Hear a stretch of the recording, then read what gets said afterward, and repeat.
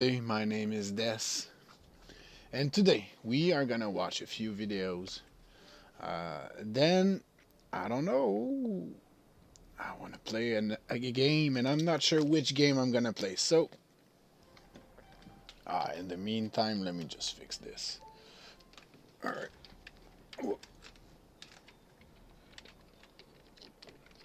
All right, almost done.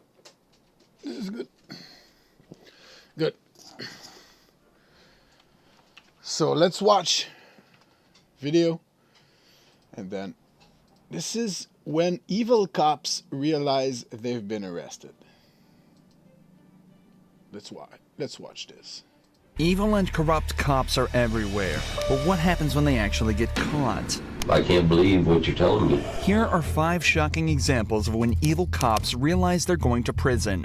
Starting out with Detective Michael Neely, who was found in a hotel room sitting on top of his police chief's dead body. Mike and his chief Johnny Miller were away for a conference, and one night the two went out looking for a couple of drinks. But after a long night of drinking, Mike woke up in police custody and was immediately taken to the very same room he'd been interrogating suspects in for the last 10 years. He's in bad shape. This time, it wasn't him asking the questions. So tell me, Mike, you guys flew out of Tulsa?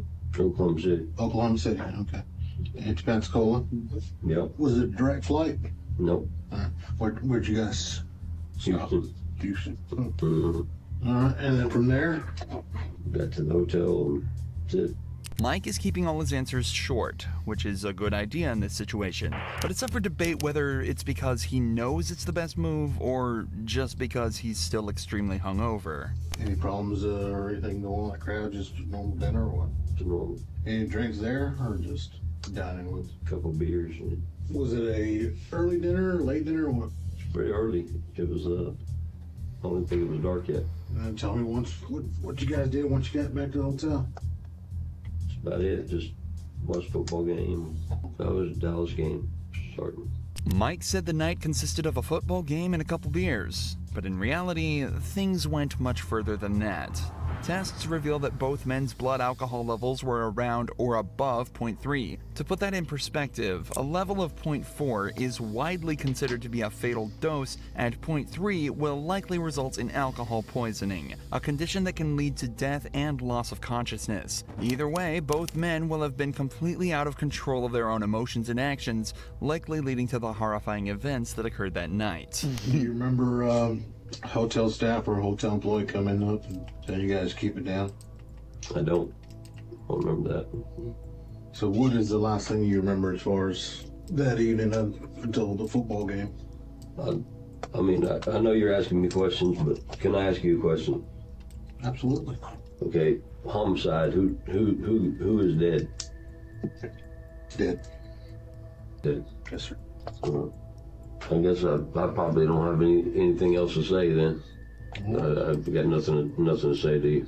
Mike was initially told he was brought in for a homicide investigation, but only now told that it's his police chief Miller who died. Remember, Mike was so drunk last night that he almost certainly doesn't remember a thing. So knowing how bad his current position is, he decides to invoke his right to silence, telling the cops that he's got nothing else to say. Good These are choice. trained detectives, and they're about to put all their years of experience to work. Michael, you've been charged with second-degree murder. Okay. I had no idea what I was being charged with. Yeah, you're being charged with second-degree murder, and you're fixing to be booked in the Escambia County Jail with no bond. And we've already notified your wife Okay. and The victim, Yes. I'm assuming. yes. Okay. You have any questions for us? I mean, I've got 1,000 of them, but I mean, really doesn't make it. Well, I mean, sure it does. I mean, if you want to talk, we'll sit here and listen to you talk. I mean, we'd love to know what the heck happened. But I mean, that's up to you. I mean, we'll answer your questions, in return. So, I would love to know what happened to, well, I mean, do you want to continue to talk to us? If you do, then I mean, we'll tell you what happened. I mean, I would love, I would like to know what happened, because I'm telling you, I don't have any memory of any of this shit, and I'm shocked. Do you want to continue talking to us? Yeah, I mean, I'll continue to talk. I'd like to know what happened. The detectives used two techniques here to persuade Mike into staying with them. First, they're reminded of the position he's in, almost threatening him with the punishments he's immediately facing. Then they ask if he has any questions for them. Obviously, given that they know Mike has no recollection of the previous night's events, he'll be scrambling to figure out what happened and if there's any way out of it for him. Imagine you woke up in a jail cell being told you're going to prison for killing your boss while blackout drunk. You do everything you could to piece together that night's events. Mike is now starting to realize that's his only option. Watch how his demeanor changes as he starts to almost join in his own investigation. I'm trying to get you to figure out what's the last thing you remember. And if the last thing you remember was watching football, do you remember drinking? Yeah. Okay. Were you drinking the vodka? Yeah, I drank some vodka. Okay. Yeah. So, well, the first call came a little bit after 6, I believe. One of the guys that was in the room next to you didn't say you guys were arguing, just being loud, just laughing, yelling, probably. So the next noise complaint came out about 9 minutes till 10. This time he can't get anybody to come to the door. All he hears, he's knocking. He hears just grumbling, grunting, uses his car to get in, is on the ground between the bed and the wall. You are sitting on his chest. His face is beaten. The statement that was given by the second noise complaint could hear a male saying, Mike, stop, and then it just went quiet. Mike reiterates that he's got absolutely no memory of this and had no animosity towards Miller at any point. However, he also doesn't show remorse at any point. He just sits there confused and quite obviously only concerned for himself, repeating that he just can't believe what happened. The officers detail a little more about Miller's body and try desperately to get Mike to remember anything at all about the events. But he just sits there in complete disbelief. I mean, you can't think of anything that would have triggered you to jump on? Nothing. I mean, it's nothing. It's unbelievable. Anything else? You got any questions for us, Mike, before we get you across the street? No, I guess I'm getting booked into jail and Yep, we're gonna get you booked in the jail and put in special housing over there so that you're not back there with the heads and stuff. right. And protective custody. You're not wanting to harm yourself or anything, are you? No. Michael Neely was indeed booked into jail and subsequently sentenced to life in prison on account of second-degree murder. But Michael took all this news surprisingly well. He just sat there and accepted his life was basically over, in complete contrast to the corrupt tactics of this police captain. Captain James French was caught drinking and driving and followed home by an officer. What followed was one of the most brazen examples of police corruption ever caught on camera. He didn't, fight or anything. He was just like, oh, okay. Drunk? No, Captain. Huh? A what? Captain. Of what? The big. Don't reach in your pocket. Get back in your car. Have a seat. I will. I'm not. You been drinking tonight? I just got a ride. You been drinking tonight, sir? I'm a captain on the police department. What police department? Oklahoma City. What division? Investigations. How much we had to drink tonight, sir?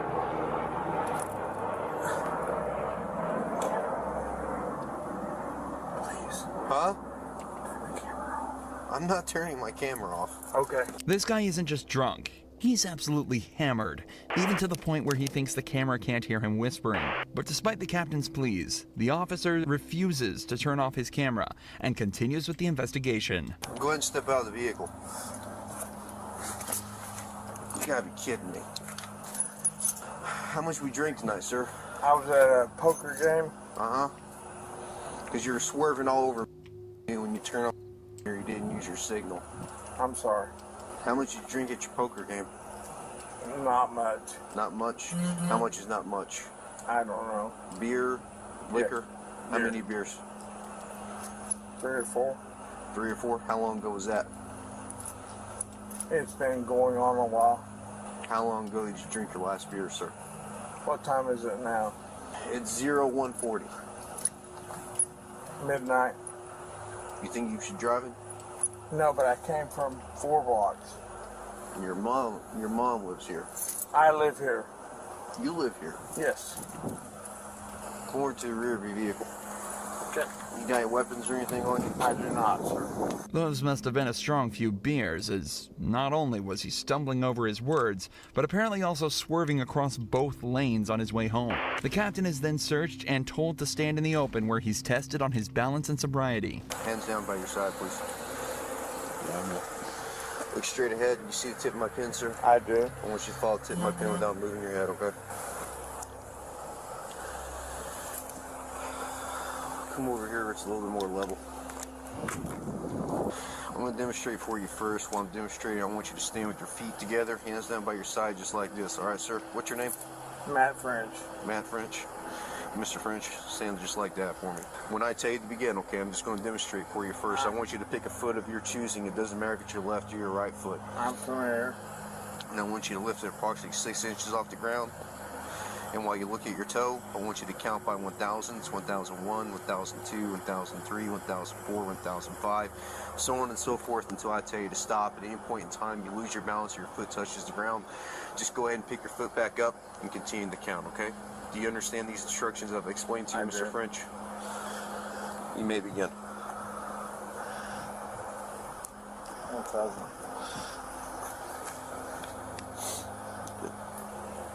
Keep Sir, going. can you turn that off, I cannot, sir.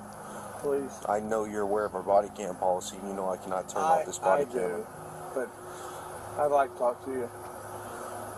I can't do that, sir. Please. Are you going to do the test or not? Will you please talk to me? I'll talk to you once we're You done. can turn it off, you can turn it on. I can turn it off once I'm done with my investigation, sir. Okay. I'm a captain on this police department. I understand that, sir. I get And I am that. a sergeant on this police officer, and I I've am taken not. an oath to uphold the law. I don't am show not. favoritism to anyone, regardless. I don't care if you're a gangbanger or the president of the United States. Sir, I'm not asking you for that. If I was to treat you differently than I was to treat like some Southside loco or some pedo, how's that look on me? Okay, I'm not asking you for that. Because I wouldn't do that for any of them. Even as the captain begs him to turn his camera off and just talk, the officer stands his ground and states that he has to treat everyone the same or his job and livelihood could be at risk. He's showing a fantastic amount of integrity that unfortunately we don't get to see too often, likely due to people like this trying to pull rank. They then continue with the third and final test, involving simply walking heel to toe for 10 steps. All right, anytime you're ready, you may begin. 1, 2, 3, 4, 5, 6, 7, 8. 1, 2, 3, 4, 5, 6, 7, 8, 9. All right, go ahead and turn around for me. Put your hands behind your back. Are you gonna arrest me, sir? Yes, I am. Can I talk to you? Go ahead and put your hands behind your back, sir.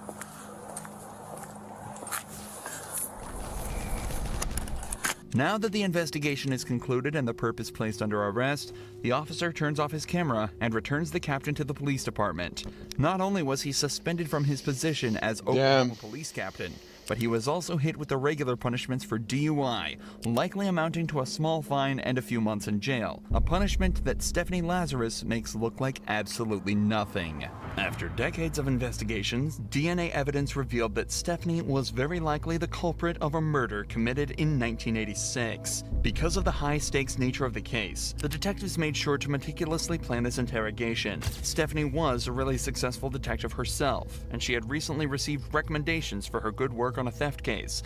So the detectives used this and brought her in under the guise that they needed help with a case.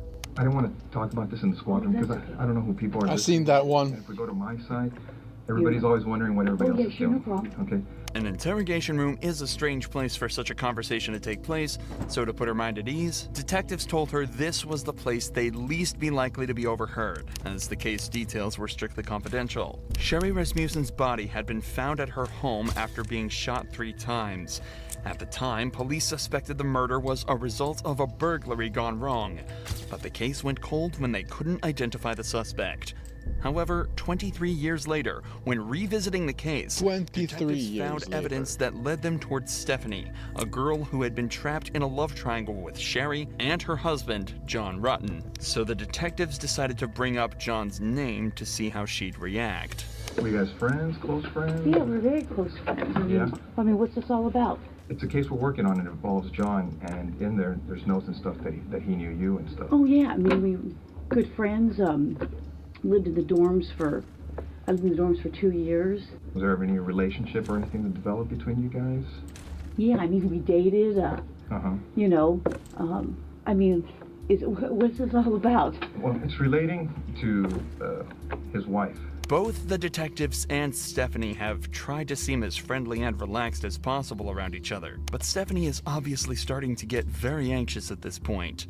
Even though the detectives gave a somewhat believable excuse, she is now in an interrogation room faced by 2 detectives being questioned about a girl she supposedly murdered 20 years earlier. Her breathing has become faster, and her language is defensive, and her movements have become more erratic. And you're right. I mean, if you guys are claiming that I'm a suspect, then, you know, I got a problem with, you know, with that. Okay. Okay? So, you know, if you're doing this as an interrogation, you're saying, hey, I'm a suspect. Well, now I got a problem with, you know, now you're accusing me of this? Is that what you're saying?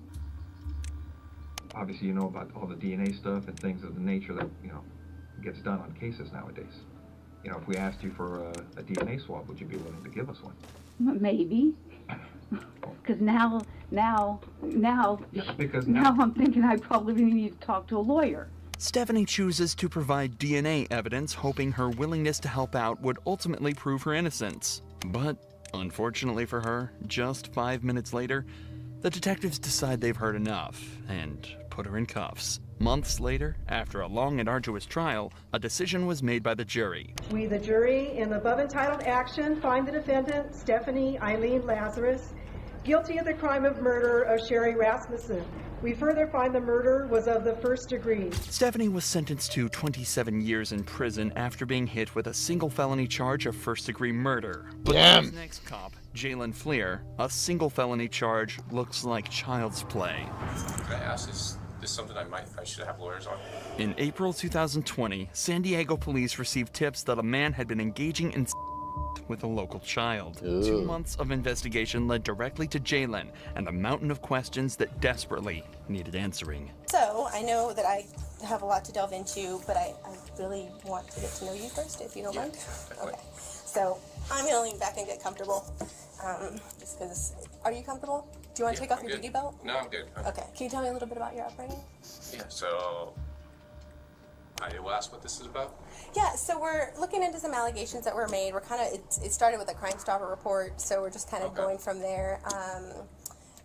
We did receive a picture that, you know, when we looked into it, it looks similar to you, so I don't know if you can take a look at the picture and just tell me if you've seen this picture before. Oh, I have like 15 million things here. Okay. As soon as the allegations are brought up, Jalen becomes visibly stressed. He leans forward tentatively in his chair, clasps his hands together softly, and clenches his jaw. It's obvious he's worried about whatever he's about to be shown. The detectives have made it clear that he is not currently being detained and is free to leave at any time. However, she is making a noticeable effort to make him feel relaxed, using a bubbly and friendly persona to put him at ease. So this picture right here. Yeah, that's definitely me with the gross one. Okay, so this picture right here, how old were you when it was taken? I don't know, 20? 20? Okay, cool. That makes it very easy.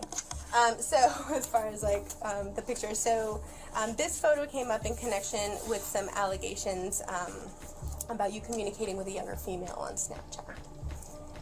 Okay. Can I ask, is this something I should have lawyers on? Jalen is starting to seem more and more stressed. He begins to sway in his chair more and becomes more closed off with his answers. But the pressure he's feeling now is nothing compared to what the detective is about to lay on him.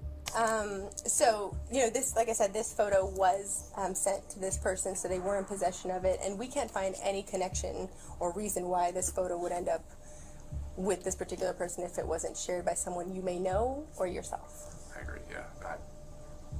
My wife would have done it, so I don't know why she would share that. So, well, along with the photo came some additional information about your personal life. Okay. And based on some of the information you shared with me today, it seems to add up. Okay. The account that shared the photo and the information was called J178211, a seemingly random selection of numbers, until you realized that 17 was his college baseball jersey number, 82 was his high school jersey number, and 2011 was the year he graduated in.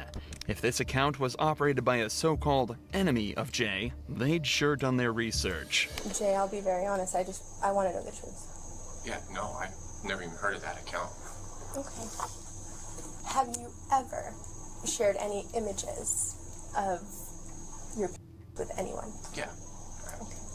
And how many times would you say you've done that? A lot. Did you ever share any videos of you having with anyone? With anyone? No. I've always had personal videos of me and my wife. That was it. And my ex actually had one, but... Jalen then rightly decides that he's already answered enough of the detective's questions and asks him for a lawyer.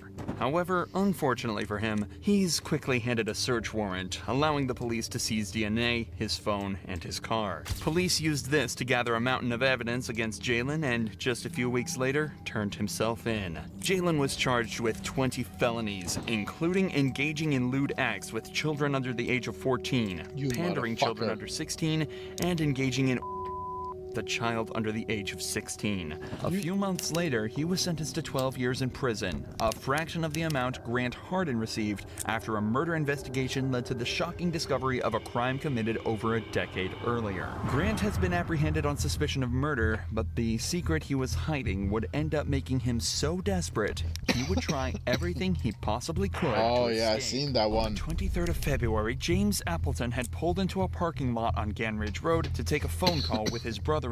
Suddenly, a loud banging sound was heard over the phone, and the line went dead. A passerby had spotted a white Chevrolet Malibu parked behind James's car that immediately sped away after the loud noise. When the passerby went to check on James, he was lying dead at the wheel, with a gunshot wound to the head. Gateway, Arkansas is a small town of 400 people, so the owner of the Chevy was quickly determined to be Grant Hardin, a 50-year-old police officer who had lived in this town his whole life. Later that night, Grant's vehicle was stopped at a police roadblock after taking his family out for dinner, and he was quickly brought in for questioning. But unfortunately for everyone involved, Grant's experience in law enforcement would prove to make this interrogation one of the most excruciating and difficult that Arkansas police had ever had to deal with. I'm Detective Chamberlain. I know we haven't met. James Chamberlain. Okay.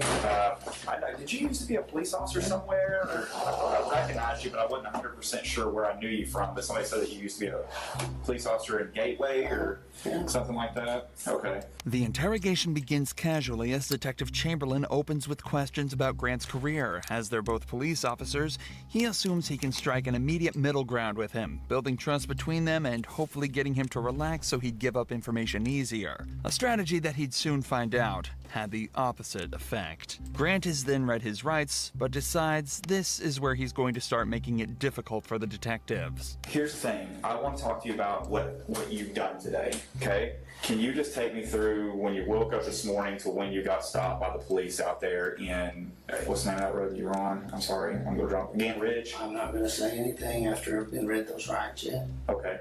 Well, I don't know what's going on. I am kind of sickly to what I'm here for and things. Up until this point, Grant hasn't been told what he's been brought in for, and states that he's feeling sickly given the circumstances he's been put into.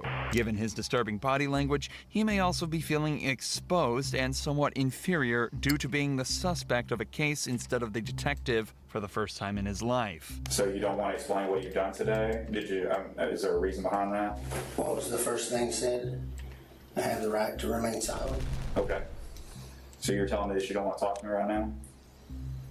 Okay, cool. As is normal in a case like this, the detectives leave the room for a few minutes to talk about how they're going to handle the interview. And not only does it give them time to formulate their approach, but it also gives the suspects time alone to worry about what could be going on and form anxiety regarding their situation. At the same time, though, it may also give the suspect a moment to collect their thoughts and generate their own story and approach to the interview, putting the detectives on the back foot instead. By the way, I'm Detective Cordier. I think we've met once before. Probably so. Yeah, I think so. Okay, so I don't know if I scared you at the beginning or what, but that's why I was trying to, and I can't, you see the position that I'm in. I can't tell you why you're here, but at the same time, I need to rule you out into something. Does that make sense? When the detectives re-enter the room, they try an obviously different approach, this time attempting to set Grant at ease, stating that they just need to clear him from any wrongdoing, and then he's free to go on his way. Many people would, at least subconsciously, be inclined to open up a little more in an attempt to get out of there as soon as possible. But Grant has other ideas. Would you be willing to talk to me about your day, knowing that I need to rule you out of something, or like I'm just, if you didn't do anything wrong today, you have nothing to worry about? Yes, I would have liked to, but before the rights were read, so not knowing what's going on. Yeah, and you understand as a detective, we read those rights to everybody who comes in here. It's not just you. It happens to everybody that walks through this room and talks to us. As a former police officer, Grant is fully aware of all of this. He also knows that staying silent is a right and should not be used against him to imply guilt. So he continues to refuse to answer any questions to try and shake the cops off. I guess my question is this. Knowing what I just told you, I guess if it was me and I was, if I was in your position, I'd be like, hey, James, I did this, or Grant, I did this, I was at, here, here, here, and here, and I would just be done with it. But at this point, like, I can't clear you from this because you could still potentially be a suspect. I don't know if I'm not explaining it right or what was going on here. It fine. I just have to, once the rights have been read, I have to, it says I have the right to be silent. Yes. Okay. Just tell me this. I know you were a police officer before, right? You're a police officer in Gateway? It's an easy yes or no. I'm being silent. Well, I can see that. We can do this all night. I mean, it doesn't bother me. You're going to continue to be a suspect until I find out otherwise. Okay. Unfortunately for the detectives, Grant is exercising perfect form within this interrogation. Refusing to talk greatly hinders the investigation as a whole and completely prevents the detectives from making progress, all while being completely legal. This is why Detective Chamberlain is starting to appear visibly annoyed and decides to take a break from the interrogation, as letting emotions take control in an investigation like this can be extremely dangerous for the detectives. But once again, this time alone can also give the suspects the chance to come up with a plan.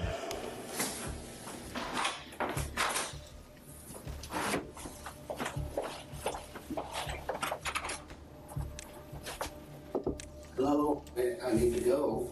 You need to go where? Home or get ready for work in a little bit. Okay, we'll just have a seat and I'll get it for you. Okay. Okay. All right, thank you. Hey, Yes, sir. The other officer want to talk to me again? What's going on? I'm just ready to go. Okay. And I'm not ready for you to go yet, so you're not going to be able to go. I've got other things that I'm doing right now, so. Oh, I was gonna go. Oh, no, you're not going to tell go. you that. Okay, yeah, no, you're not. But I will. Okay. Perfect, thank you. Oddly enough, in many other investigations like this, now is around the time where an officer may attempt to come to a decision regarding the suspect. The interview is obviously at a complete standstill and no progress is being made in any direction. The standard protocol would be to either gather the information needed to charge the suspect for a crime or release them based on a lack of evidence. But whether the detective thinks he can extract more information or if it was an ego-based decision, Grant is told to stay and continue the interrogation. The police then try to take some time to piece together more of the story, talking to witnesses to try and place Grant at the scene of the crime. Despite his silence being perfectly legal and acceptable, It greatly increases the detective's suspicion towards him. Suspicion that's only heightened when Grant's wife says that his only alibi was that she thought he was spreading grass seeds at the time of James's death. All signs point towards Grant, and Detective Chamberlain goes back in for round 3. Detective Cordero is talking to your wife right now. I talked to her a little bit, so I've kind of got a timeline of where you were and where you weren't today. We all know what happened, okay? I'm not trying to get you in any trouble. I'm not trying to get her in any trouble. You've got a little daughter, 16, who needs her parents, okay? I don't know if you've had a problem with this guy for a while, and this was an accident, or you maliciously chased him down, or what happened. But if I don't get your side of the story, I won't ever know. We're writing a book. You got chapter 1, you got chapter 2, and chapter 3. Chapter 1 is what happened today, what started out today, how your day started. Chapter 2 is what led up to the incident, and chapter 3 is you telling me about what happened to lead you up to that. I know you went to eat, out tonight. I know what you said at dinner. I know that you went to Lowe's afterwards. I know everything, but I don't know what caused the incident. And if I don't know that, I've got to assume the worst. I'll let you think about it. I'll give you one more chance here in a few minutes, and I'm not going to talk to you anymore. I'm telling you that. Well, what happened? I know, you know. We have witnesses that put you there. They physically ID'd you. The 2 cars that drove by. Look, man, I just want to know why it happened. I'm going to sleep good tonight regardless. I don't think you will. At the time of the murder, when the 2 cars were parked up beside each other, the man in the white Chevrolet waved the passerby past before the gun was fired. As they passed, they were able to get a good look at the driver.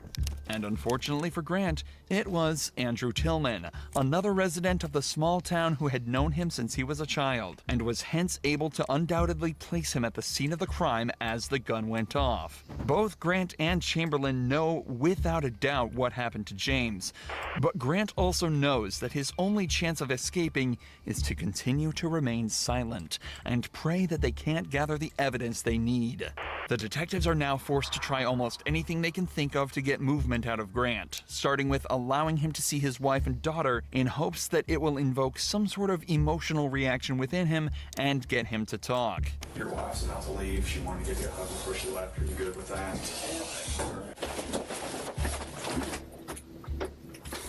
Me too. Okay.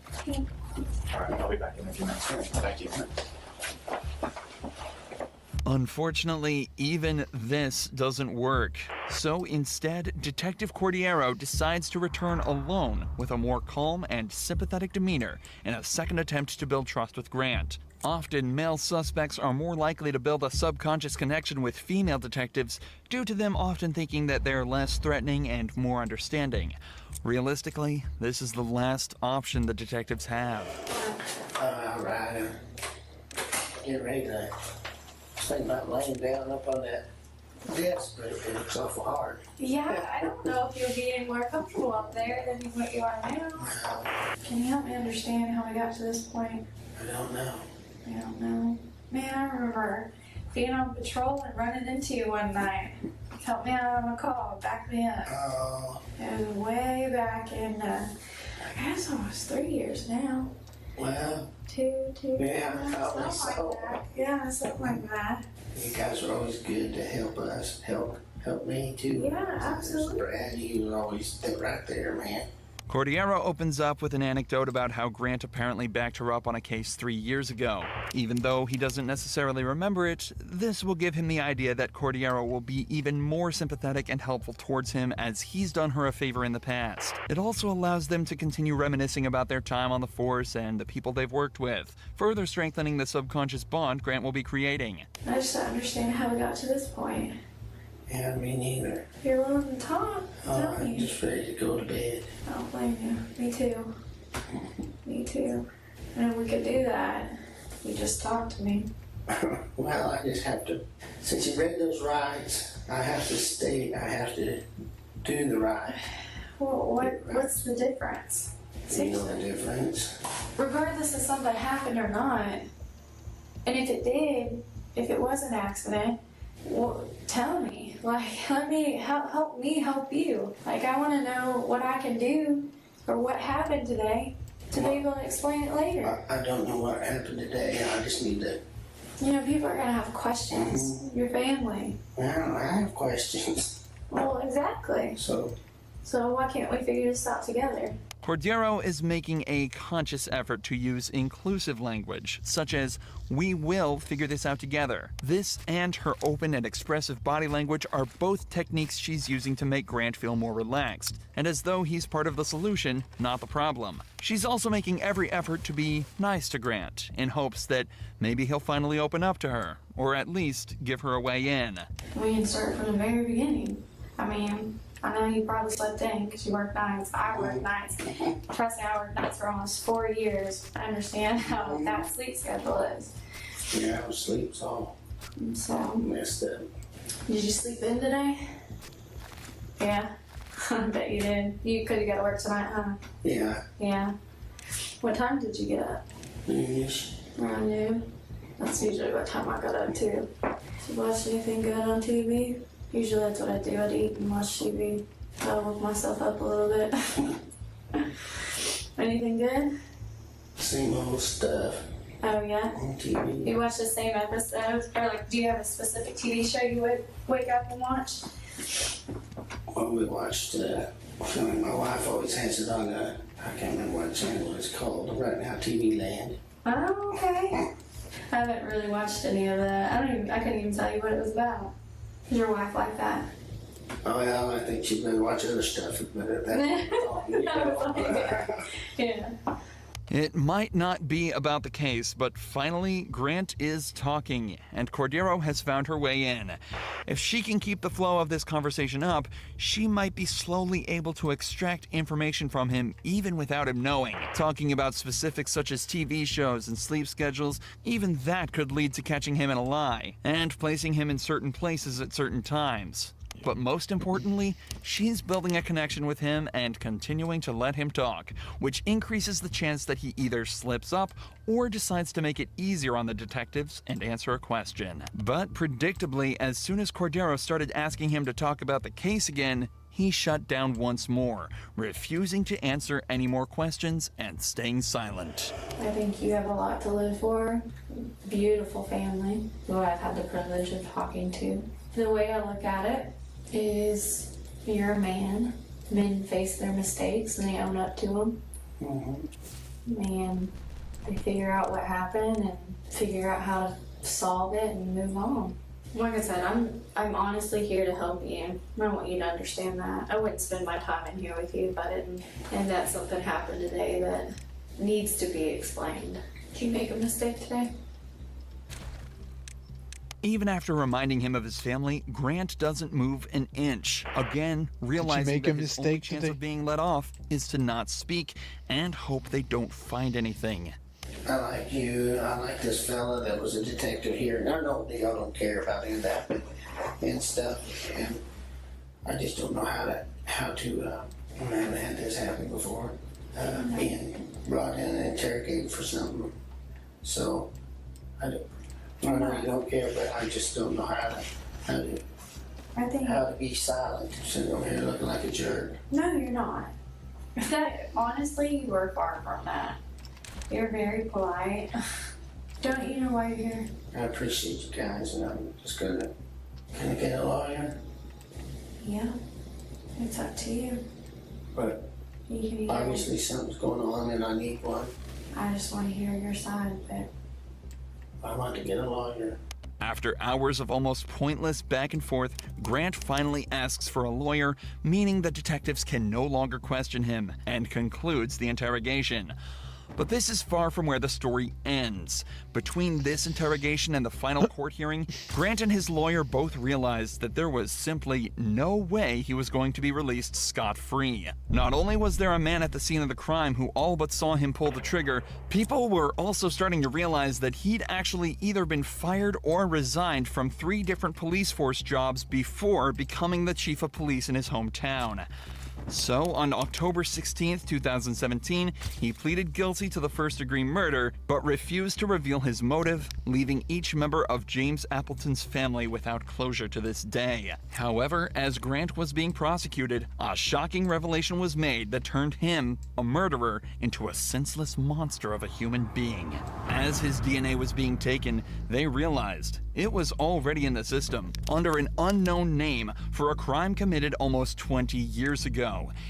In November of 1997, a teacher at Frank Tillery Elementary School went to the teacher's lounge bathroom only to be met by a man brandishing a gun that forced her into a stall. The man then raped her and fled, taking care not to touch anything or leave evidence behind, except for the he left on her clothes. Local police did everything they could to identify the perp, but after 20 months of effort, the investigation went cold until 20 years later when Grant Hardin's DNA was found to be a perfect match. And because Rogers police had obtained a John Doe warrant back in 2003 allowing them to arrest an unknown suspect and bypass the statute of limitations, he was hit with the 14-year sentence for his on top of the 21 years for the murder of James Appleton.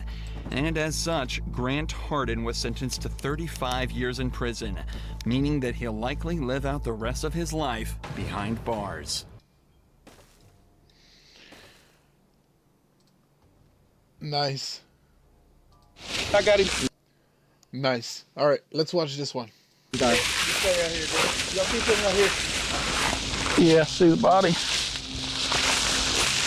Yeah. I've been locking your butt up, what I think. I think you've been lying to me this whole thing. You did get them right. I think you're a liar, what I think. Definitely did. You've got the freaking box. You've got the dead gun. Man, I'm telling you, all I know is the guy told me that they were suspects in a murder case. The first thing that popped in my head was that gun. And I don't know what the is going on, but I want to know.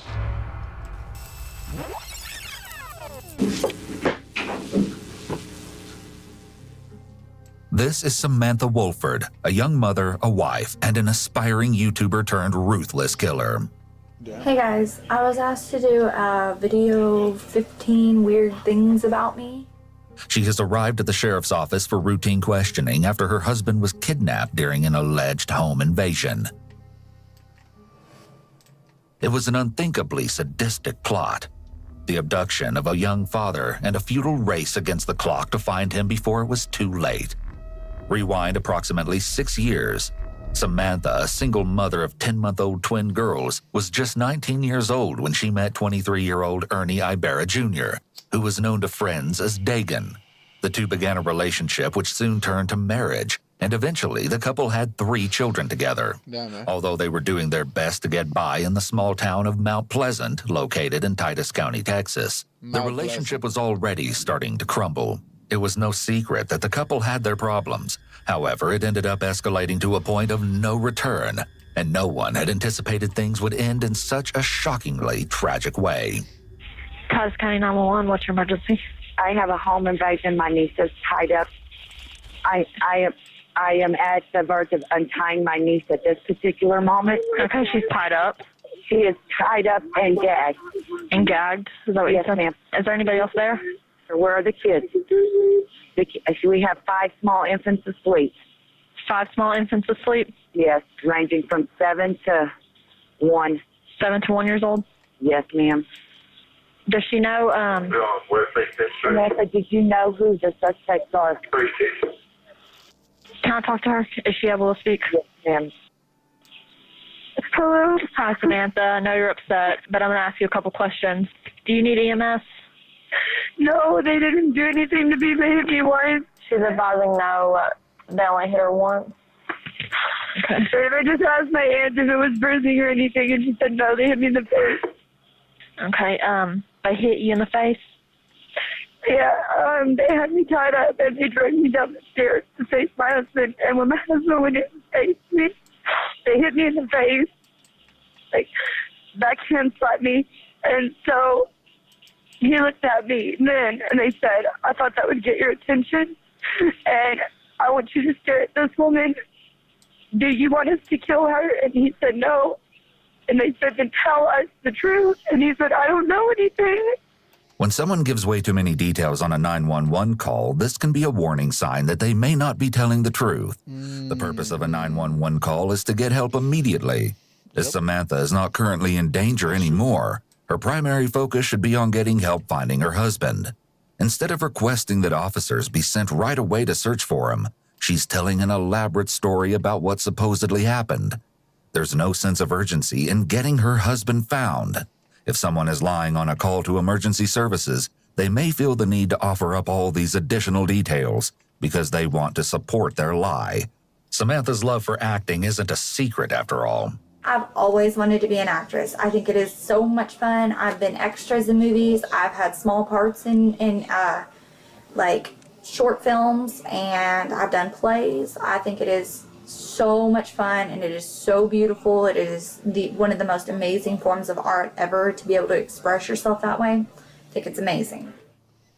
Members of the Titus County Sheriff's Office respond to the crime scene shortly after 2 a.m. Immediately, an investigation into the violent home invasion and kidnapping of Ernie Ibarra Jr. is launched.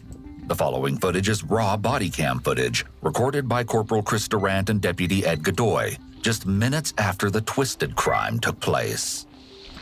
Sheriff's Office. I'm upstairs. I'm sorry, sir. Sorry. Okay. Here. Hey, are you still talking with Sheriff? They told me that I have to stay. Tell her you're here. I did. She still puts you on She said hold. she still has a few questions for me before I can get off. Let me have it and I'll take care of it, and you talk to them. So, walk me through what happened. I don't honestly know what happened. I was in bed asleep, and we heard a noise, and the second I was able to open my eyes, somebody grabbed me and jerked me out of the bed and slammed me down on the ground and started tying me up and put a knife to my throat and told me don't move. Okay. They were punching me over and over and over, and just keep fighting back, and I was just letting him do it. And What's your husband's name? Ernest Ibarra. Ernest Ibarra? Okay. The officer is conducting a typical investigatory field interview at this point. However, these statements can be admissible in legal proceedings. The body camera footage can be reviewed by investigators and inconsistencies discovered between initial contact and later interrogation. One of them did say the name Luke, but that's it. That was all. That's only in identifying anything of God. One of them said, "Hey, Luke," and the guy turned, but that's the only identifying anything I've got. Samantha changing her voice to imitate the alleged intruder may be an attempt to dramatize the attack in order to make it appear more believable.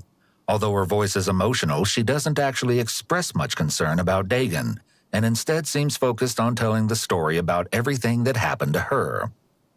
It's discovered that Dagan's phone was also taken by the assailants. They took his phone, but they didn't take mine. I had mine hidden, so I was able to. So he's got his phone?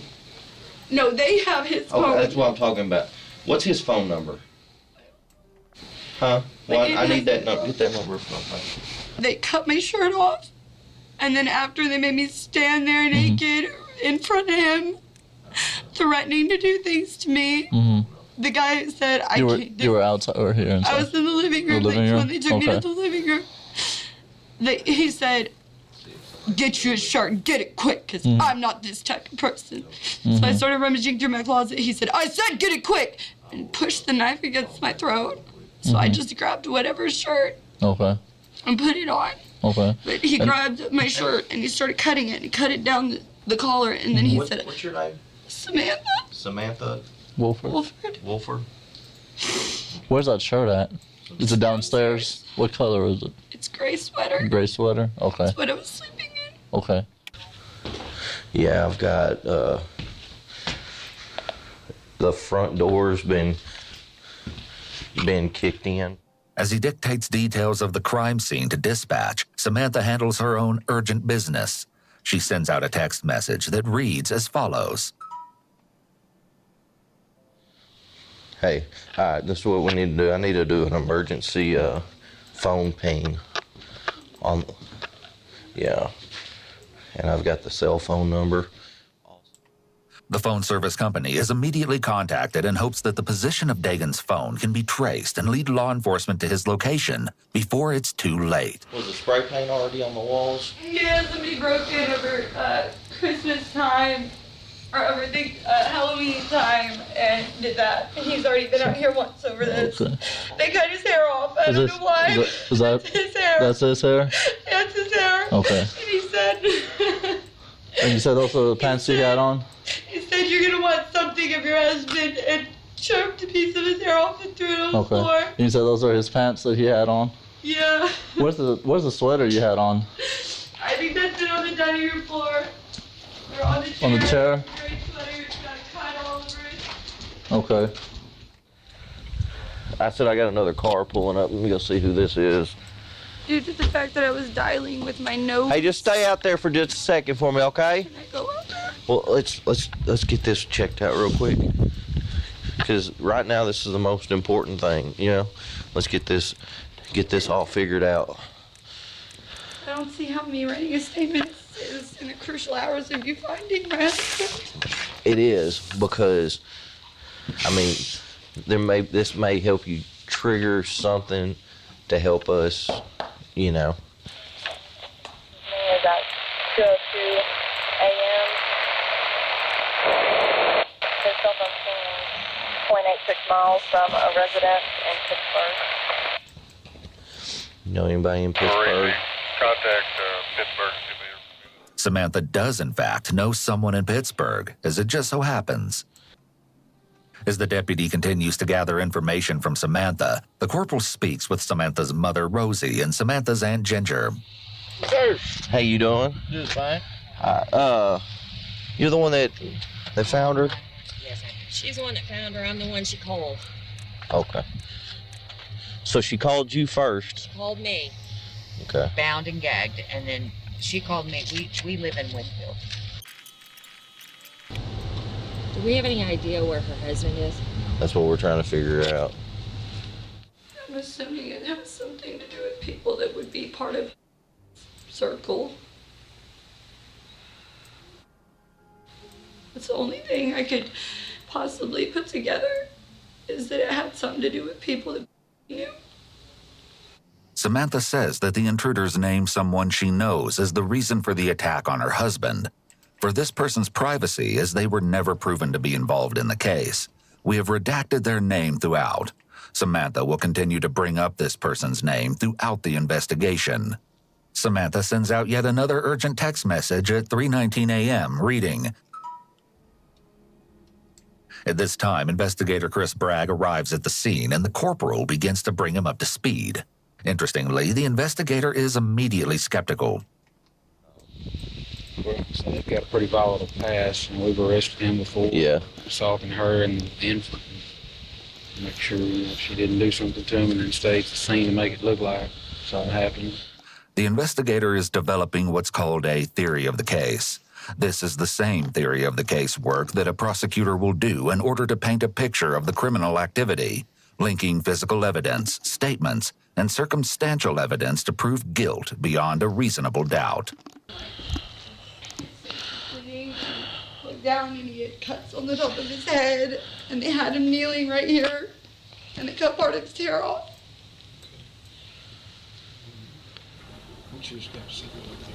After a brief search of the first floor, the corporal then guides the investigator to the staircase that leads to the bedroom where the attack began. So they kick the door and they come up these stairs.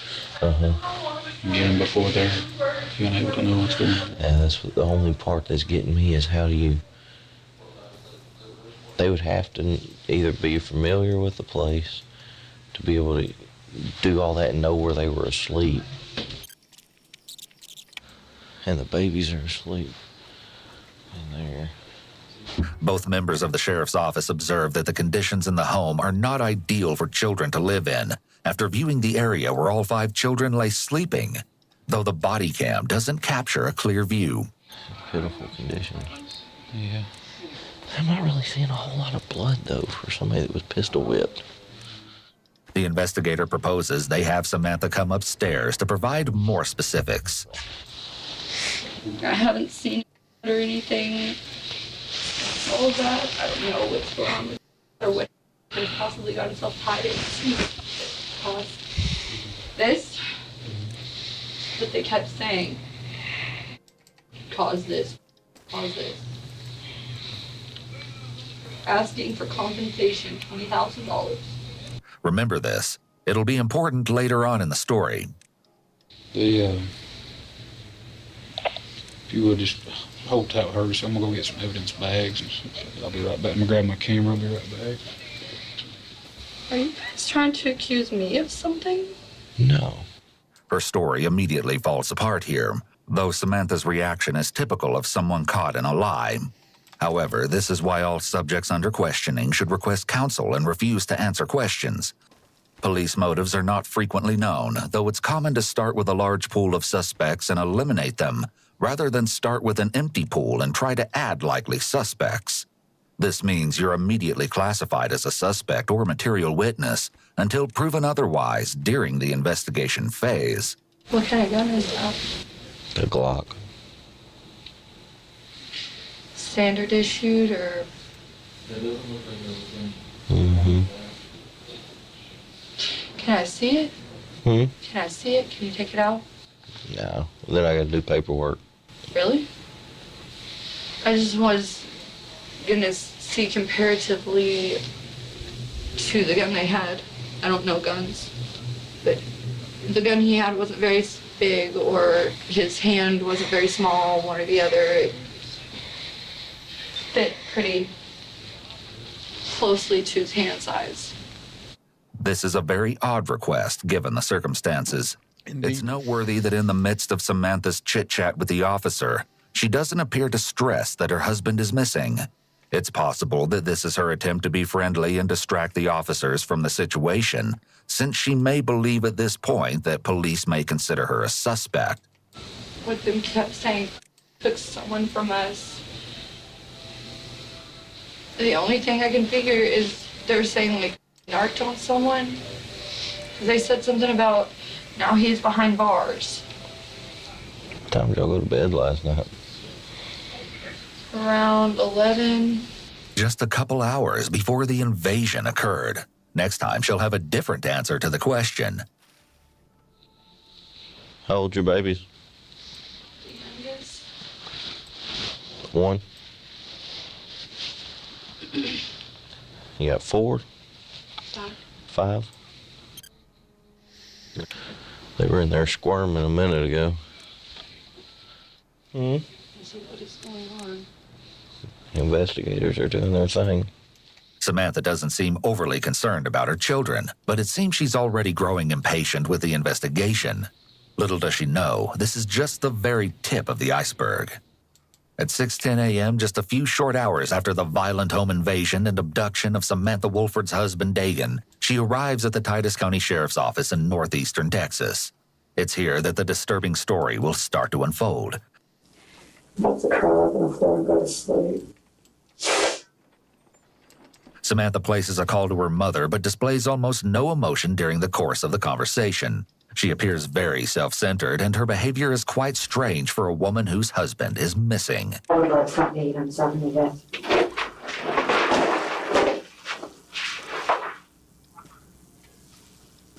Biscuits and gravy, no sausage. Biscuits and gravy, no sausage, and french fries. Samantha gives her mother a food order over the phone. It's surprising she has an appetite at a time like this. She lays on the floor, which is very childlike and is an unexpected behavior for an adult. Samantha consistently acts like more of a high school student rather than an adult mother of 5.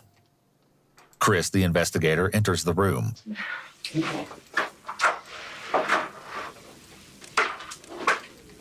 Have you heard anything?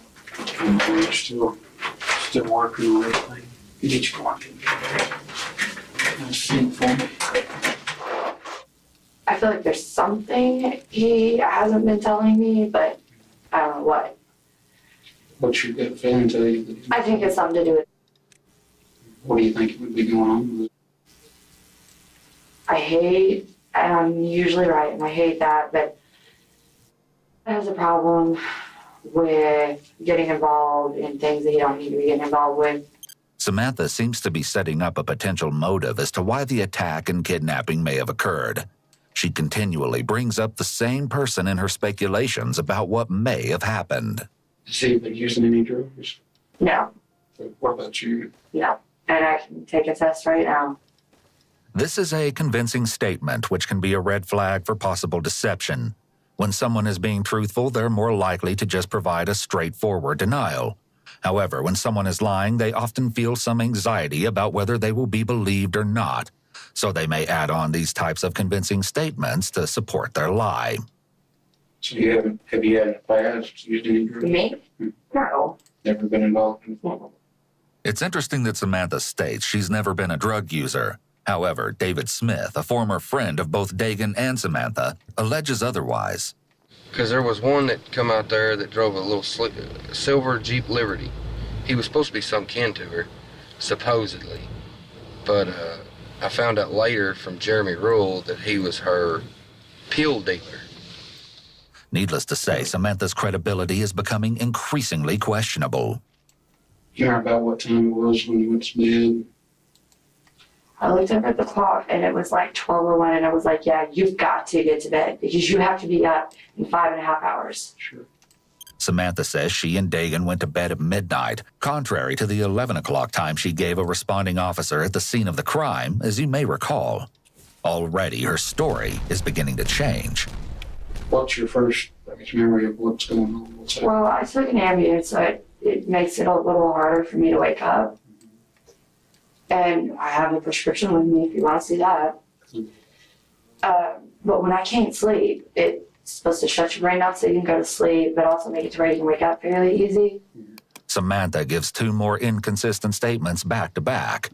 When someone gives inconsistent statements, it can be a red flag that someone is lying. After telling one lie, there are likely additional lies that must be told to support the original lie. It can be difficult to keep track of everything they've already said, so liars may get tripped up on details and give conflicting information. It's possible that after she made the first statement about having a hard time waking up, she may have been worried about how that made her look, especially being a parent to 5 young children. She may be trying to backtrack because she wants to be viewed in a good light, so that her story about Dagan is believed. Of course. I remember at some point it was a little after 1, I saw the clock. Maybe on my phone. So it's still pretty foggy because it's fairly early to wake up after taking a sleeping pill. Nothing adds up, considering she'd taken a prescription sleeping pill and was woken up suddenly. She shows little emotion and talks as if she's reading from a script. Individuals who've been traumatized rarely remember details in this way.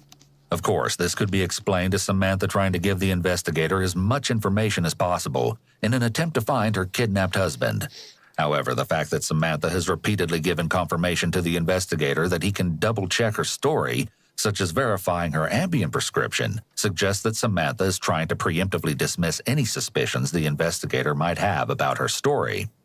They said, you want us to have to kill her too? And he said, no, please don't harm my kids.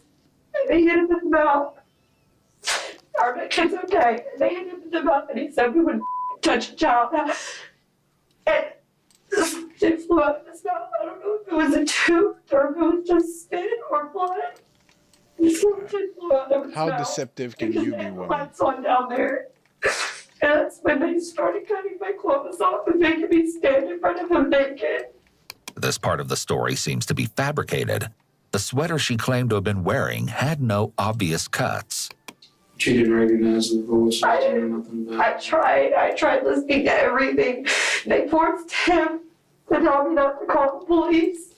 And he said, don't call the police. And they punched me in the mouth with the gun. And said, that's not what I said for you to tell her. He said, please tell me what to say again. Please just repeat it. So they repeated it. I couldn't understand what they were saying because they were so close to his face and growling in his ear. He said, Sam, don't call the police. I don't care what happens. Don't call the police because they'll come back and they'll kill all the kids. Promise me. And he was screaming at me and I was like, I promise. I promise. However, the 5 children nearby remained asleep through all of the chaos.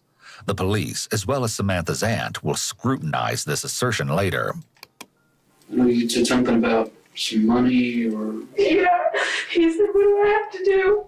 Please don't tell me what I have to do. And he said, $20,000. You want to know what you have to do? Can you come up with $20,000 in the next 5 minutes? And he's kind of laughed. Now, what did the handgun look like? It was just black. I don't know anything about guns. Could you know the difference between like a revolver and an automatic? Oh, it was definitely like a police pistol. It was whatever those are. Semi-automatics. It wasn't a... It was small, barely bigger than his hand. You may recall that she had specific questions for the corporal at the crime scene. What kind of gun is that? Yep. What kind of gun is that? The Glock. The investigator now shifts the conversation to a different aspect of routine investigation. It could very well be that this is where things start moving in an undesirable direction for Samantha. So you two weren't fussing, you weren't fighting, you didn't get out of hand, you didn't punch him, kick him, stab him, shoot him, nothing like that. I'm not going to find out anything any different later once we get there, because the deputies, they're out there right now, basically searching your house from top to bottom for every piece of physical evidence that we can find to do. Anything that'll help them find it. Sure. It could be a red flag that there appears to be a verbal and nonverbal disconnect here. She's shaking her head no while giving her permission for detectives to search her house. Partway through this statement, she switches to nodding her head yes, possibly realizing that she made a mistake. Oops. Well, actually, that's why I want to make sure, because we're going to be checking your phone records, your family's phone records. Normally, when the police want to search something, the Fourth Amendment requires them to obtain a search warrant. Otherwise, the search is unconstitutional, and the evidence they obtain will be tossed out of court. However, the police can obtain certain types of records without a search warrant. For example, the police could get a suspect's call records from their phone company. Normally, this record will only show the police what numbers a person called and at what time. I need to know the truth. I have to absolutely know the truth, that you had no possible involvement in this whatsoever. No. You love her? I didn't. I wouldn't have gone back if I didn't. What all are you willing to do to help me find him? Whatever it takes. But you don't know where he is? No, I don't. I wish I did. You're positive? I'm positive. You have absolutely no idea where he's at? No, I don't. Do you know who we can call to find where he's at? The only one I can think is because they kept bringing him up. Other than that, you have no Other than that, I have no idea. None. Her palms go up in the rogatory position, which indicates that she may lack confidence in her statement. Palms up while making a declarative statement is seen as a big red flag because it suggests the person is pleading with the other person to believe them and may be unsure in what they're saying. He doesn't have any friends. I don't go out much. The one friend that I do really have lives in Sulphur Springs. I don't like drama. I don't like having outside chaos, so I just stay home. I'm just a stay-at-home mom. Samantha continues to attempt to steer the investigation towards the same person she named. She portrays herself simply as a stay-at-home mom. However, her homemaking skills seem to be lacking based on the condition of her house. As the police observe, the environment in the home is obviously not fit for children. In a report later drafted by investigator Chris Bragg, who is currently questioning Samantha, vivid details of the terrible conditions in the Ibarra household are laid out. The rooms are unclean and unsanitary, with trash, urine, feces, clothes, and dirty diapers scattered on the floor. I'm obsessed with making sure an animal is being taken care of the way it deserves to be taken care of. They're like children. They can't take care of themselves. Chris describes the children as dressed in dirty clothes and appearing not to have been bathed recently. We pick back up as Chris continues to press Samantha. And I'm watching this guy punch him in the face with a guy over and over. How did that make you feel? Horrible. So, I was hysterically bawling. so it didn't make you feel glad or No. torture him? No. Because you told me that you felt good about wanting to stab him, kill him. At some point in time, everybody loses their temper, but have I ever acted out and hurt anybody? No. And you can look at my record on that. When she says you can look at my record, this is what is known as a convincing statement. When someone is lying, they may make statements such as this that sound compelling in order to convince the other person. However, someone who's telling the truth is less likely to use convincing statements because the facts are on their side. I have one count of criminal mischief, and that was because I tossed my keys to somebody and let them use my car. Sure. And they didn't have a license. Now, when they cut your shirt off of you, was it violent, or they just took their time and just... No, they jerked it out and started slashing at it with this apparently dull box cutter, and then when it didn't work, ripped it off over my head and threw it to the side. So it wasn't completely cut in half, or anything? No, they started cutting like they were going to cut it down or across, and the blade wasn't working, so they said and ripped it off over my head. But as far as tonight, you had nothing to do with this. You don't know who did anything. No. You're positive about that? Yes.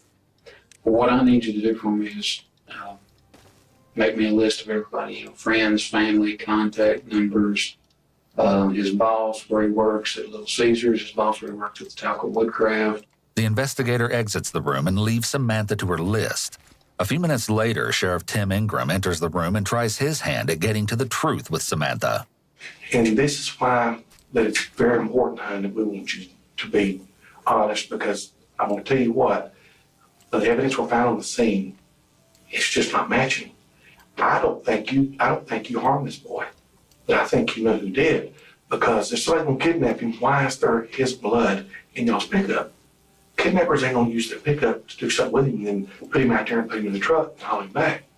In his pickup, his blood? Mm-hmm. Yeah, somebody, it's apparent to me that somebody used his truck. When someone is feeling especially anxious, their mouth and throat may become drier, which can lead to increased throat clearing, swallowing, or coughing.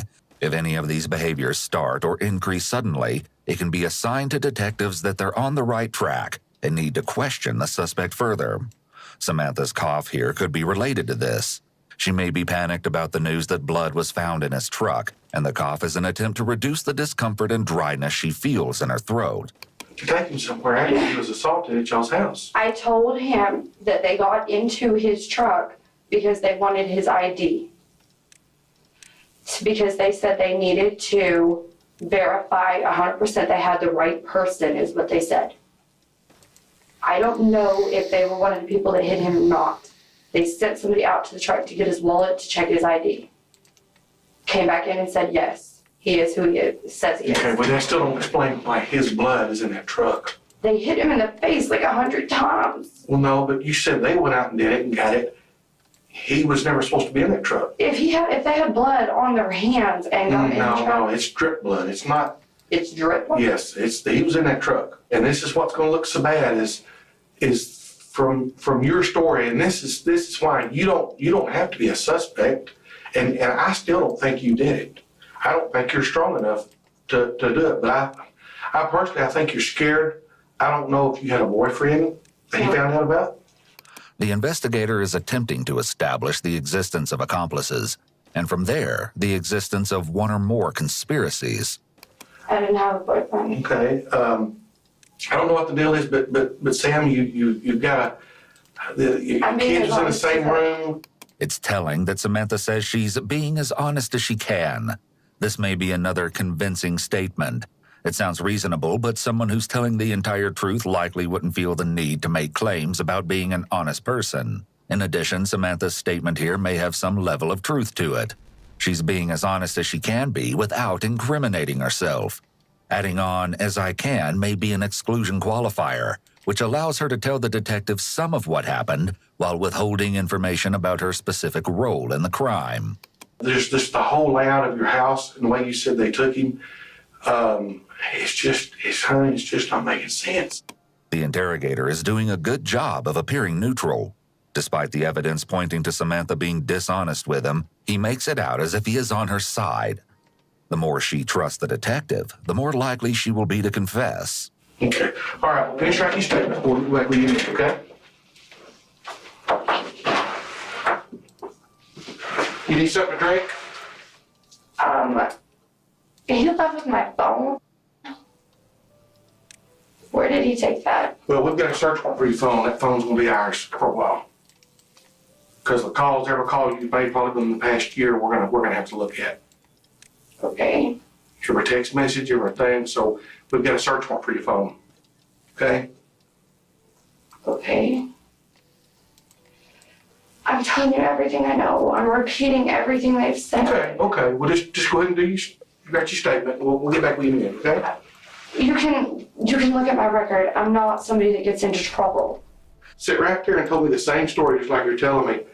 And, they tried to convince me. And in the end, when the evidence come in, they sat there and we knew all along they were lying. We knew all along the story was made up. Detectives want suspects to think they know more than they actually do, or that they're about to find some crucial piece of evidence, leaving suspects panicking about how much police actually know. Investigators want suspects to feel the time pressure to confess, implying that it's in the suspect's best interest to do so before it's too late. I will be the first person to come forward because I want it out. So let me ask you something. How did you call for help if you was tied up? I used my nose. So they didn't take your phone in. They left your phone there. They asked me if I had a phone, and I told them no. And they asked him, so how'd you get to it? How'd you get to it? I wiggled on my side. Where was it? Where was I it? was on this side of the upstairs, and it was shoved up underneath the edge of the bed on this side of the upstairs. Who did you call? My mother was the first number on my call list. I just used my face.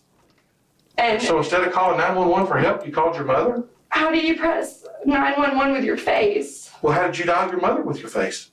I didn't dial my mother. I just pushed the first thing that was on there. It had just happened to be my mom.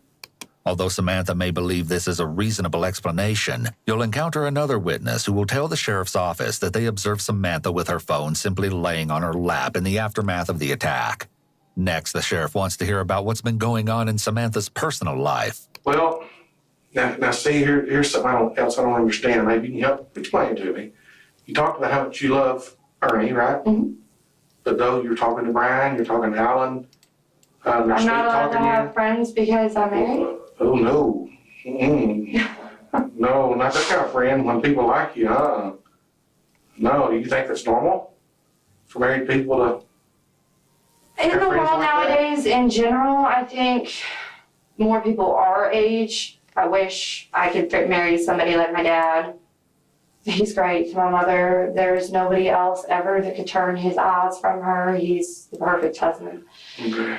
God knows I didn't marry anyone. He cheated on me more than once, and I think every once in a while to hear that I'm beautiful and to hear that I am an attractive person and that I am not the most horrible person in the world, it's nice. This could be an attempt to not only justify her actions in talking to other guys, but it could also be a deliberate attempt to portray her husband in a negative light. She's hinting toward verbal abuse by claiming that he would tell her how horrible she is. This seems especially unusual given the fact that her husband is still missing. Most people would avoid speaking ill of a loved one who's missing or recently deceased. She may be setting up a possible defense if it's later proven that she was involved in his disappearance.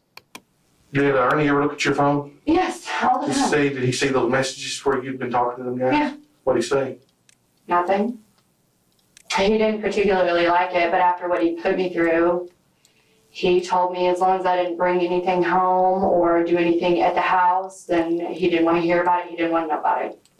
And I told him, I'm not cheating on you. Yeah, these guys tell me I'm beautiful, and they tell me that I'm, and I go out to my mom's house, and I go to the bar, and I go dancing. Earlier, Samantha claimed that she didn't go out much and was just a stay-at-home mom. Now that detectives are questioning her about the guy she was talking to, she suddenly changes her story. She may have given the first statement because it supported the narrative she was trying to weave, about how she was a homebody who didn't know anyone who could be involved in her husband's disappearance. However, now that detectives have evidence of her text with other guys, she needs to support this new narrative. And yeah, I may have a little too much to drink and someone says, hey, can I have your number? And I may give it to them, but that's as far as it goes. Samantha seems preoccupied with others recognizing her as beautiful, given her repeated use of the word to describe herself. This could be a possible indication of her having narcissistic traits. Anyway, sorry, like this little button came up on the corner of my screen and I pushed it. Now my lighting is different and it's making my face look all splotchy and I don't know that I like it. I'm a little vain, I guess. A narcissist requires excessive admiration. She may have felt like she didn't get the recognition from her husband that she felt entitled to. So she sought out that attention from other men. Yeah. Hey, in your statement, you might want to just go ahead and write in there after you talk about what happened tonight. You might just want to talk about and put in there that you have been friends with. Because who's to say that one of these guys didn't set it up to try to get you where you're single and I can come in and get you and just use that as a ploy? See, and that's what I'm saying. I may know something without even realizing I know something. The detective is laying groundwork for the theme development stage of the Reed technique by suggesting that one of the men who was interested in her had something to do with her husband's disappearance. If she can admit to this possibility, it will be easier for her to later admit to having knowledge of it, and then eventually to her confessing that she was actively involved. When the sheriff mentions that perhaps one of her male acquaintances set this up to make her single, she grasps at this idea as another motive. She may be realizing her story and acting aren't going over as well as she'd imagined. Once again, she's the victim. It seems she'll do anything to deflect attention from herself. In October, things blew up. He laid his hands on me. I put criminal trespass on him, not on his sister, because she was acting crazy and harassing me. My friend David Smith had talked to me earlier, said he might come by later that night. I told him it was probably not the best idea. Why? Ernie gonna be there? Who's this David Smith? He called in and reported that he was there. Then when he realized that I intended on giving him the chance to be the better person he says he's going to be, and to go through the criminal trespass or the anger management courses and go through and do what he says he's going to do, and I'm going to give him that chance out of home on his own without having a judge to force him to do it. So Ernie's got a lot of anger issues? Yes, Is he jealous? severe. Yes, Is he very severe. jealous of you? This is different than what she said earlier about how Ernie told her she could do whatever with whomever, as long as it wasn't at their house. Samantha appears to enjoy being in the role of the damsel in distress, and having David Smith and these other men come and save her from her allegedly abusive husband. This is another example of Samantha's need for attention, which is common among individuals with narcissistic personality disorder. Yes. David Smith hit him up because me and him had been hanging out. I hadn't intended on ever hearing from Dagon again, Ernie. I had never intended on speaking to him again. He cheated on me and he laid his hands on me. I was done. Well, his sister talked his way back in, and he said he loves you, blah, blah, blah. He wants to be with you. Well, I was on a Skype conversation with him, and David was at the house, and he heard it. What did he do? He got freaking furious and started freaking out on me and treating me like crap and threatening me. David, this guy that was a friend and only a friend, wanted to be with me. And when he realized that I had intended on going back to my husband, he freaked out. I need to find out where David lives. If you say he lives close to you, I need to find out where he lives at.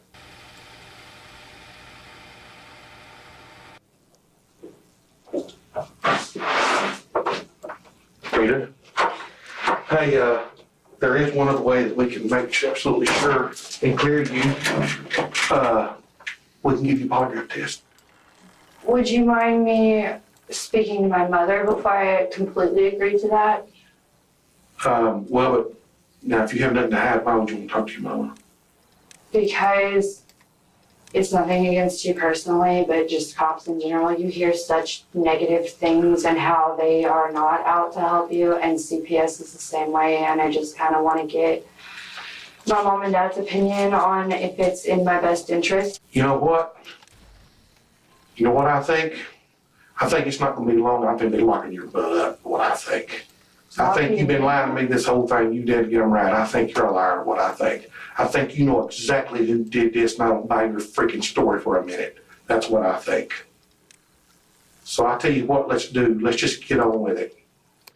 It seems that the interrogator's anger is an intended tactic here. It evokes the desired reaction from Samantha, but it can also be a setback to the overall interrogation's progress. Any trust created is now gone. This is a changeup used only when there is overwhelming evidence against the suspect. Hearing this, Samantha may be experiencing the freeze response here. Her body is completely still, with her mouth hanging open.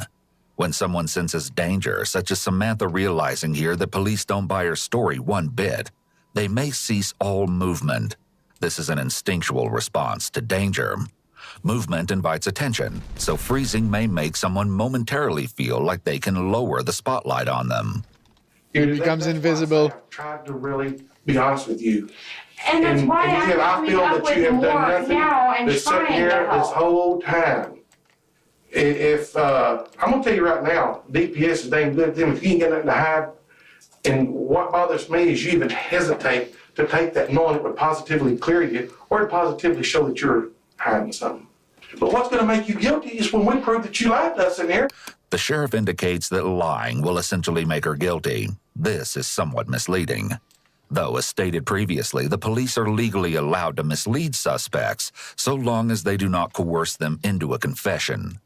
Nevertheless, the inconsistencies between Samantha's statements and the evidence could be used to suggest that she is aware of her own guilt and is using lies to cover it up.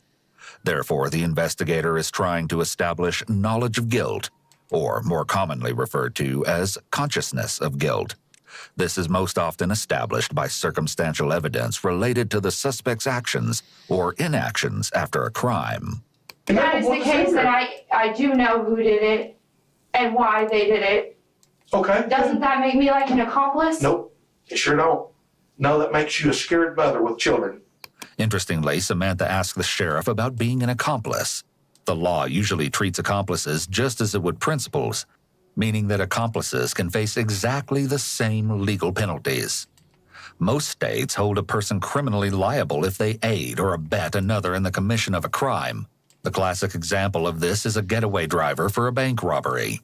Importantly, this is a distinct concept from conspiracy. A conspiracy is when two or more people make an agreement to commit a crime, and at least one individual within the group takes some overt act towards committing the crime. In such a case, all conspirators are criminally liable for the conspiracy. The only other thing I know, and I don't even know, I know, okay, but it's a suspicion. Okay. I've been up at the hospital with my friend Charlotte. Okay. And she's got a guy there, and I swear to God, I cannot go up there that I said any of this. Okay. Because they have a lot of friends around here, and my life will be in a lot of danger. Okay. But the only other thing I know is venting to her and talking to her about problems. Like I just told you, I have a problem with talking to my friends about our problems. Mm-hmm. I don't have many of them. So when I do get with one of my friends, I want to talk about any problems we might have had. And honestly, lately, it hasn't been many. Okay. We have had problems in the past, and I hadn't seen Charlotte in a long time. Okay, go with it. And she's got this guy in the room with her, and he gets to talking about how a man shouldn't treat a woman that way, and how you don't do those things to a person, and he's going to deal with the situation. I didn't take him seriously. Okay, you see, Sam, you know who did this, but that does not make But I you don't guilty. have any proof that he did. I just have what he said. Okay, who is this guy? His name's John. John who? His Facebook is Rebel, John Rebel. It's John, I don't truly know his last name, but his Facebook says John Rebel. At this point, it seems Samantha's crying could be attributed to the fact that her story isn't yielding the results she'd hoped for, rather than because Dagan is missing. This behavior is consistent with her narcissistic tendencies. At this time, Samantha first mentions an acquaintance known as John Rebel. Herein begins a turning point in this complex story, as a new persona begins to evolve. He's got a brother named Greg. He's got a really bad history as far as... Who's Greg? I was told he's an informant. I don't know Greg's last name Where either. does John live? I don't know. I know that he's been staying with Charlotte. So if he did this, who do you think he'd bring with him? I don't know any of his friends. But yesterday at the hospital, he had a guy that I do know from town with him. His name is Tay. Who? Tay Rhymes. Samantha is beginning to let all of the cats out of the bag. In just a few short minutes, she's implicated John Rebel, who will soon be identified as John Sanford, and Tay, whom investigators will learn is a man by the name of Octavius Rhymes. The pace of the investigation is beginning to accelerate and will continue to pick up speed as the disturbing details begin to surface. Did they do something to let you know that there was them inside that house? Not 1,000% particular, but I'm pretty sure it was him. The height and the weight and the way he was talking, all gangster. You pull yourself together and get to writing, and we need to arrest these folks and keep them off the street where they can't hurt you and your children. There was a third person with them. Okay, who do you think it was? He's got people that staying with him. Who, John Rebel? When they were in the hospital together.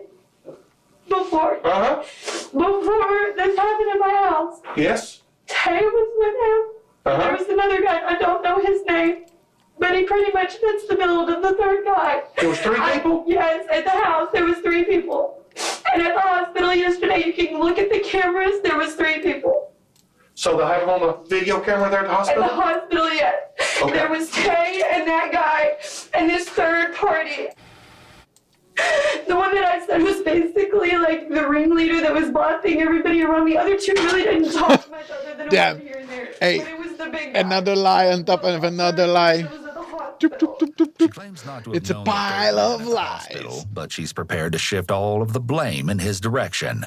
The only thing I know about the heavyset dude is they called him JoJo, but they told me that wasn't his name. I believe they said it was Jose. Samantha reveals quite a bit about this third person. Samantha gives a detailed story about where JoJo lives and knows that everybody calls him JoJo, despite saying just moments ago that she just met these individuals. Also, another significant item to note. Do you recall when the corporal at the scene learned of a ping on Dagan's phone from dispatch? Yep. Oh, yeah, I remember. Miles from a resident in Pittsburgh. He asked Samantha if she knew anyone in Pittsburgh, and she had no reply. Well, it turns out she did. Tay and JoJo were both residing in Pittsburgh. She heads out for a smoke break as members of the sheriff's office prepare to head to the local hospital, determined to intercept 2 suspects that have been frequenting Charla's room for days. Both John and JoJo are apprehended at the hospital at 9:39 a.m. As you'll see, each interrogation will be damning, to say the least. The clock now reads 10:10 a.m., The other party that was picked up at the hospital by the sheriff's office, a man by the name of John Sanford, a.k.a. John Rebel, is seated in the interrogation room.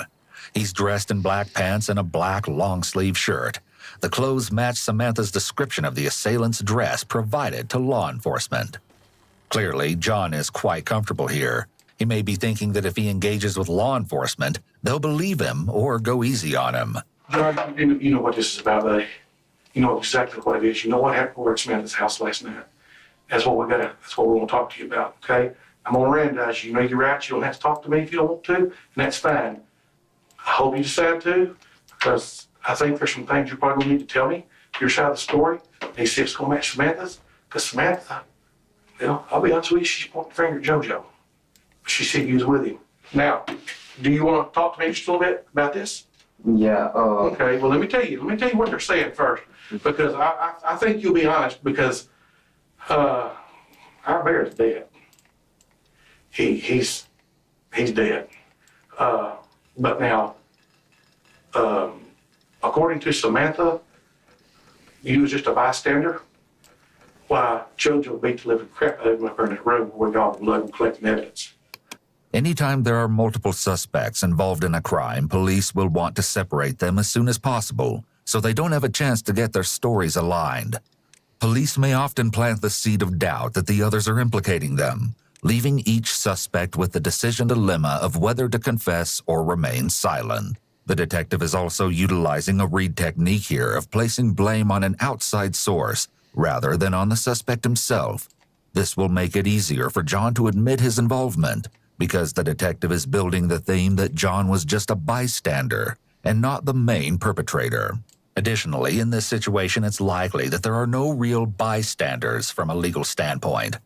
Under a theory of accomplice liability, if the prosecution can prove that John aided or abetted the murder of Dagan, John would be in the same legal jeopardy as the person who pulled the trigger. Okay, this all started yesterday. Like you said, yeah, we talked to her about her problem with her husband and all that. Never did I plot to kill the guy. I have a problem with males hitting females. And I do too. She did say that there's been times it's crossed her mind to do stupid shit, this and that. Like what? Like, basically, like, get somebody to f them off. Like, not kill them, but like just beat the out of them, set them up, shit like that, right? And I told her, I said, well, damn. I said, you're talking to somebody that could do that, but I wasn't going to, though. John now begins his account of the previous night, beginning with a quick stop at Samantha's house. JoJo had the keys. He was passenger seat. In front? Yeah, passenger. Who was driving? I drove because... Okay. Who was with you? It was me, JoJo, and the dude in the back seat I have never seen a day in my life. Except for, I do know... What's his name? All I know is he was related to Tay. Yeah, because I think I know who he is. John indicates that someone related to Tay was in the back seat, and that Tay wasn't with the three of them in the car. Okay, let me rephrase that. I have seen them because I have been running around Pittsburgh, but unless they live on Cypress Street, I don't know who they are. Okay, I got you. Okay, well, go ahead. Y'all all three together. So, you was driving, but you didn't have the keys. Didn't have the keys, and I really didn't have a choice because I like my life. John seems to be trying to suggest that it was actually JoJo who was directing the scheme, and now seems to be implying that JoJo threatened him into driving. Notably, duress can be a defense to some crimes. However, it's typically not a defense to the crime of murder. John gives his rendition of what occurred at the Ibarra home. They go in, I'm the only person that knows the layout to the house.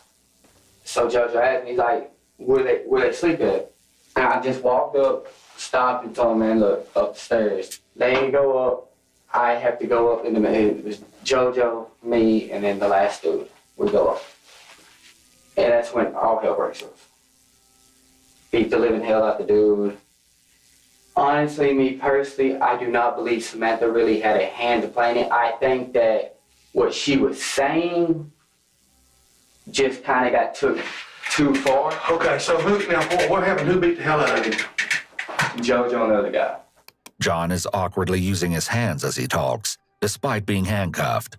People may increase their use of illustrators to make their lies sound more believable or give off the impression that their story is true. Jose JoJo Ponce is in the hot seat. Needless to say, things aren't looking good for JoJo, who's now dressed in orange prison attire. Okay, Jonathan is really putting this whole thing off on you, and said that you're the one that wanted to go in there, and he kept saying that you said something about like maybe you had a bad dope deal that went bad. I don't even know. Matter of fact, I specifically told them when she told me who her husband was, right there in Octavius' house. When she told me his name, I told her. I don't even know who they are. I don't even know him. JoJo said, well, what do you think you can do? You think you can come up with 20 grand in 5 minutes? John mentions that JoJo demands Dagan produce $20,000 within 5 minutes if he wants to fix things. This is almost exactly what Samantha told the police. This could be because it's true. However, if you watch Samantha's interrogation footage, it's clear that she's trying to paint the incident as drug-related. Cause this. Asking for compensation, $20,000. And this may simply be a story that the group concocted to tell the police. JoJo tells me, all right, stay here and watch him. Dude's out cold. I'm talking about folded up, basically like literally like this, on the ground. When we got outside the house, they had him up against the truck, hands still behind the back, had his face down like this. What part of the truck? The hood of the truck. Okay, that makes sense. That's where, okay. The investigator catches himself here, just before he almost lets out a piece of evidence. retaining key evidence as a way to corroborate testimony and also to tie physical evidence to one or more suspects. They went through the truck. And at this point when I started thinking, damn, what the really going on? Because they put the dude in the back seat. So we go. We leave. As we're going, they tell me, I go here, whoa, I'm driving. We go all the way out to the country. Get out to the country. Next thing I know, they walk off. They're all like, go start the vehicle. Go start the vehicle, he throws me the keys. So I'm like, what the f? So I start running back to the vehicle, and in my mind process, this is my neck of the woods now. So you know where you're at? Yeah, this is my neck of the Because woods. we're fixing to go out there, me and you. We're going back out there. Because everything you're saying so far is matching 100%. Before I make the vehicle, all I hear is pop. Who's got the gun? JoJo does. Note that John is named JoJo as the trigger man. As you'll see, there won't be a consensus when it comes to this brutal aspect of the crimes. Hey, listen, man, everybody's done point the finger at you as being the one that pulled the trigger. That's what I'm saying, dude, and I didn't. Who pulled the trigger then? Jonathan. Despite claiming that John pulled the trigger, there are still at least two ways in which JoJo could still be criminally liable for the murder. First, under a theory of accomplice liability, if the prosecution can prove that JoJo aided or abetted or had the requisite intent for John's murder of Dagan. Second, if the prosecution can prove that JoJo had entered into an agreement with Samantha or John to carry out the murder, he could be charged with conspiracy to commit murder. The sheriff seems satisfied that he's gathered all pertinent information from John. He leads John out of the room. The next task is the somber duty of locating and recovering Dagan's body.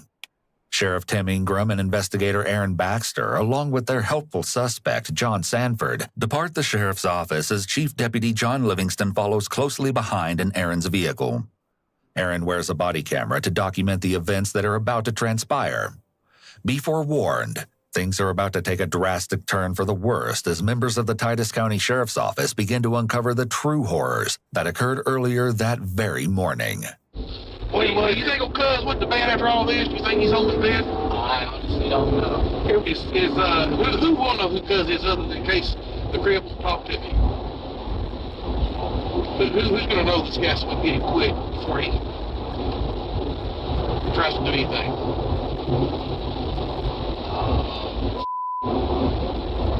Almost anybody in Pittsburgh that really... So is that his name? Is that what everybody calls him, Cuz? The sheriff asks John who will be able to identify the mysterious third party, known to us only as Cuz. We'll soon learn his true identity. Yeah, see the body. See that? Yeah. That's him. Definitely did. Okay. What we need to do now, oh yeah, he's dead. He's not gonna be alive. What we need to do now is two of us need to break off and take him and use a recorder and let's go get that gun. Sadly, Dagan's body is located at 11:28 a.m. Aaron places a call to the Camp County Sheriff to alert him of the murder within his jurisdiction. Meanwhile, back at the Titus County Sheriff's Office, an anxious and fidgety Samantha has returned to the interrogation room. The clock now reads 11:45 a.m. It seems Samantha hasn't been informed that Dagan was located, deceased, approximately 17 minutes earlier. While the members of the sheriff's office are locating the potential murder weapon, Samantha occupies herself by writing on the dry erase board in the interrogation room. Just as Samantha leaves the room as the clock reads 11:58 a.m., Aaron's body camera recording resumes. The sheriff, John the suspect, and the two investigators, Aaron and John, head to the home where the gun is believed to have been stashed. Note that the woman seated on the front step of the home is Lakona Slayton. Her connection to the case will be revealed to you shortly.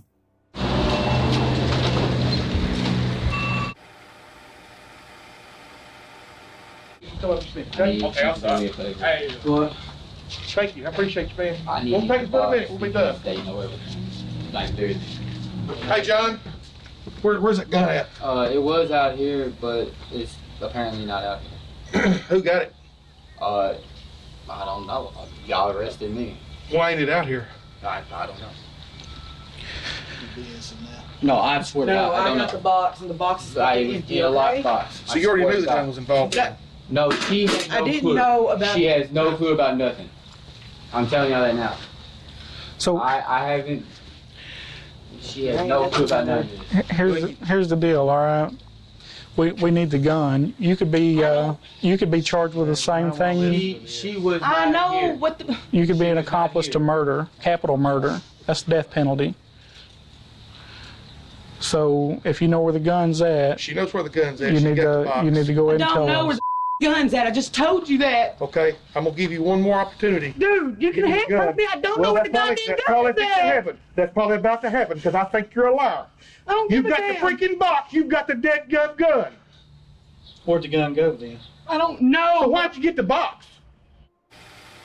I don't care, man. I didn't That's do That you're or you must be about as low life as that husband of yours. He ain't f***ing husband. Well, you with him. About the same thing. Whatever. The sheriff and Lacona are referring to JoJo here. Oh yeah, you remember enough to come home and get that box, that gun in it, don't you? No, I remember to come home and check the f***ing box. So the gun's not in the tent? I don't know. Go check the f***ing tent. I don't know. Is it okay if I check the Yes, tent? it is okay. Okay. And where's it at? Right behind the house. Okay. After a dramatically heated exchange with Lacona, the sheriff and Aaron head to the tent, which currently serves as Lacona's home, to attempt to locate the gun. A search in this case does not require a warrant. When someone with a controlling interest gives permission to search a premises, including a tent, it's an exception to the warrant requirement. Back at the sheriff's office, Samantha is again writing on the dry erase board. As a couple of written questions are directed at the sheriff's office, she continues to put on a show. These behaviors are once again very childlike and immature.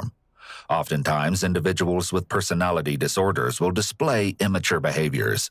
In high-stress situations in particular, they often regress, and these behaviors become much more evident.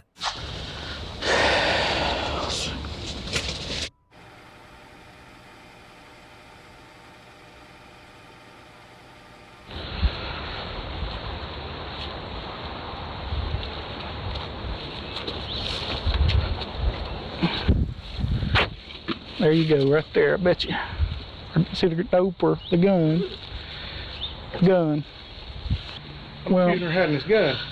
Why the hell would I tell you to go look in the tent? it wasn't in the tent. Well, I don't know where the. All we want is the truth. Man, I'm telling you, all I know is the guy told me that they were suspects in a murder case. The first thing that popped in my head was that gun. It was not in the box where it was always at, and I don't know what the is going on, but I want to know. Okay, well, just like the other officer told you, we're investigating a murder. All right? There was a guy killed last night. He was executed.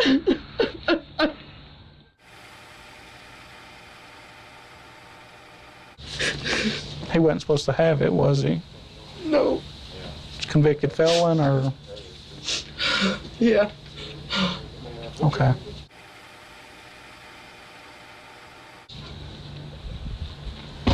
Obviously, you know, that guy's got a family, and they're going to want to know what happened to their son and father. I mean, the guy's got kids, young kids.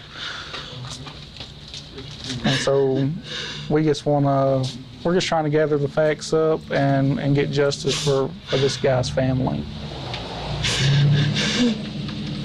Is there anything that you can tell me at this point that would help us with our investigation? Other than that, if I think he would have did something like that, yeah, because he's pulled it on me before.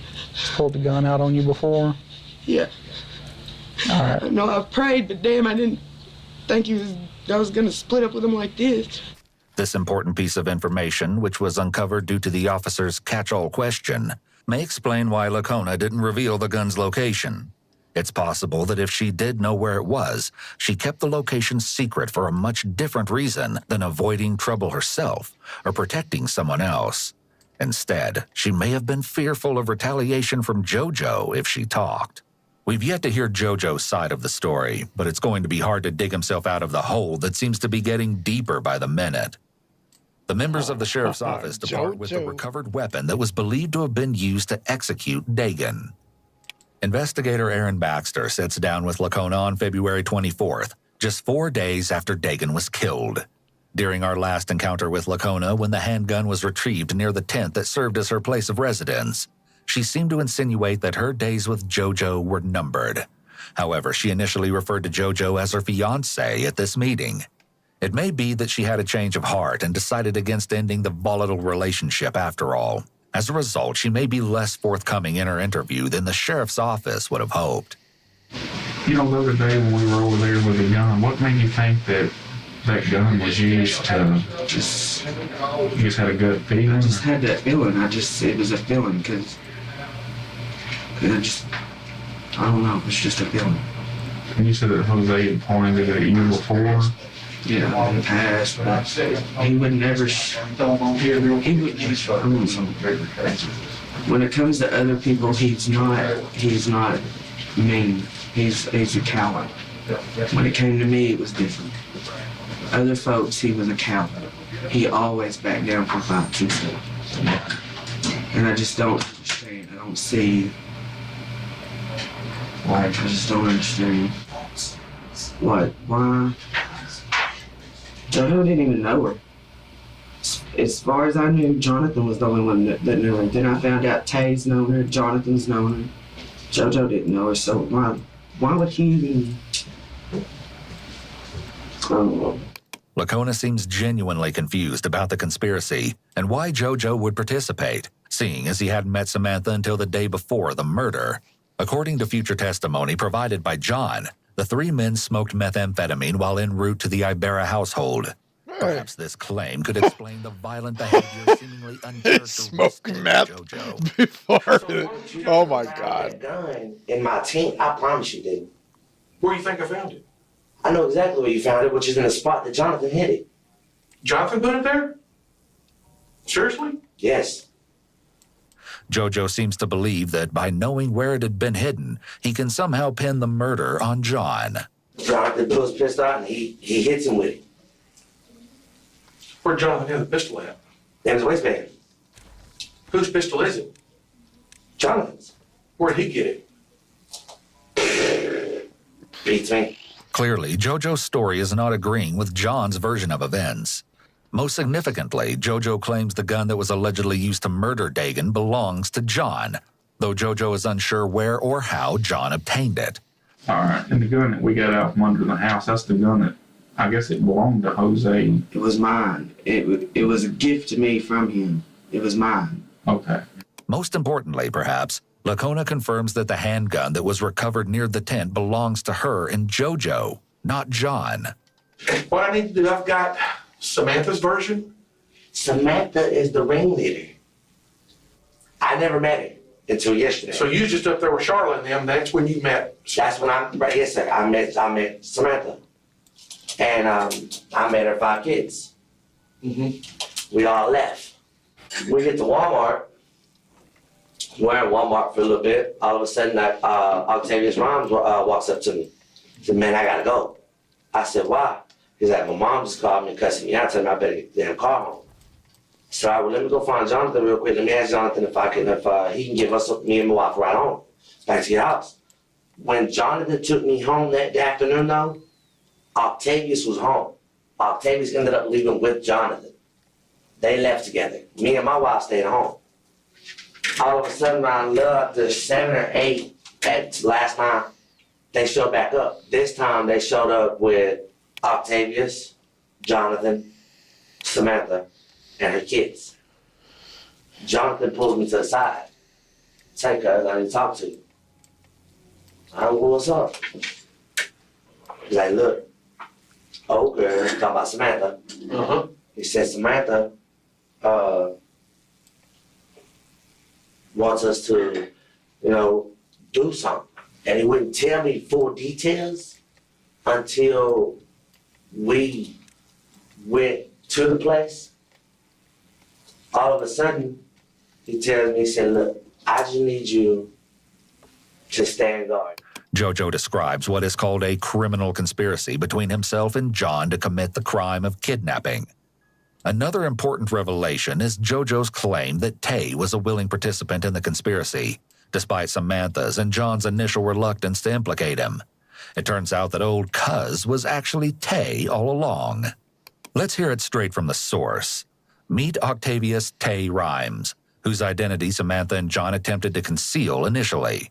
Tay had requested a meeting with the Titus County Sheriff's Office with the intention of getting a deal in the works. However, Tay was informed that he'd need his lawyer to handle the negotiating with the DA's office. While seated with investigator Wayne Miner, Tay went ahead and pleaded his case. I should have spoke to y'all without a lawyer, but I admitted to y'all, that I was in the vicinity when they took the dude from his home, but I didn't realize that they were planning on doing. So like I said, I know y'all ran my criminal background history already. I don't have no violent background, I don't have no felonies, no misdemeanors. No, I've never been in no serious trouble like this ever. So I'm trying to work with y'all, but I can't really give y'all no more information if there ain't no deal on the table. Striking a deal is quite common in criminal cases, especially those with multiple defendants. Often, the prosecution will offer a more lenient sentence to the accused in exchange for the accused providing information to the police or agreeing to testify against one of the other defendants. However, it's important to note that a criminal defendant cannot make a deal with the police. Only the prosecutors are authorized to make deals with defendants. Therefore, any sort of deal that the police make with Tay wouldn't have any legal effect, unless, of course, such a deal was approved by the prosecutor's office. I stayed downstairs the entire time. But she whistled. That means she was downstairs. Because like I said, me, Octavius, and How'd she whistle?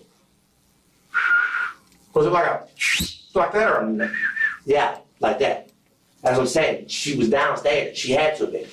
But you didn't see her? No. And so who went back in when she did it? Jonathan did.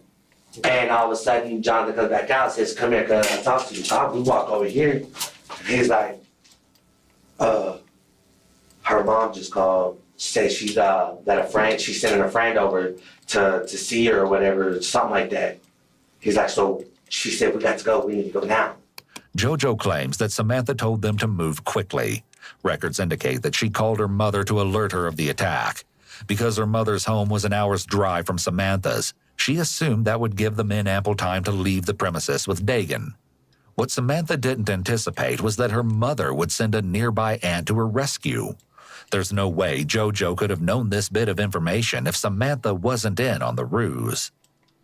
And so we left. They arrive at a secluded area that serves as their destination. Tay's looking at me, I'm looking at him. Jonathan looks back at us.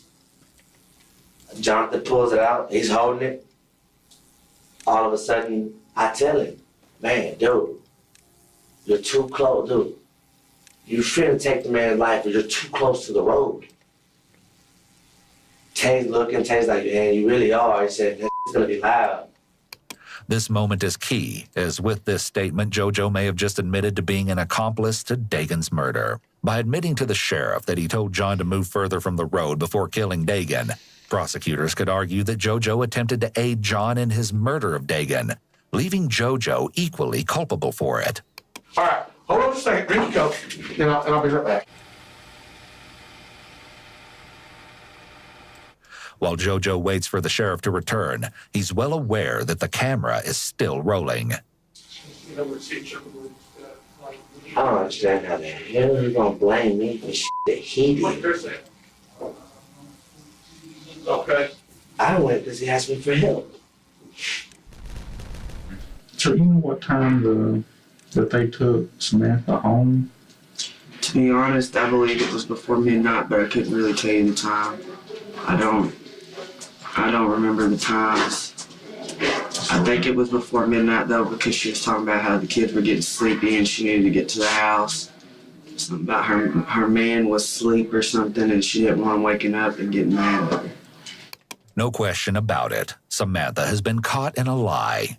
Cell tower records give us the real story. Despite Samantha's attempts to deceive law enforcement, her phone wasn't near her home until approximately 10:30 p.m. on February 19th, just a few hours before the invasion.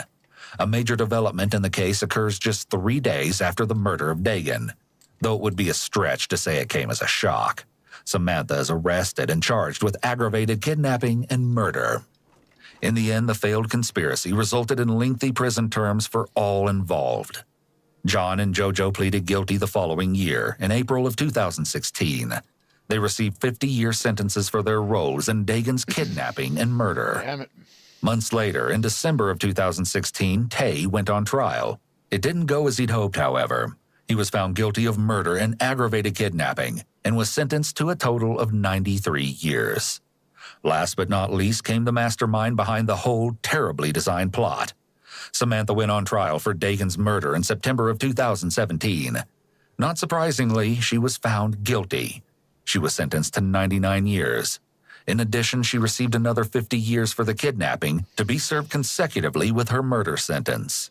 To this day, it is still unknown who pulled the trigger and killed Dagan.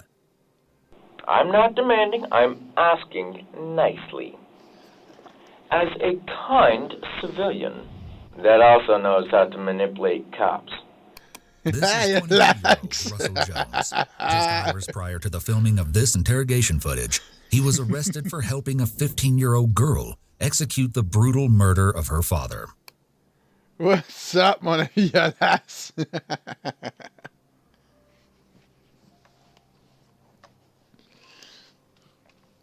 T'as-tu monté de niveau un peu hier? T'as-tu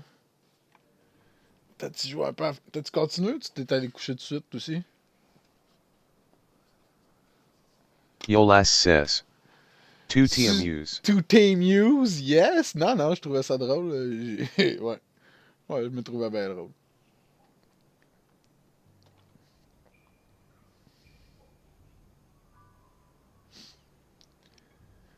Ouais, ouais, c'est ça. Ouais, fait que c'est ça, t'as-tu joué un peu à Fallout hier? Je suis capable de refaire quelque chose à main. Faudrait que je fasse ça. Yolas says. Jmes we fate un peu bouffe. Tu t'es fait un peu de bouffe. Tu fais de la bouffe. Yolas says. Non J Parajower a Fallout.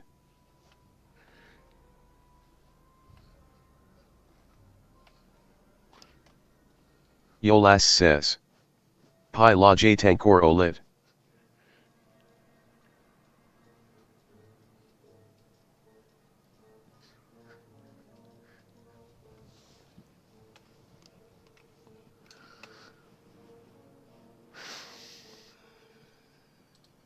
Ok. Puis là, t'es encore au lit. Ok. Nice. Ah, regarde bien. Save. On va faire quelque chose. Ah ouais, je vais te montrer quelque chose, mon bon Yolas. À tous les mardis, il reset le jeu. Là, je peux faire... Oups. El gato pliso.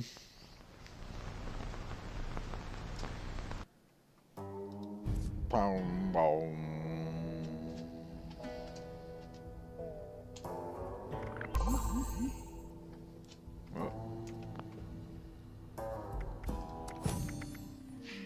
Il y a des nouveaux bundles à toutes les semaines. Ah, des choses gratis. Ouh. A radiation dummy. Ah. Une fontaine boit de l'eau.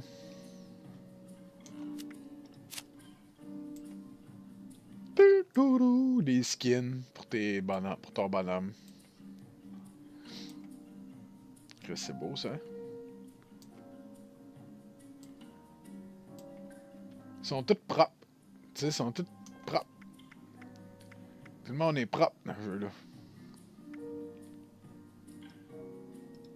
Ah ouais. Nice l'armure.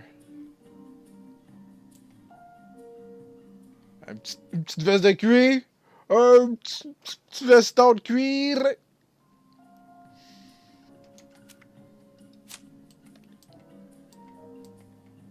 Ok. Des tourettes. Un set de tourettes.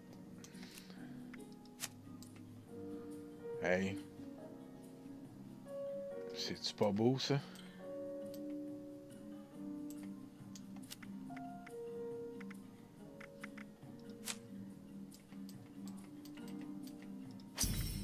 Ok, j'achète les tourettes.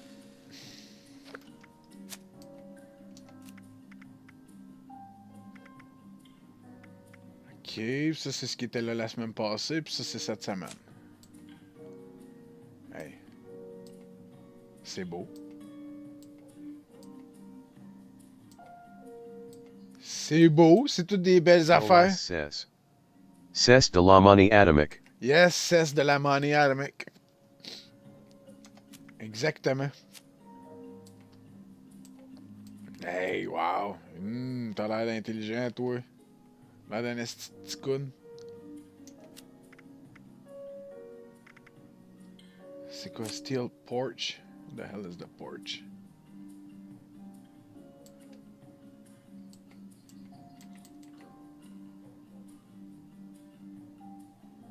Oh. Oh.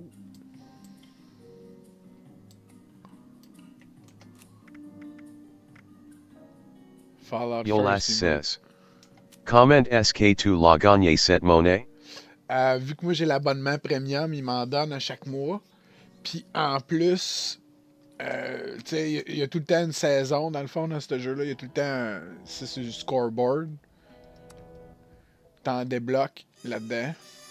T'en débloques, regarde, 150 ici. 150 là. T'en débloques tout le temps un petit peu. Là. Puis t'as des quêtes à faire. Tu sais, dans le fond, t'as des challenges. Ils sont ouf. Yolas says. Pas social. Ok, cool. Il y a une place, t'as des challenges. Là, je le vois pas, là.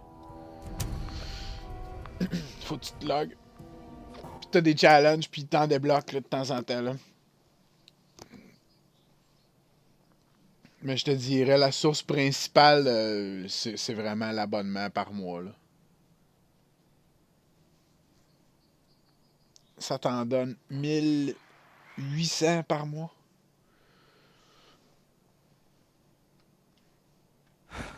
Yolas says. Yassi dans Rocket League aussi ce genre de choses. Ouais, non, ouais, je suis sûr. Il y a ça dans la bain. Oups.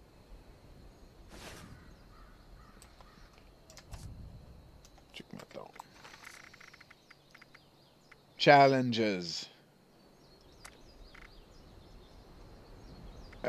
Puis, mettons, character.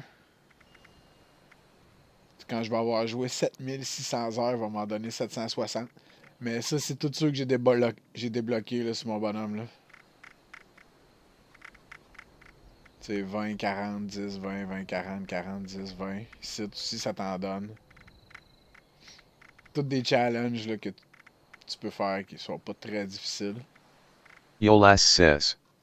J'imagine CAVA être CA aussi dans LE season pass D4. Oh, I think so too. Yes.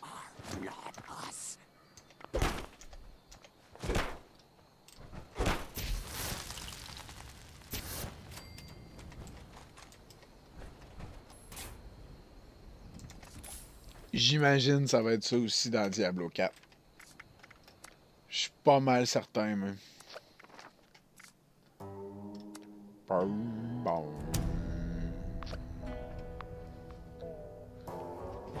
Ils l'ont montré un peu, ça allait être quoi, là? La saison en passant, Diablo 4, elle commence le 20 juillet.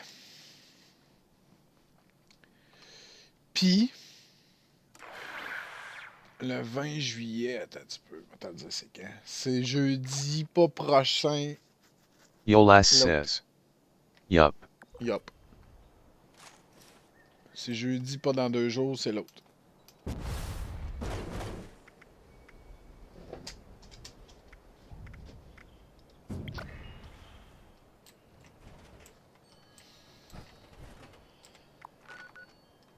Alright, là je fais quoi? Où suis-je? Qui suis-je?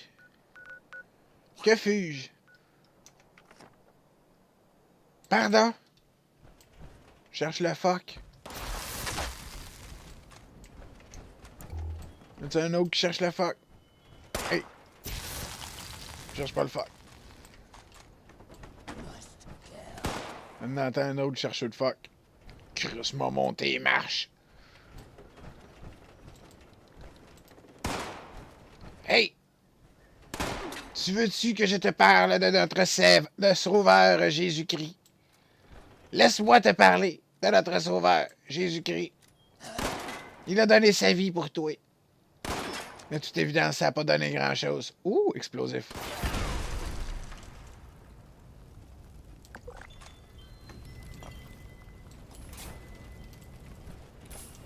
Oh, Daily Ops. On va aller faire ça.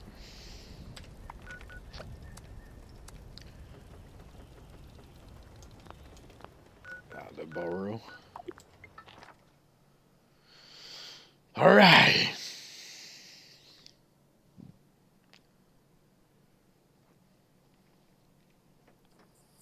L'opération journalière.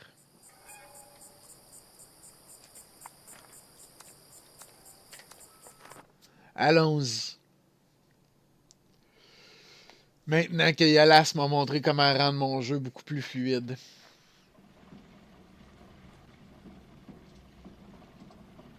Ça m'a vraiment touché, mon bon Yalas.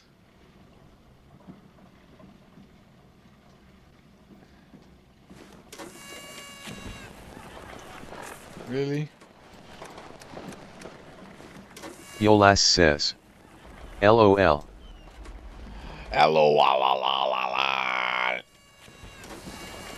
Here, all right. There you go.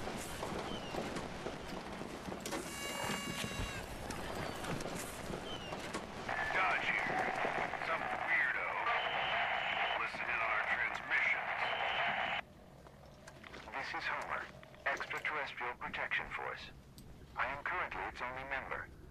This makes it my duty to protect Earth's private communications. If you have concerns about my identity, I assure you there is no need for alarm. As a fellow human, I seek only to assist my brethren. Okay. Yolas says. Ya no me importa nada. Ya no me importa nada. Okay.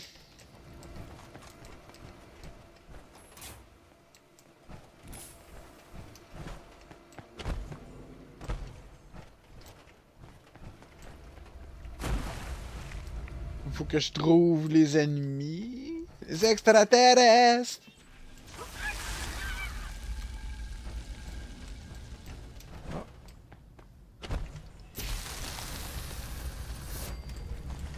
Yolas says.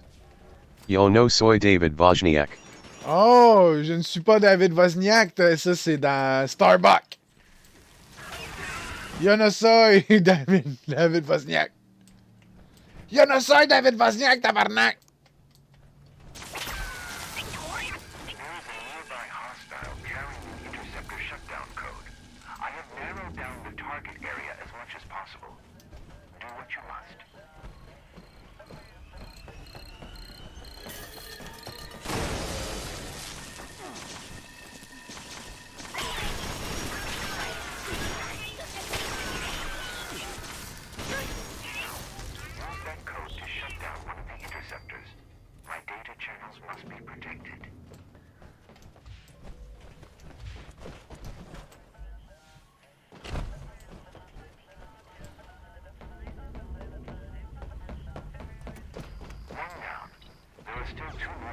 Yolas says.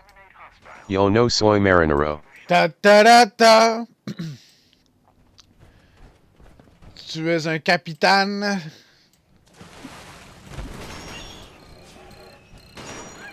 Para bailar la bamba. Soy capitán.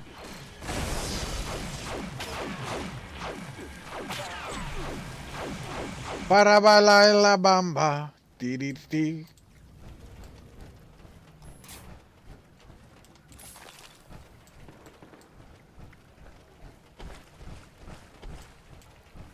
Petit cul serré.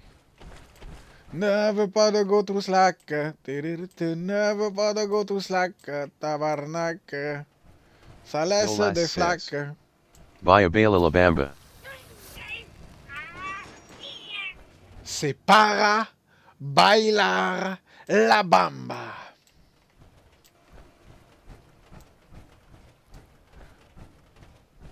Puis après ça, il dit qu'il veut pas de petits culs slack. Il veut juste des trous slack, des trous serrés. Pico serré, pico serré. Yolas says. Bayabia Bayabawa Bawa Bambai. Oui, c'est la Bambi, la Bambai. Oui, dans ça, la Bambai, ça c'est la version Disney, ouais.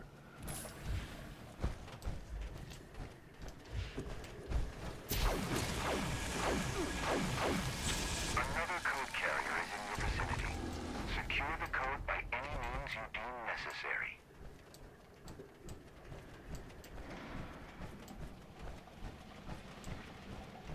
Para bailar la bamba. Excellent. Mother a fucker. Every confidence you can succeed in shutting down the remaining interceptors. I have confidence.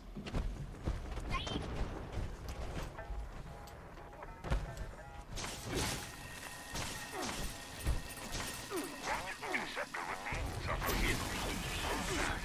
While I locate another code carrier.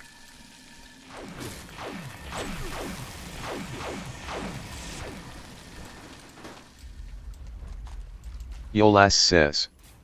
Tez yo. Ton nez, Yolas says. ta bouche, Ta bouche. tes cheveux et ta couche sont des parties de toi qui seront toujours là.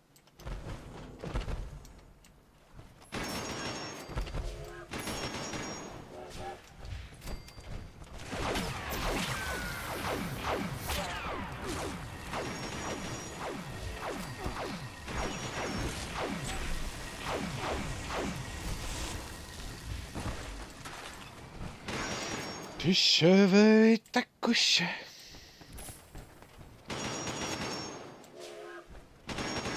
have tracked the final code to a specific target. This one is what we call bad news. Proceed with caution. This one is what we call bad news.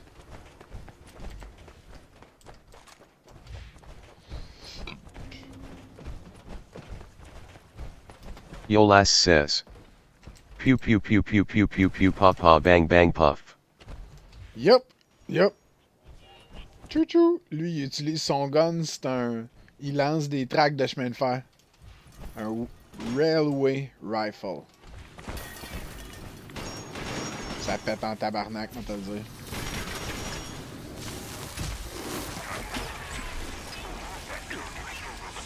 Interceptor. And private communications will once again be secured. Mission complete. I learned much from your performance. And of course, our private channels are restored. I offer my gratitude for your assistance. Attends, on a réussi. We did it!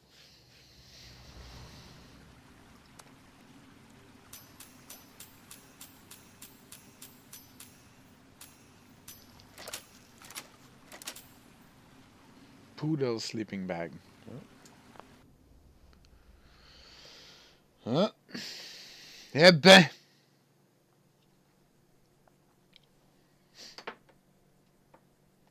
Un petit sleeping bag de poodle.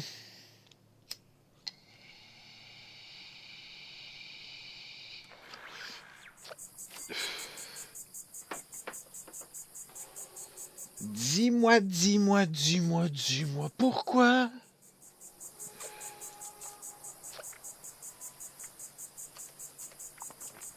Ok, je vais quitter ce Yolas serveur. says. Sleeping bag de pood. Sleeping bag de poodle. Poodle, pas de poudre.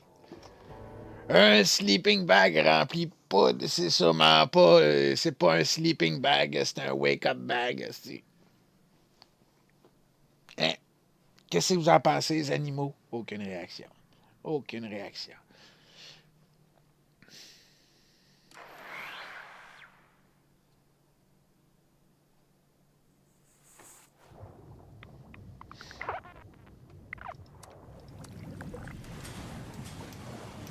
Aidez-moi, j'aime Noah.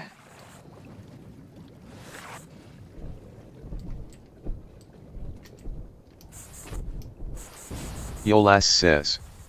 Ti lubish malako. Oh, t'es lubish malako. Tu aimes le lait? Hein? Si tu aimes le lait, tu voudrais bien me lécher les boules.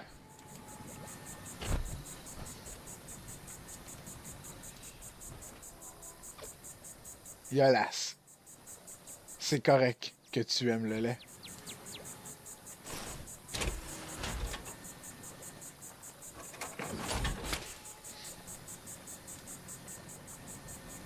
Quand tu fais un somme dans ce jeu-là, ton bonhomme ne va pas en dessous des couvertes. Il dort sur le lit, tout fait. J'imagine tu sauves du temps. Yolas says. Tu Tsuviendlarus Campus. Yup.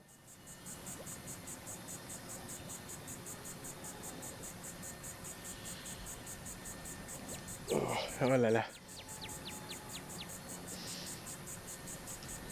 Ça donne envie de déménager.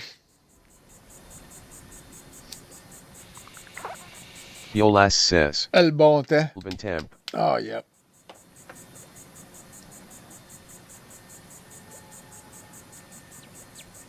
Je suis bien d'accord avec toi. Le bon temps, parce qu'il n'y en avait pas de problème.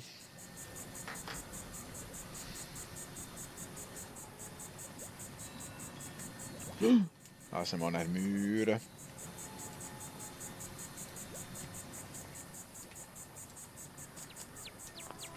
Rihanna, pas de problème.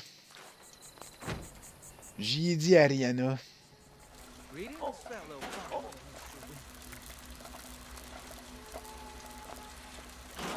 Elle dit, tu fais-tu exprès pour être cave de même? Tu dis à Rihanna. Rihanna, pas de problème.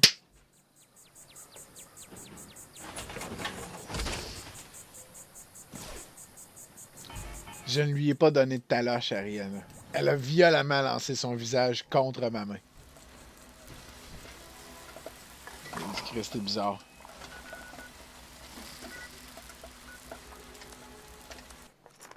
Mais non, c'est pas vrai. Si je voyais Rihanna, je serais juste gentil avec elle. Yolas says.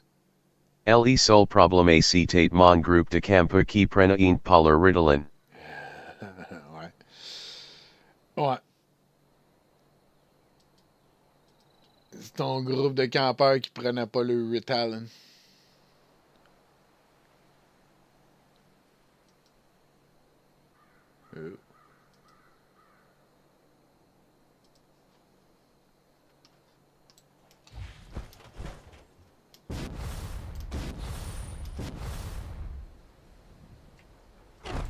J'avais eu un groupe de campeurs à un moment donné avec Peg. V'là longtemps. Puis, ce groupe-là, il était 11. Non, il était 22 dans ce groupe-là. Il y avait 11 accompagnateurs adultes. Puis on était 2 moniteurs, Peg puis moi. Puis ce groupe-là, c'était tous des jeunes qui étaient en prison juvénile. En prison juvénile, carrément. Il y en avait un dans la gang, là, il était minuscule. Là. Lui, tout le monde me disait, fallait pas chier, lui, fallait pas chier, il va te tuer dans ton sommeil. Lui, c'était un meurtrier, là. C'était un meurtrier, là, le jeune. Là. Il avait 11 ans. Puis il était débile raide. Débile. Il y en avait un dans la gang, il s'appelait... Fallait que je lui trouve des noms. Lui, je l'avais appelé Grosse Douceur. Le gars, il devait mesurer 7 pieds, il devait peser 800 livres, man. Il était immense. Puis il prenait des pilules anti-agressives parce qu'il était top agressif. Toute la gang, il y avait... Tu sais, il y avait tout quelque chose, là. En tout cas. Puis à un moment donné, Grosse Douceur, quand il prenait ses pilules, il faisait des câlins à tout le monde, était super gentil. Puis moi, le matin, eux autres étaient dans le bloc, là. Moi, le matin, je vais le réveiller. C'est bon, matin, c'est bon, c'est l'heure de se lever. Grosse douceur, il veut pas se lever. Puis je dis, oh, ouais, grosse douceur, il va se lever. À grosse douceur, il se lève, le bunk bed, mon gars, il a levé de terre avec, il a commencé à tout décalisser, tous les accompagnateurs ont sauté sur grosse douceur, genre, ils m'ont dit, décalisse de là, genre. Puis là, ils crissaient des pelules, tu sais, il y en a un qui pognait des pelules, puis ils mettaient ça dans la gueule pendant que les autres le tenaient, genre. Puis il m'enlignait à grosse douceur, là. Fallait pas que je le réveille ce matin-là. Plus tard, on est allé jouer au paintball avec eux autres. Yolas says. Ah, c'était malade, ce groupe-là. J'ai eu super gros du fun avec eux autres. Ils sont restés une semaine en plus. C'était une classe verte, en tout cas. On va jouer au paintball avec eux autres. Fait que moi pis Peg, on s'en va au paintball avec les jeunes, puis les accompagnateurs, puis tout. Puis moi, je fais comme je fais d'habitude. Je me mets dans tu sais, je suis dans une équipe, je m'en calisse, je sais, c'est tout le monde. Puis à un moment donné, je suis caché. Je suis vraiment caché. Puis je regarde la scène, je vois grosse douceur avec le petit meurtrier. Je me souviens plus de son nom. Il pogne le petit meurtrier, mon gars, par le collet de même. Là, il était genre 8 fois sa grosseur. Là, c'était... Bang! Mon gars, il était le nid. Pow! Pow! Pow! Il crie sa terre, il pogne son gun. Il y avait 2 guns. Là, il était là, je t'invincible, tabarnak! Il tirait des 2 guns. Puis il se trouvait bien drôle. Puis là, moi, j'étais là, oh my god, je l'ai tiré, genre 10 coups en arrière de la tête, puis je suis resté caché. Je suis invincible, câlisse! Qu'est mon esti! Grosse douceur. Mais j'ai eu du fun en esti avec ce groupe-là, mais... Tu sais... C'est ça, c'était... Yolas says. Unchance Ted. Ouais, grosse douceur, d'après moi, il m'en... Tu sais, c'était pas le plus... Moi, je les trouvais corrects, là, mais... T'sais, il était correct quand ils étaient tous bien médicamentés. Sinon, ouais.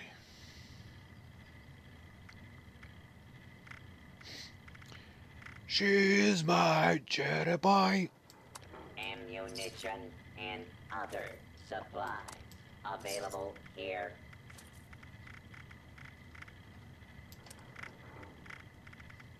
J'ai quasiment full de cash. Bon.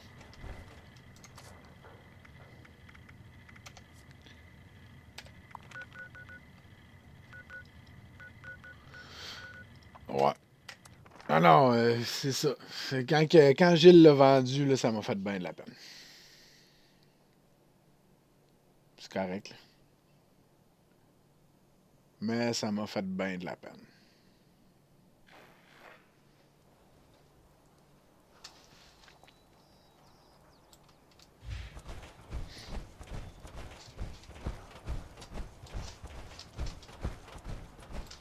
I don't understand why we can't get a few more Sunnies and do the boring jobs. Maybe if this place keeps going, we should get a dog. Yolas says. Mon groupe aussi été is fin. Maus ils decides de faire J povade parler empêche. Ouais, ça, c'est ça. You need to go with the flow. Yup. Yolas says. David et Jill iconize LOL.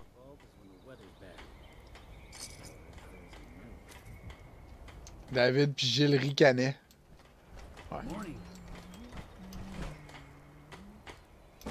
Parlant de David, t'as-tu eu des nouvelles de David? Ça fait longtemps. La dernière affaire que j'ai su, sa blonde est enceinte. Yolas says. Me chicana. Ah, il te chicanait. Oh, mais là.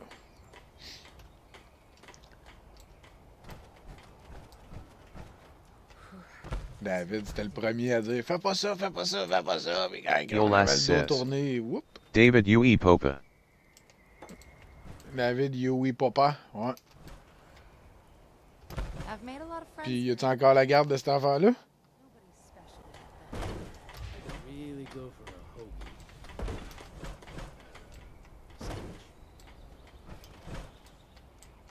Yolas says. Tu sais pas. J size pot. Ouais, moi non plus. Il a tué Raoul quand il était chez nous. À un moment donné, Raoul il s'est mis à tousser, genre il a pogné Roxane qui est mon ex. Il a dit viens-t'en, faut qu'on aille chez le vet avec. Puis là, tout le long, il disait ah le chat est en train de mourir, le chat est en train de mourir, tu sais, le chat toussait là. Il faisait de l'asthme, ce chat-là. Là,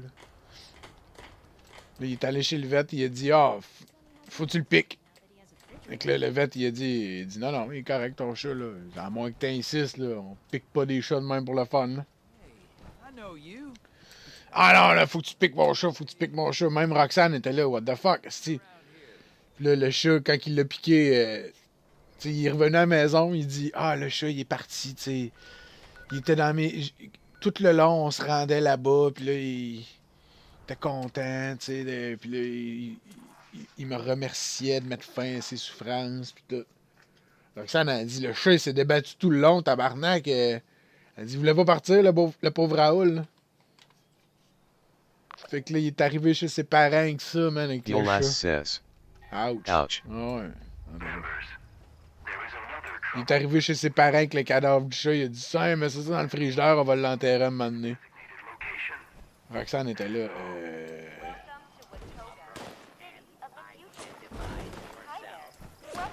Ouais, un spécial en esti, là. C'est pour ça que je t'ai dit, mais en tout cas, je vais rien dire.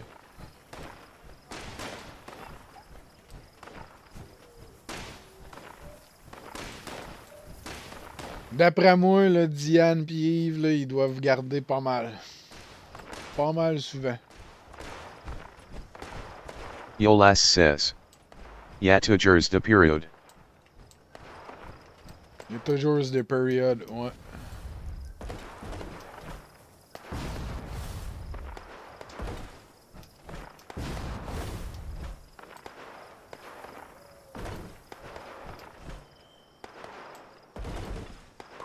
Ça me semble, là, en tout cas. Ouais, c'est vrai.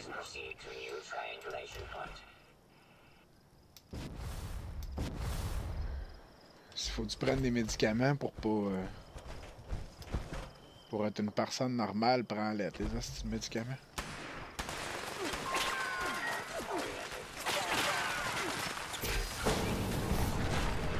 Yolas says. Tu per coupe certaines parties de vidéo que tu gardes sur Twitter? Qu'est-ce que tu veux dire? Je peux couper certaines parties des vidéos que je regarde sur Twitch. Oui, sûrement.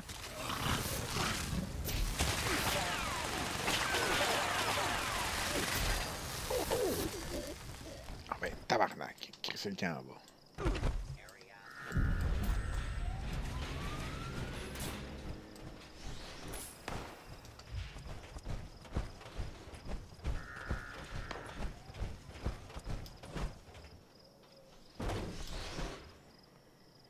Moi, là, je peux faire ce que je veux, rien à foutre. Rien à foutre, je fais ce que je veux! Ouais, ce mec est venu me voir! Il m'a dit, viens, montre-moi ton petit cul! Doc. Je dis, putain, je te montre pas mon petit cul si tu me montres pas un peu de ragoût!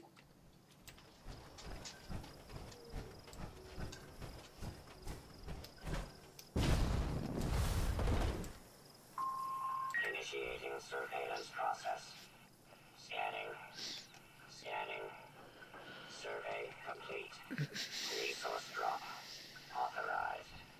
Please clear the area. Resource drop. Tita. Tita. Laisse-le tranquille un peu. C'est où ton asti de resource drop, motherfucker?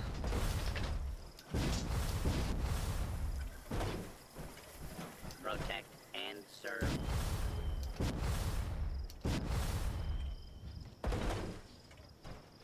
Par là? Non. No resource drop. Ah ben. Oh. Yolas says. J-Pa envy de me lever. J'ai pas envie de me lever. Oh, j'y comprends.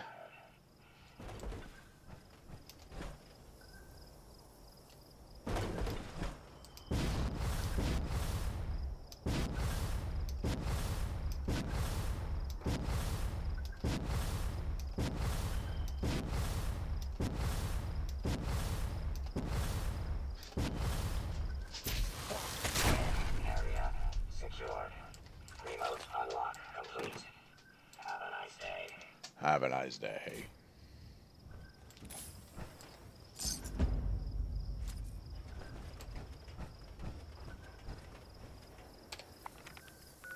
Je comprends ton feeling, mon bon Yolas.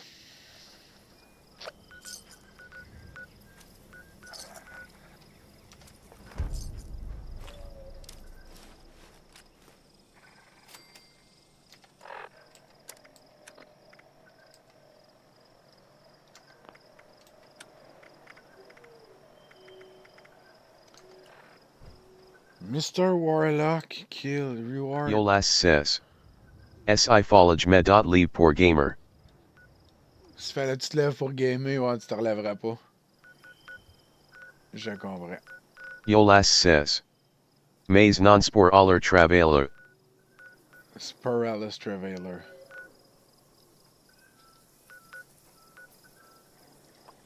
Attends, Mr. B a tué quelqu'un. Je vais aller l'aider. C'est mon teammate. Je vais aller l'aider, le tabarnak!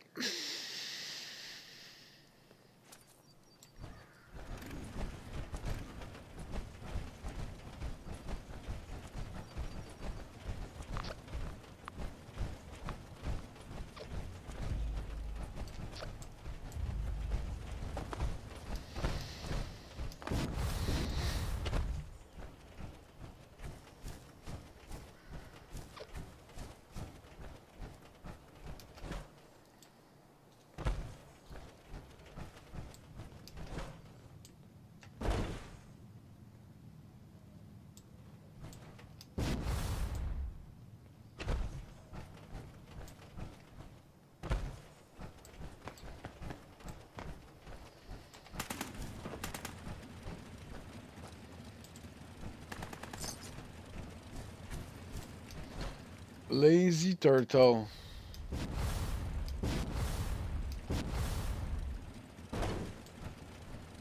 Oh, okay. Mr. B is an asshole. Puis il est dans mon team.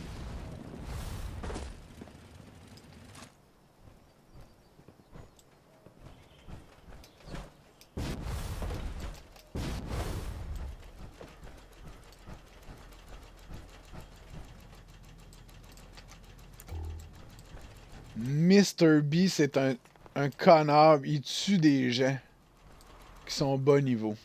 Ok. What an asshole.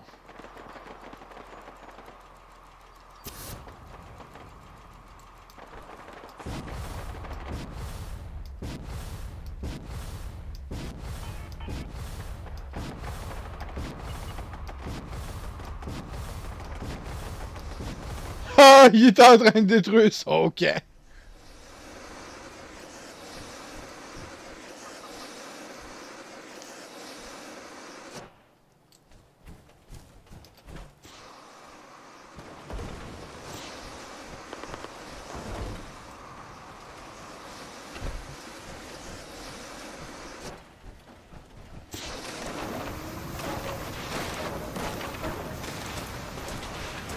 Il est tout en train de détruire son camp.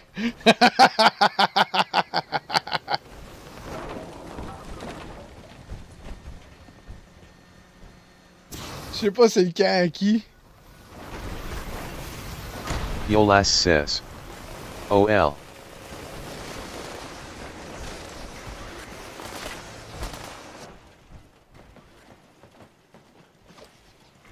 Ah ouais, Lazy Turtle, il vient de me tuer. Il vient de me toucher. Fait que ça, c'est tout ce que ça veut dire? Ah ouais, ça veut dire que je pouvais le tuer.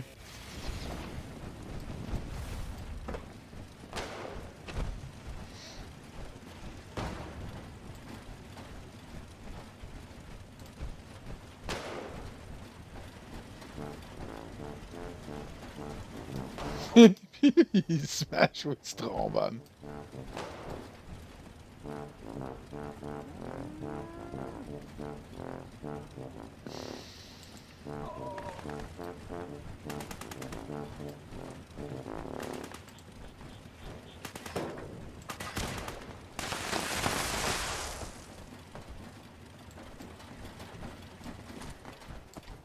Ok, je vais pas tuer des noobs. C'est pas correct. C'est pas correct de tuer des noobs de même.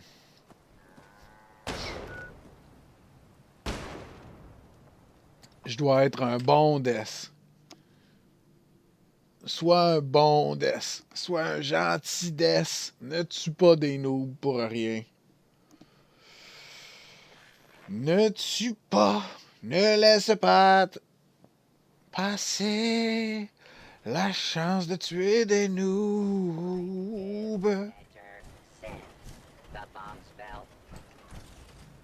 Le cœur devient moins lourd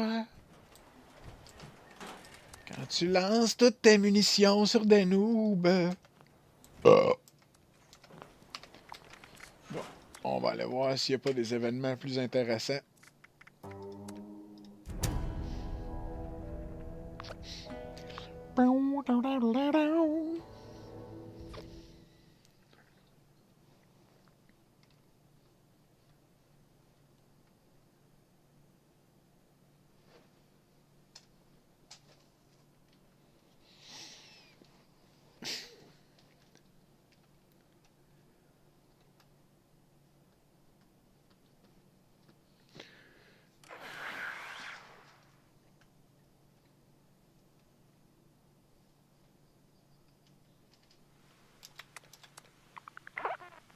Guided meditation, no thank you.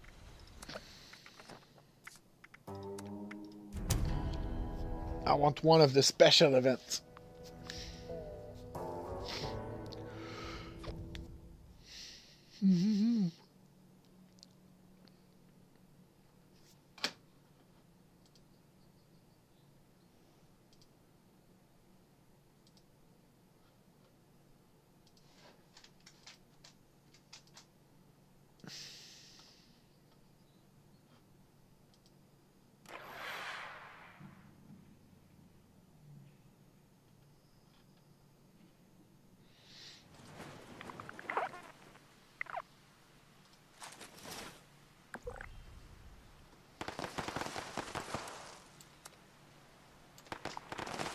Distinguished guest. Nope. No distinguished guest.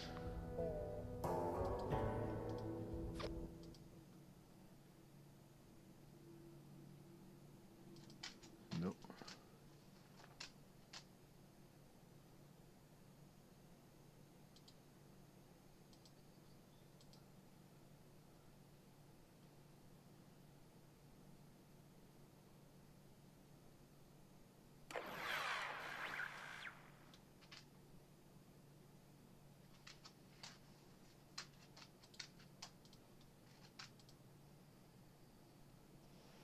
Damn it. All right. Eviction notice. Yeah, well. Allons-y. Eviction notice. L'avis d'éviction.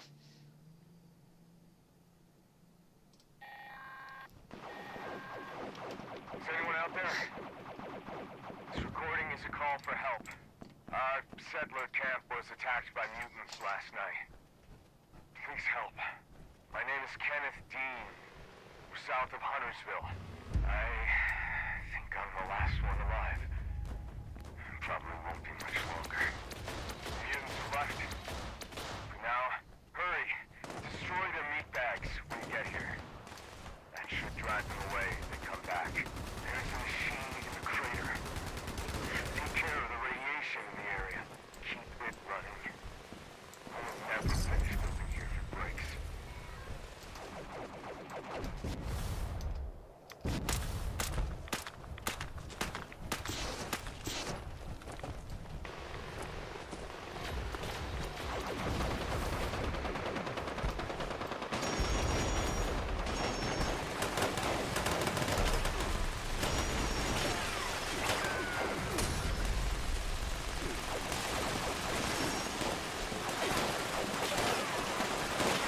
Où es-tu ici?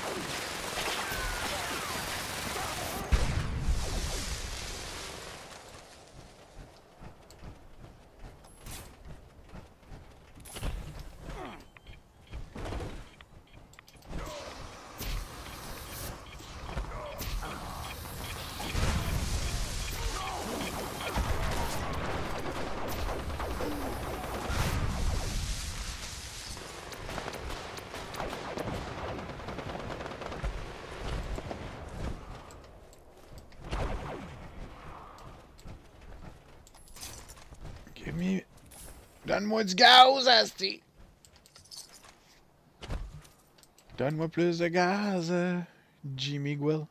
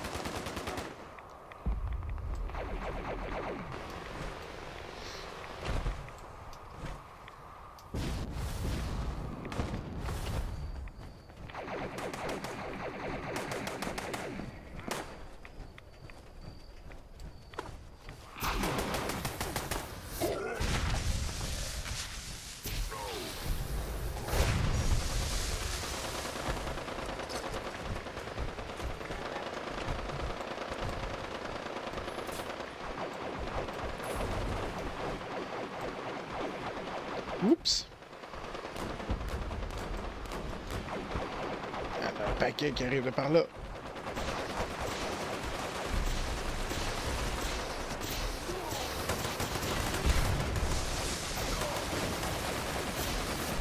Un autre légendaire.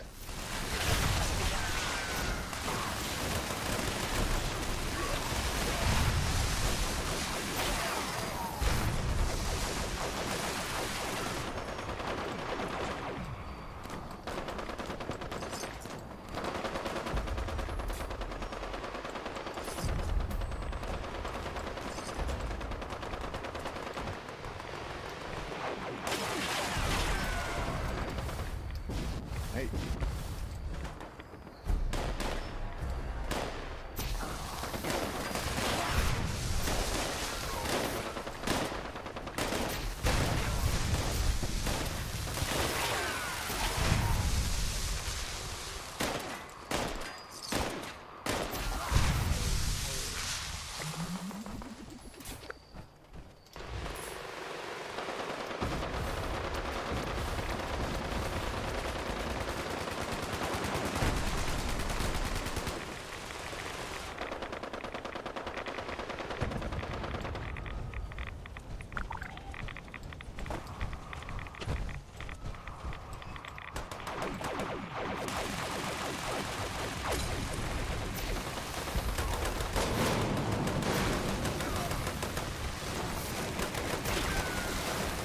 Regalias.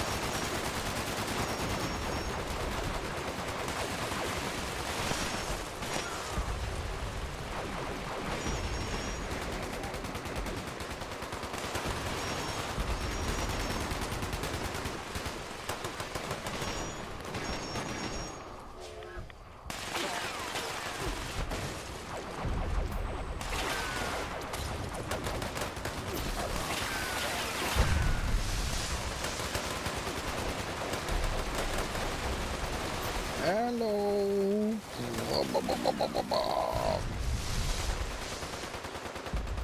Hey.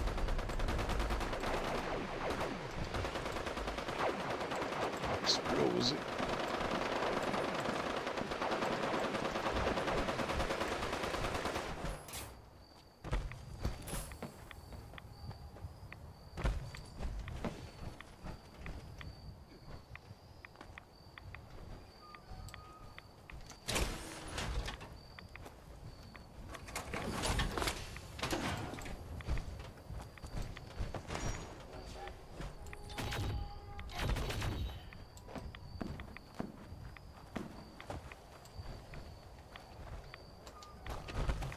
paquet de légendaires, ça.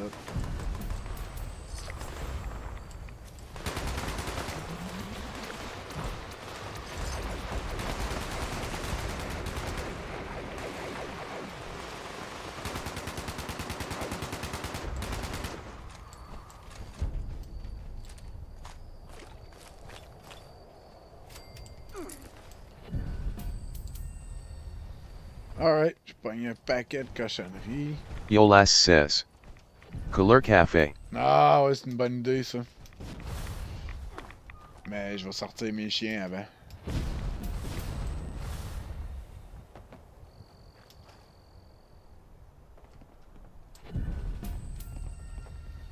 Oui, tu m'as compris. Hein?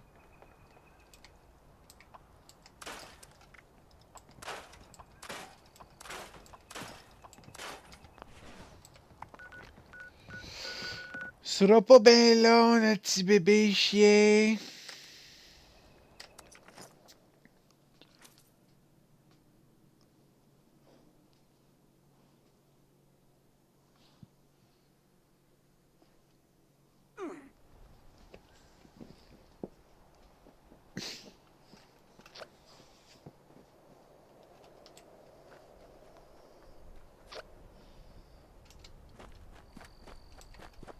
Yolas says. Notre chat s'appelle Shiva. Ouh. Comme dans Final Fantasy, Shiva. Mais c'est aussi une déesse indienne. Shiva.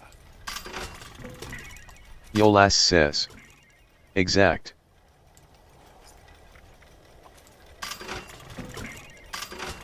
Yolas says. El la le nom du jeu. Elle a le nom du jeu. Ok. Yolas says. Pre. Elle a pris le nom du jeu. C'est un excellent choix. Je vais sortir mes chiens, je reviens dans quelques instants.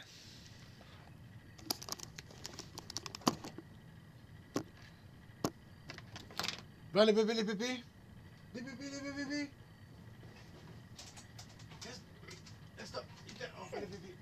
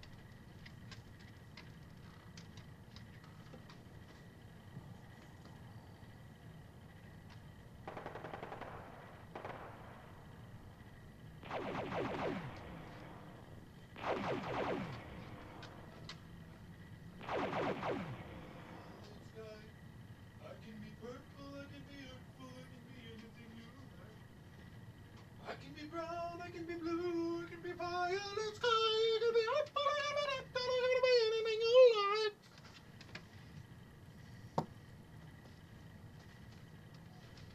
I can be brown, I can be blue, violet sky, and I can be brown, I can be anything you like.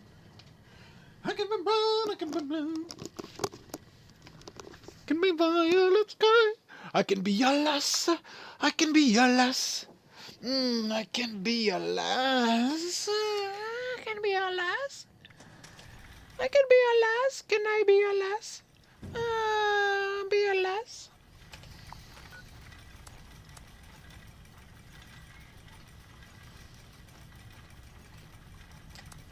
I can be your lass, huh?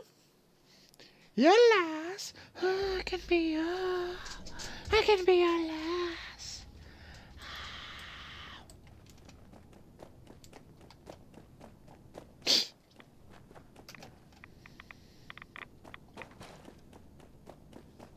If I have to pick up one more box of raw asbestos, I'm gonna lose my mind. 5 pounds of aluminum, 10 pounds of steel. Arrête, Dusty.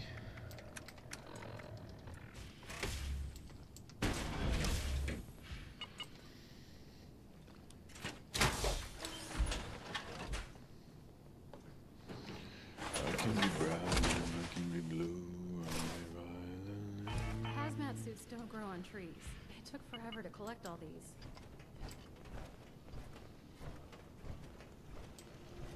Yeah, it may not be pretty, but Coconut Mountain has a lot of all. Hey, Lord. You want a fresh cup of joe? Alright, I'll put some on.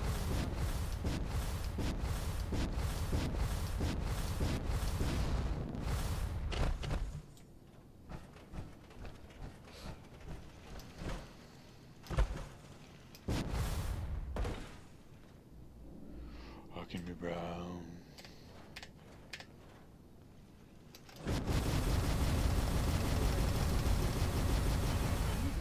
The rest won't.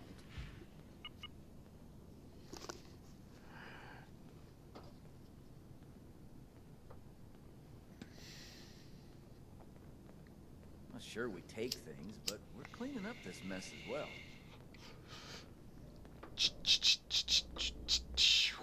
Boop, boop, boop, boop, boop, boop.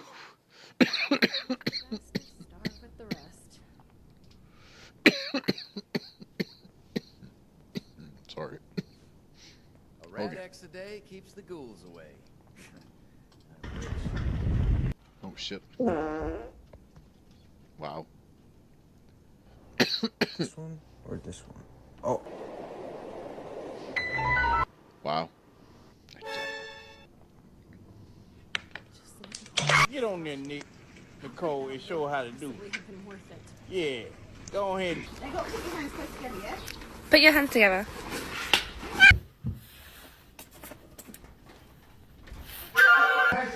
I'm not. No, I'm not. I'm not high. Chase, What? do I look high? Can you tell the time? Do I look high? You guys gotta check this out. As you can see on this very nice statue, you can see it's good luck to touch the hand of the statue. That's why it's so golden. Yolas says. UILOKKE hot. La statue, que ses mains sont toutes lisses, puis là, il tasse la caméra, puis poup, poup. Do I look high? Tell the time. Il regarde l'horloge. Do I look high? Like our memes? Huh? If yes, can you please subscribe and like this video? It really makes my life a better place. Thank you. Oh, so schön.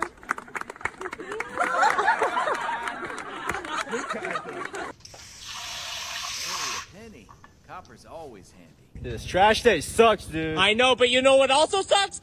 Fortnite! Where's my salad? I forgot to order salad. Oh my god, I'm stupid. Did KSI predict the tragic death of Kobe Bryant in 2013? No. I'm 1,000 times better than you, and you guys cannot accept that a girl can just be good at video games. And you guys can keep on hating. get pooped on. How do you feel? Can I get your Snapchat? Sorry, I'm kind of only into taller guys. Okay.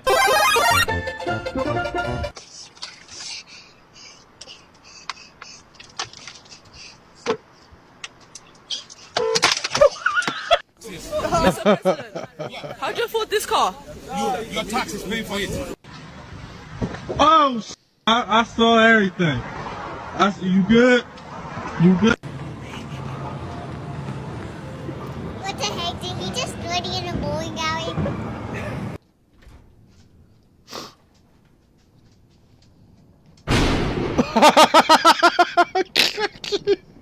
One, two, buckle my shoe. 3, 4. What noise does a cat make? Meow. What about a dog? Woof. What about a cow? Moo. How about me? What noise do I make? Hold on, I don't know what. Ernie said, guess what? What? Chris Brown just died. Are you serious? His hair black. Replacement! What's up? $2,000 freaking dollars for this door. Let that sink in. Oh shit.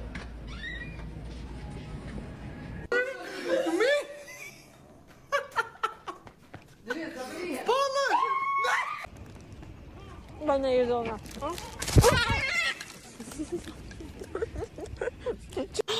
I've won! McFlurry! Or fruit bag. I wonder what we're going to choose there. Probably the fruit bag. That would be my bag. That would be... Probably the fruit pack. Yep, you look like someone who's taking the fruit pack instead of the salad. I want to break free. That smells terrible.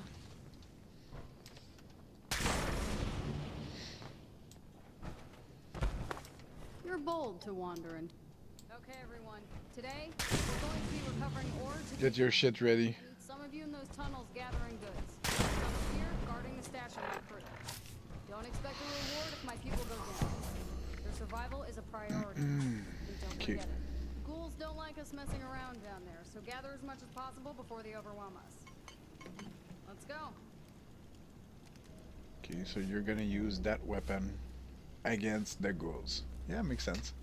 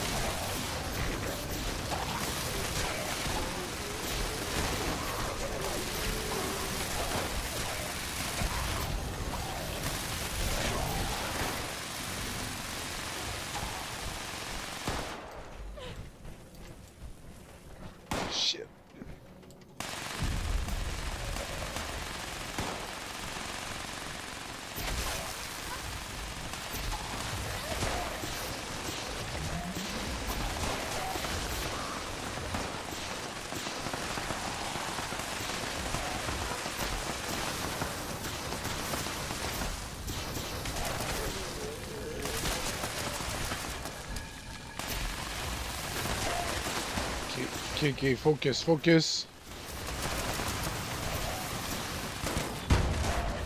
Ah, wesh. That motherfucker.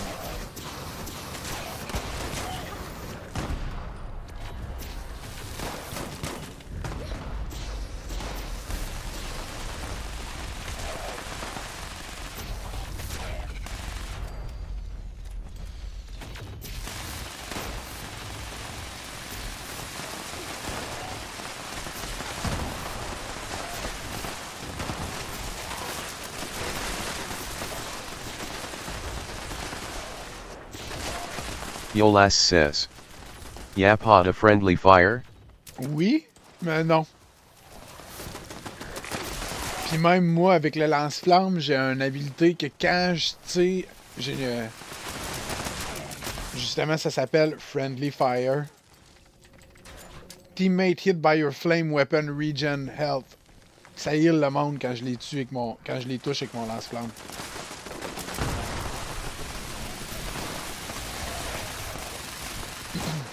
Mettons lui, là. OK. Yolas says. Holy shit, nice. Regarde le NPC ici, là, tu vois sa barre de vie en haut, là. Touc!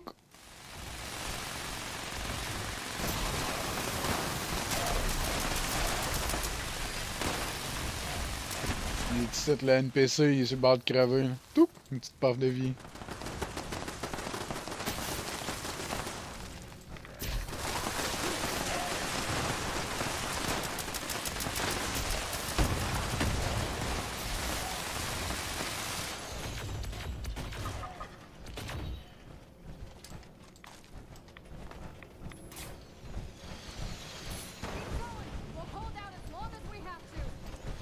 Yolas says.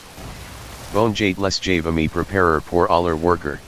Alright, Yala, c'est pas de problème. On se repogne plus tard ce soir si t'as du temps. Sinon, à la prochaine, mon ami. Yolas says. A PE tento. A PE tento tutti.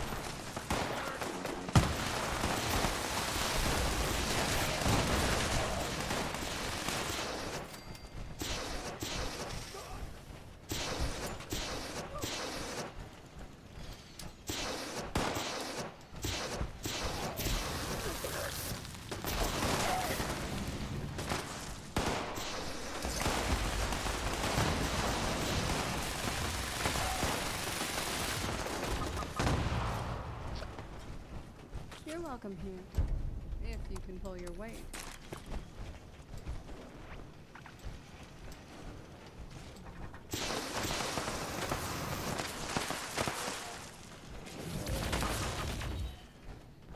That's it.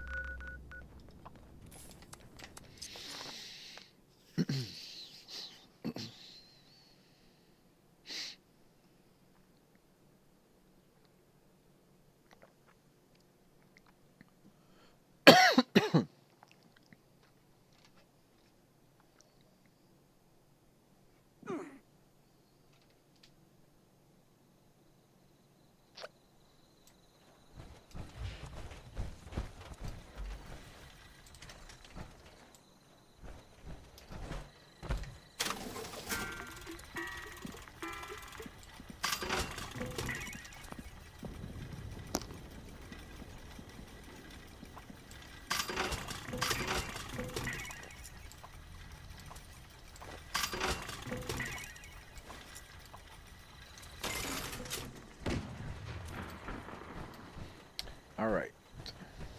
Ça, c'est déjà scrappé. At your service, sir.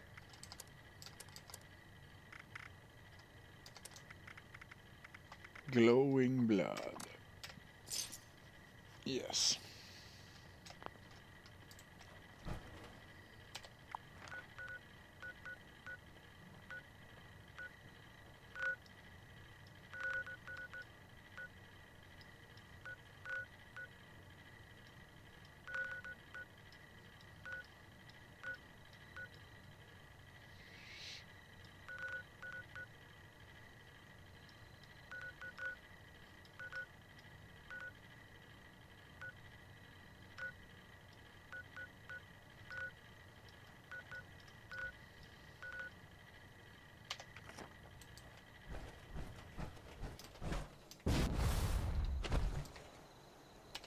Ok, fait que tout est clean ici.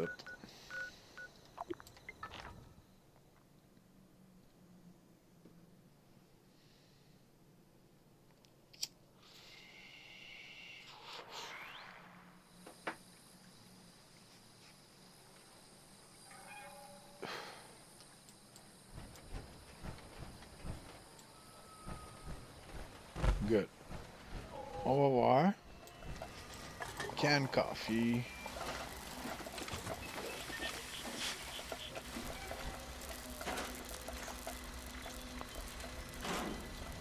It is not a good morning. Some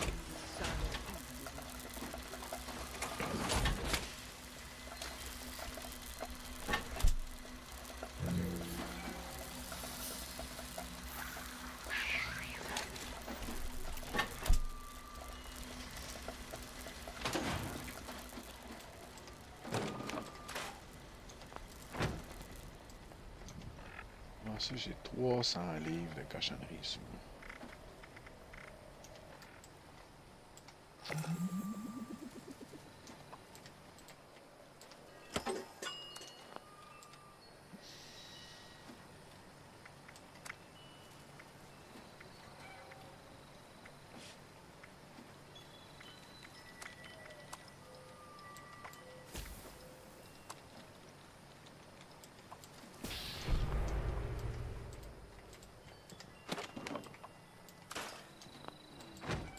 Déjà là.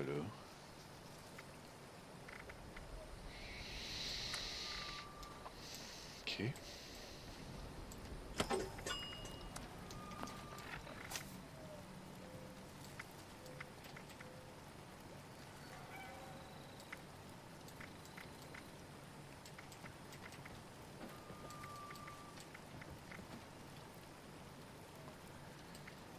Tea time!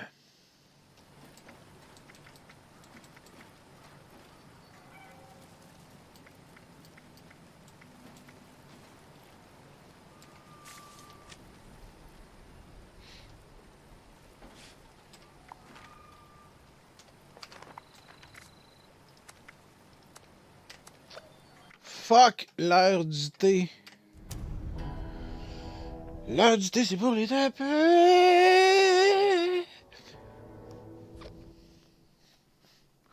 Mais non, mais le thé, c'est très bon. Mais ça va pas.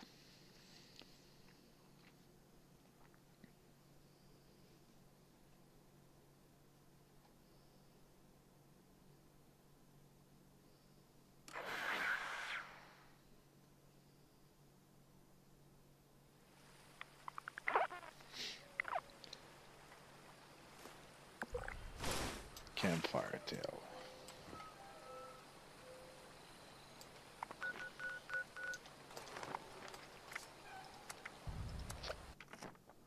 Campfire tale. Fucking campfire tale.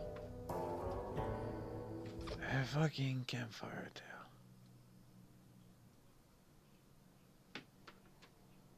Där vi jump over bébé. Attention, pas ça. Oh, attention un petit peu.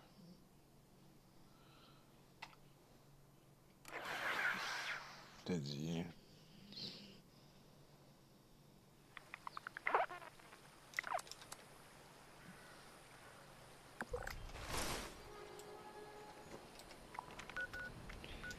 Distinguished guest. Distinguished guest.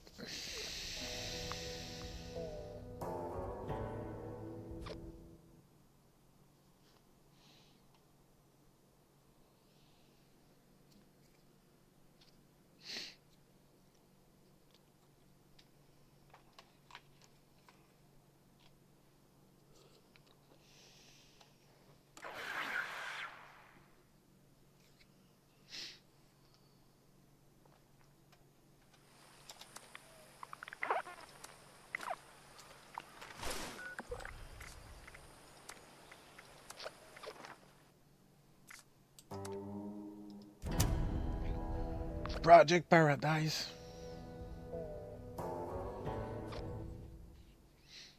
Like what the hell?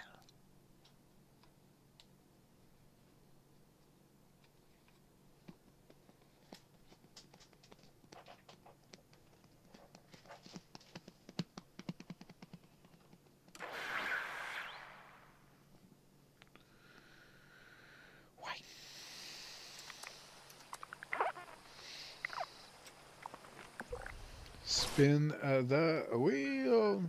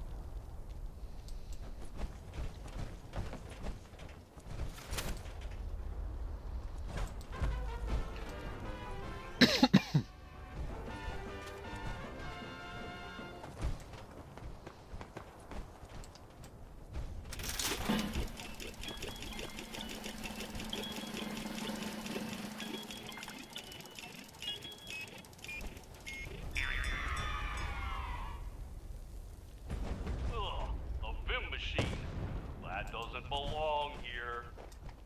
Quick, destroy that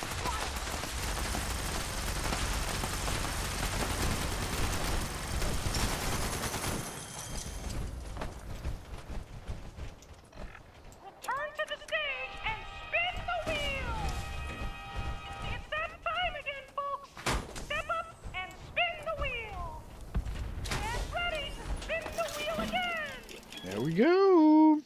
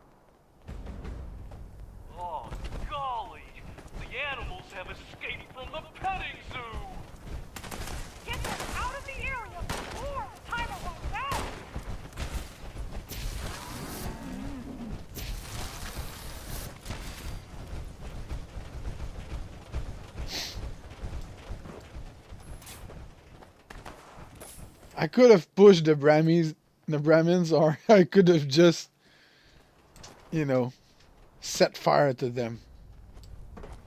I chose fire. It's time to spin the wheel again.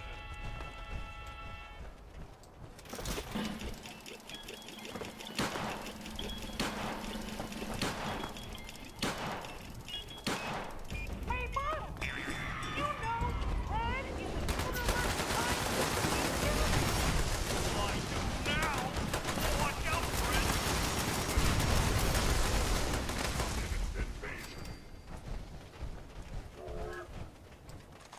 Golly, you guys did just great.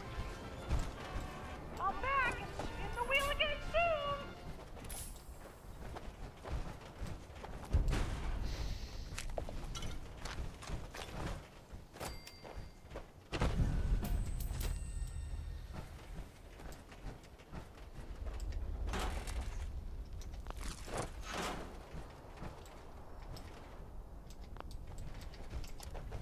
Make sure to give the food stall a visit. Got all sorts of fine treats around there.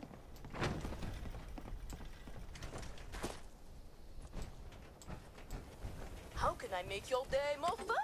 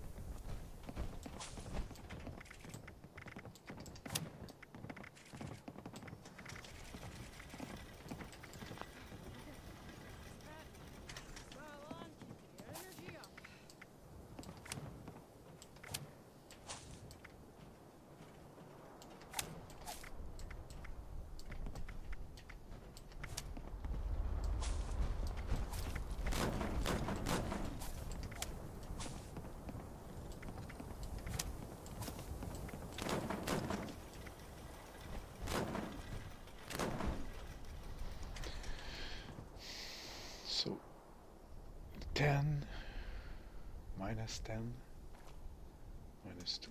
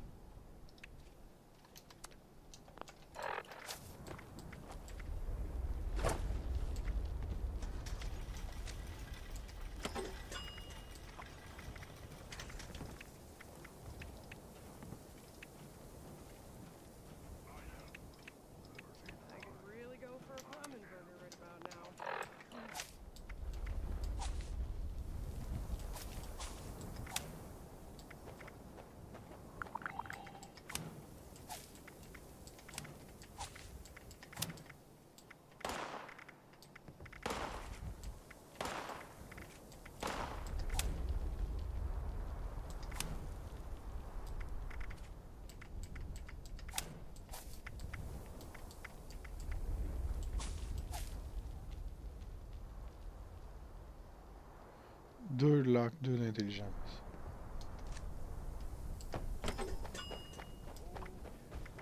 Hey there, adventurer. Here to explore the fairgrounds?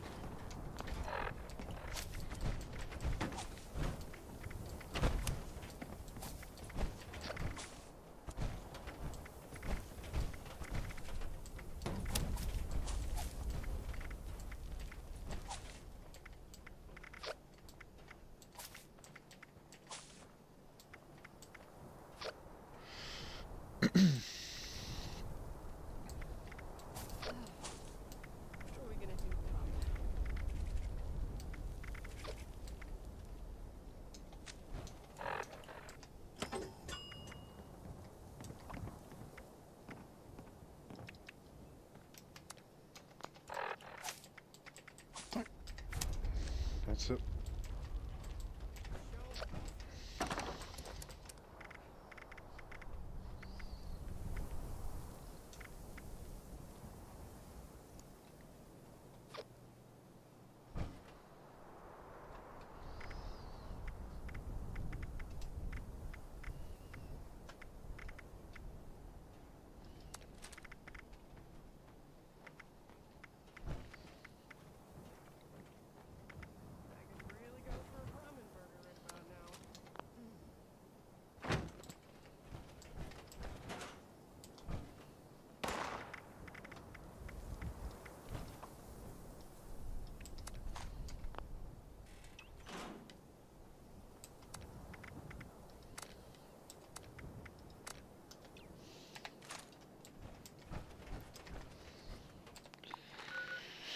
Let's try this shit.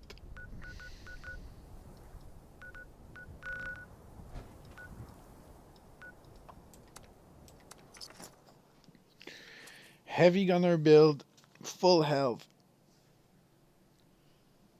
maximum explosion.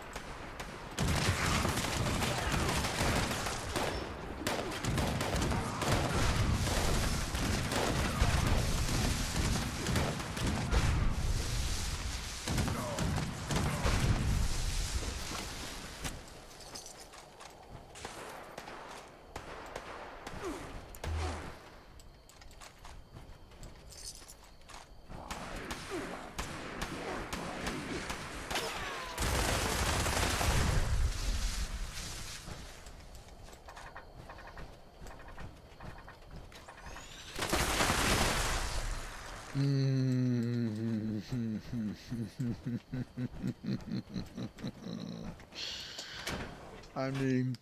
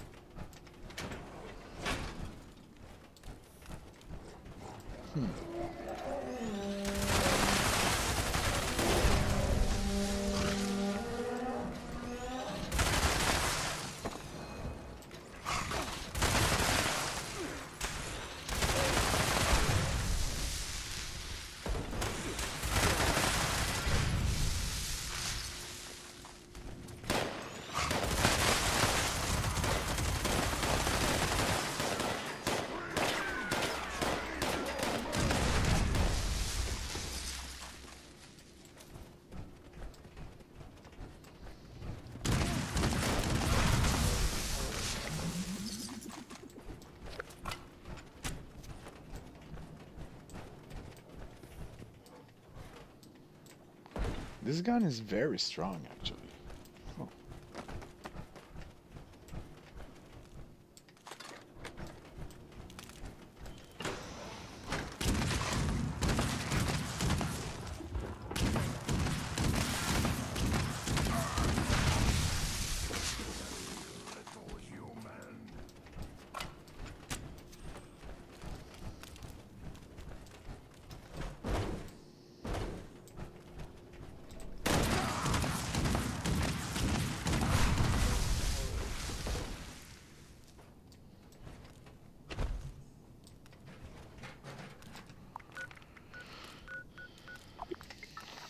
Okay, I want to test something out then.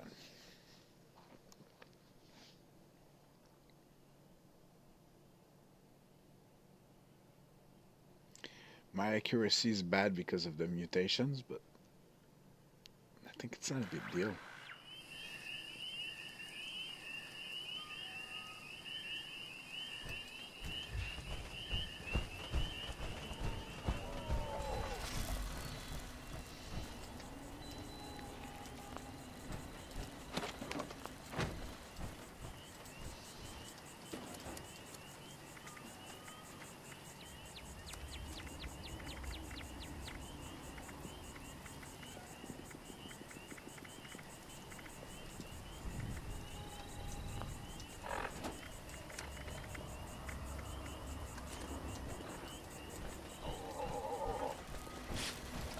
do I have?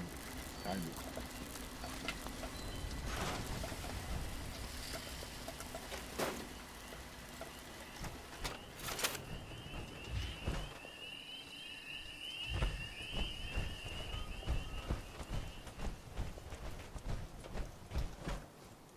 Make room for the bads.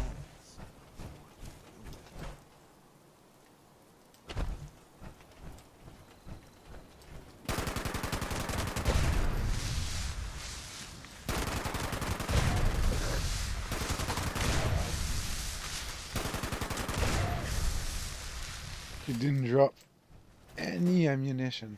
Ooh. That's not good.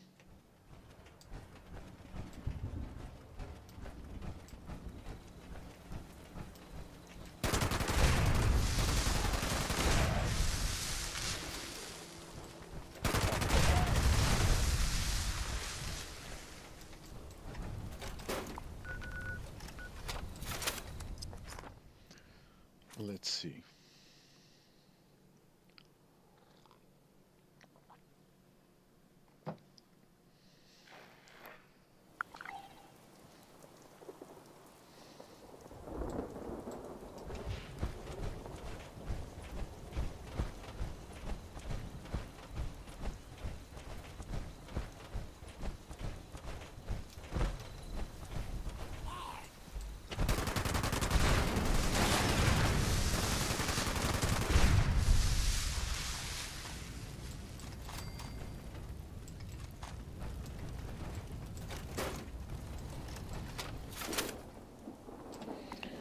So you do get some ammunition back. Okay. That's bad.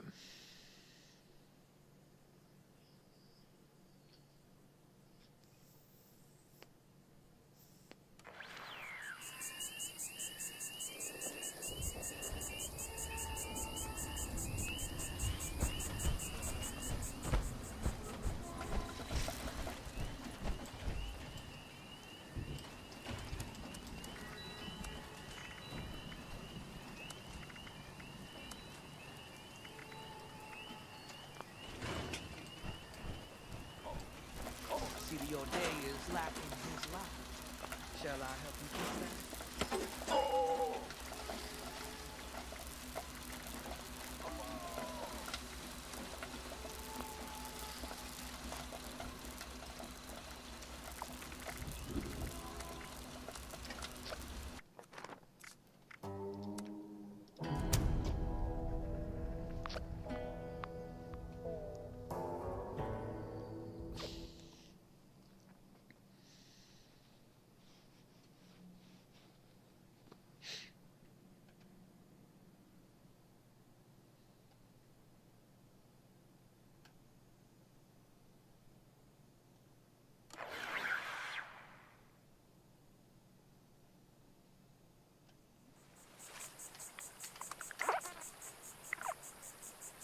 Beast of Burden. Yes, yes.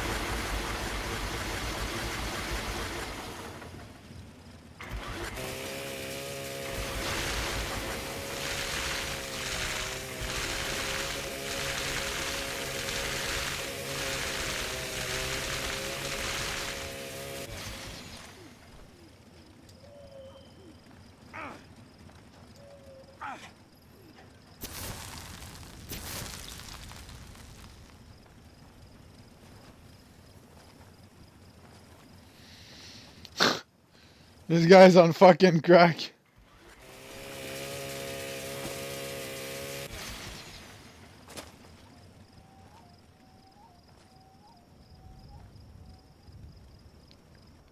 Stand up pizza. Hey. I like that.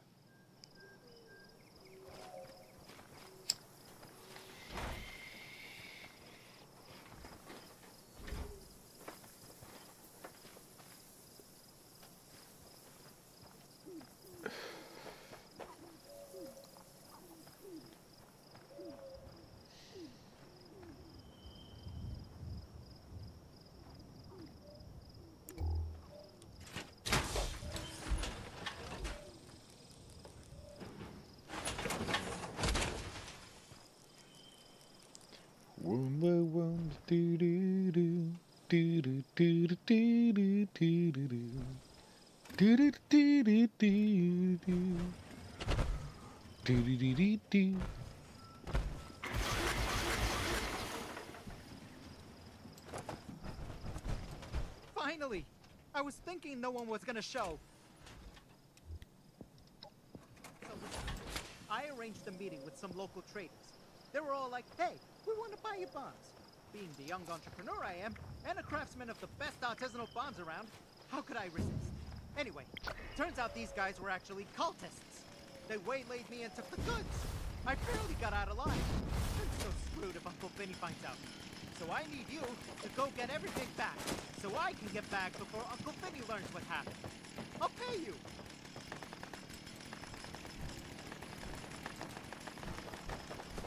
So they're keeping Mona Lisa, that's our Brahmin, in the large barn in the center. I saw they were loading up the cargo into a few different stashes around too. Gotta figure out how to get in and grab everything we, you can. You could manage to get your hands on some of my explosives.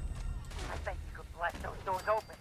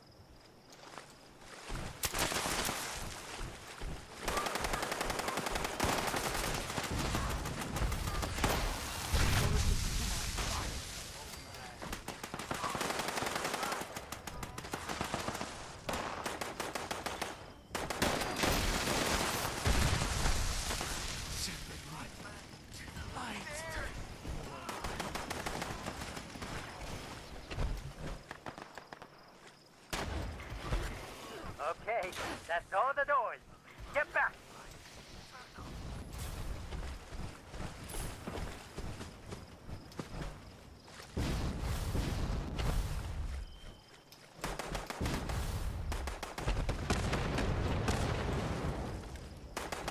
Yeah, baby! Nice!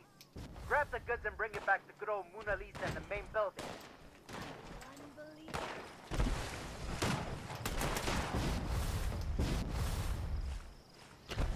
All right, let's go grab the goods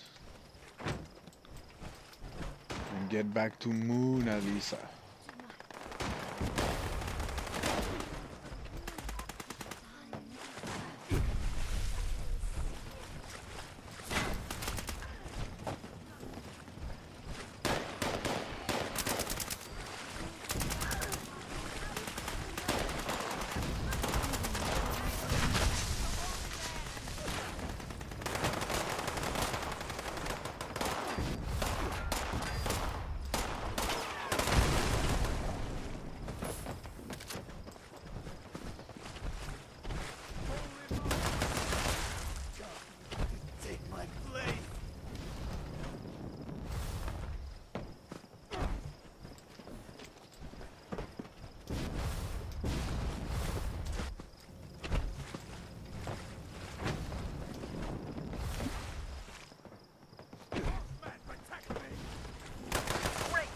Mona Lisa's fully loaded.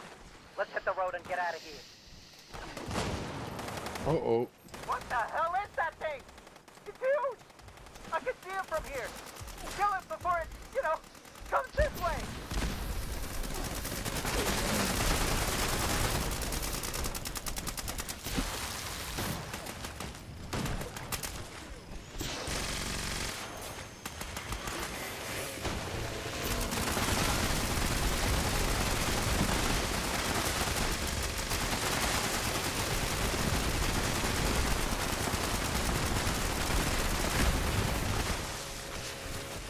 God damn! That was one big ass turtle. Get some one piece. Hey, I did it! Okay, we did it. Don't tell my Uncle Vinny about this, okay? Here's your reward. I owe you big. Oh nice, j'ai pogné un autre lance-flamme de la mort.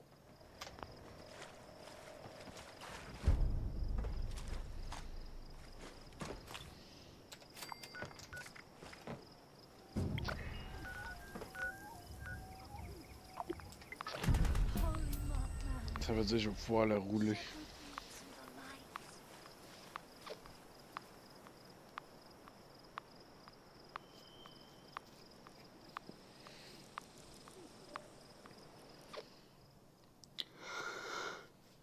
Ouh.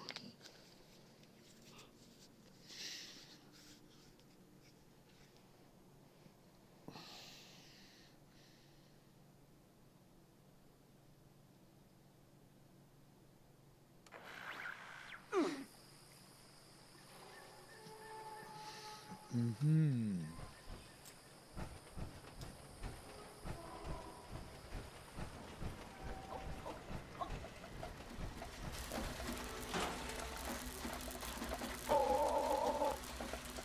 Greetings, friend.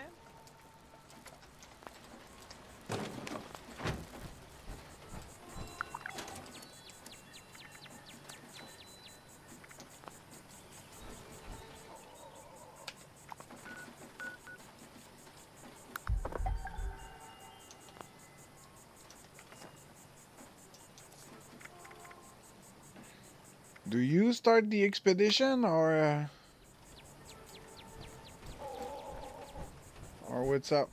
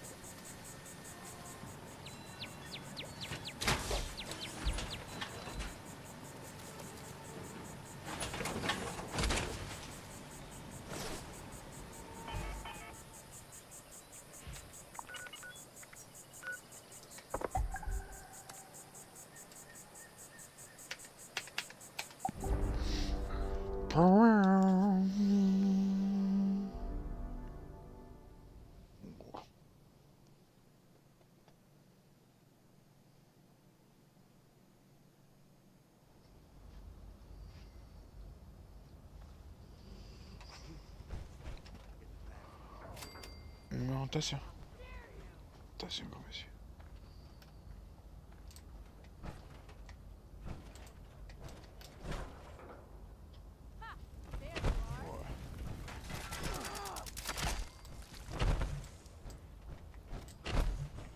Approach and identify yourself.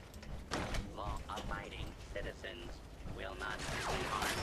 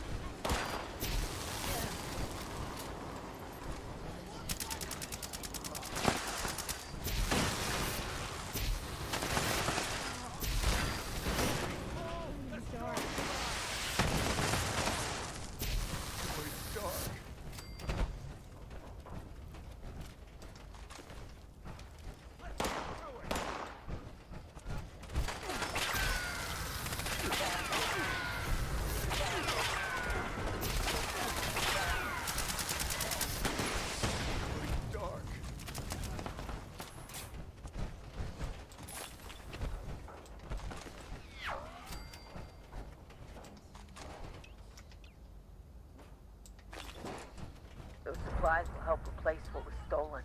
That's a relief. Head back to the pen and we can talk about hitting the foundry next.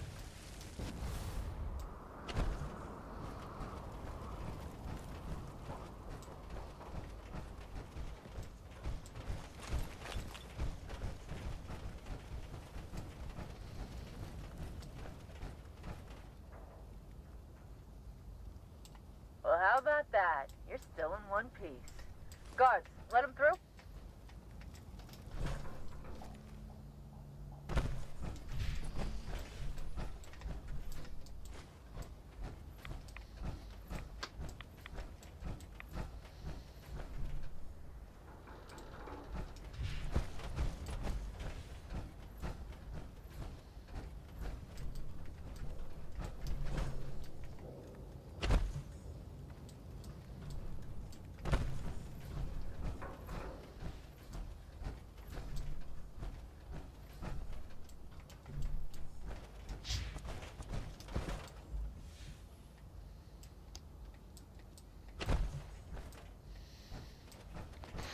Slag.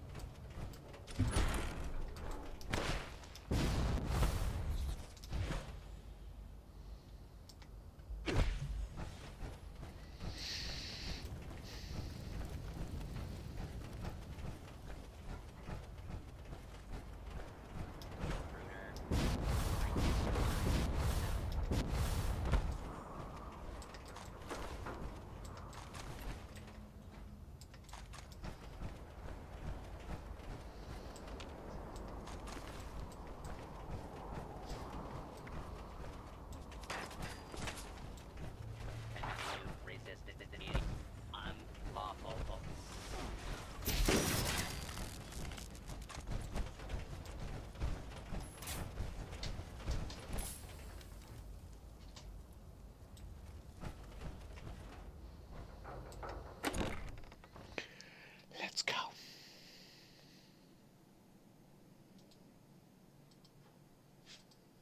We have some people on the inside telling us the fanatics are planning something big. If we can steal their detailed plans, that will be a big help in the coming battles.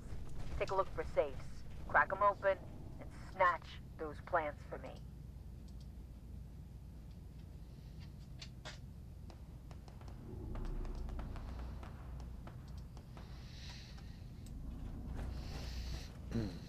Mine.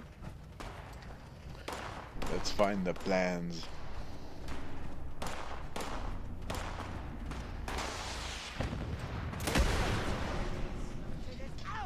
We're prepping our last assault. Welding force. Be ready. It'll all go down soon.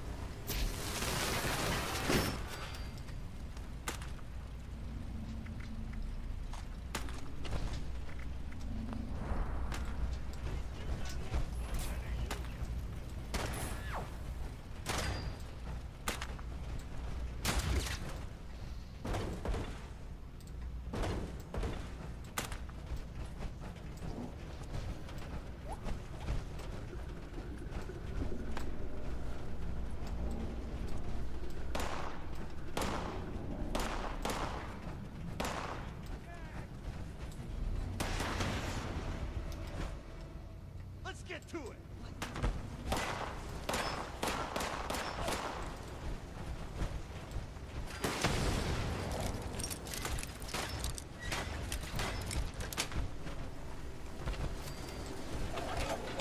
Fanatics have been brewing up something nasty in the Foundry. Our scouts say they've shipped in poisonous chemistry using their weapons. That poison has our names written all over it. I need you to blast it to smithereens.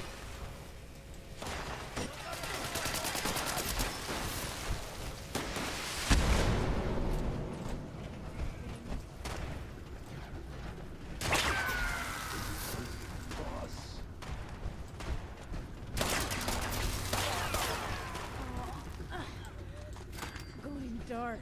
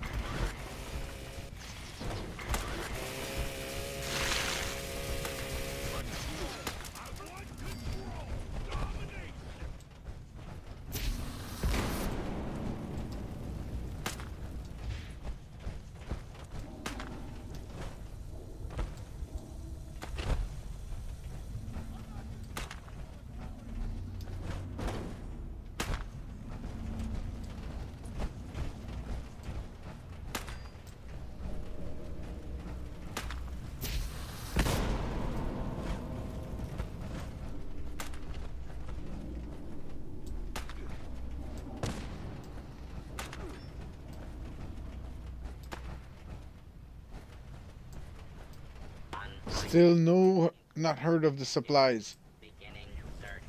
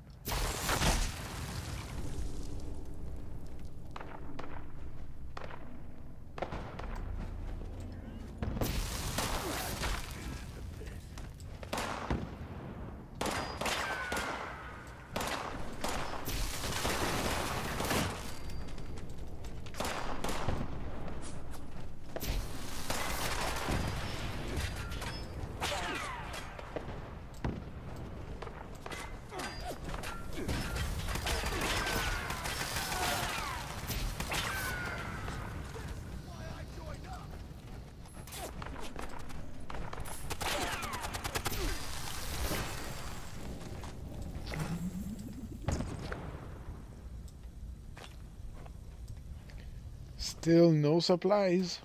What was that? Purified water. The Foundry fanatics won't mess with us again anytime soon. You're a hero, pal. You brought us the time to regroup and live another day. Head on back to the pen for a debrief, but don't let your guard down. Never let your guard down.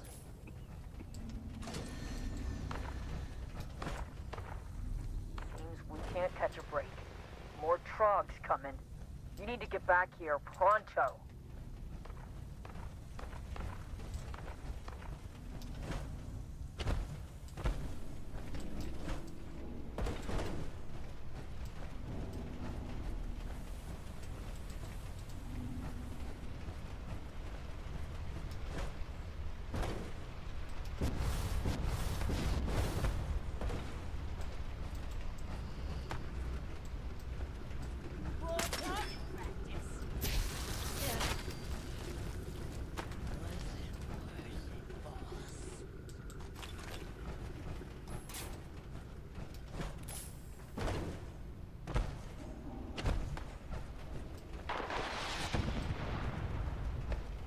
This is literally the beginning.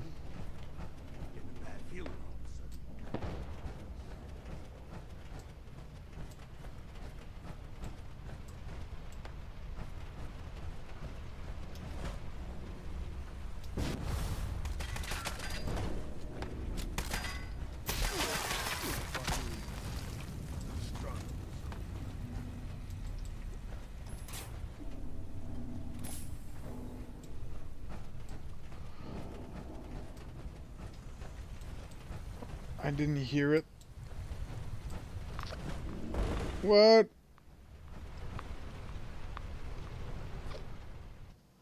Man.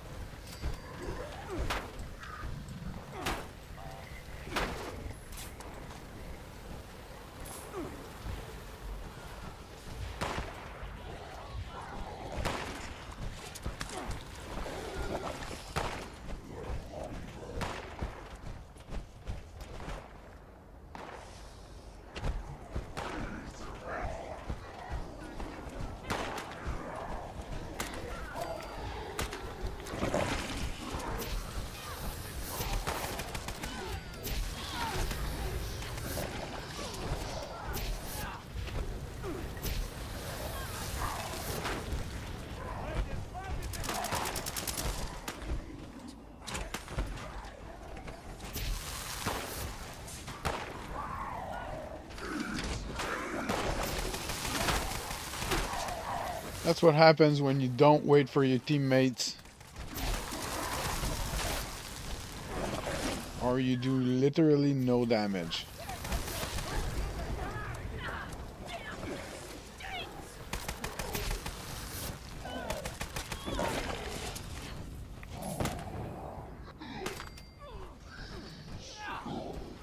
What an idiot.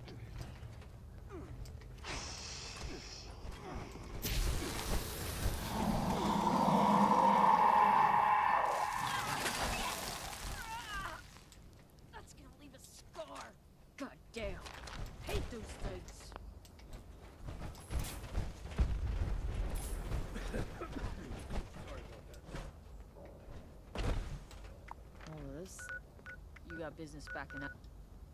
Right. Play safe and don't. You won't give in.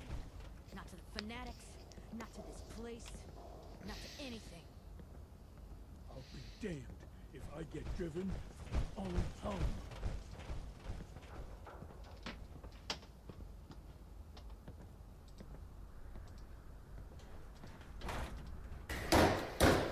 I'm placing you under citizen's arrest. For what? For parking too close to my car. Oh, wow, I'll just. Yeah, just move it. Move it. Oh, no, you don't, princess. Stop filming!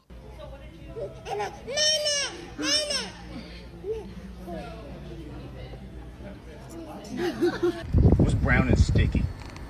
What? A stick. Oh my god, you got something right here. Oh, I got you. Oh, there's something on your shoe. Huh? People are without hair. You see him all the time. Will Smith's husband. He lost it. Each bowl has 2 packs of ramen, exactly 2 packs. And I'm usually a 1-pack girl. And,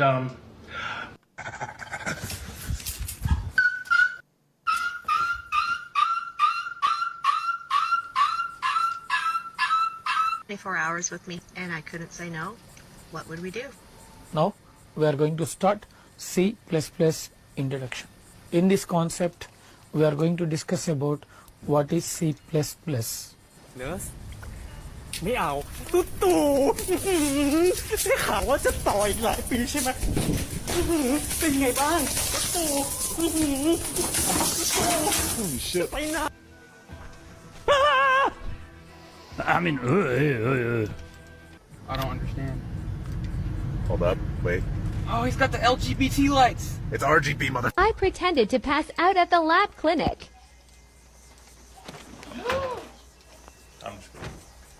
The way she hit me, though.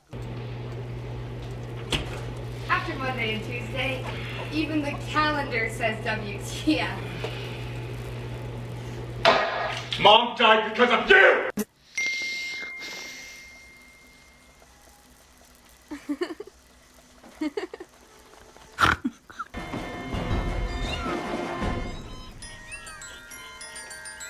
I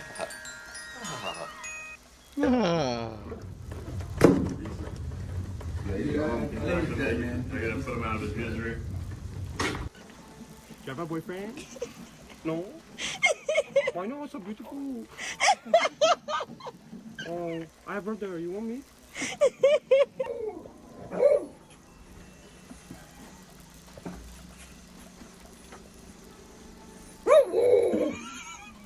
Yep, sometimes I gotta beat the ladies off with a stick. Back, woman! Back, I said! Guys? I think I have... What? What are you doing? I'm making a video. Okay, that's awesome, but I need to clean your room. But I... Alright people, I think it is time for a loaf check. Yo, I think we got the same model. How did you turn yours off? Oh god. Oh, dude. What the f? Be a little bit higher, What bro. the? Oh my god, he is so good. Oh wow.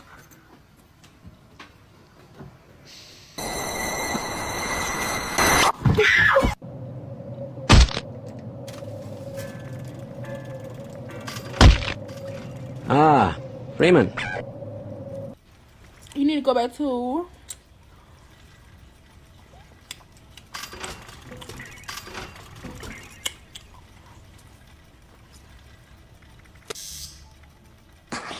Damn, bro. Nice job. Pretty cool, pretty cool, pretty cool.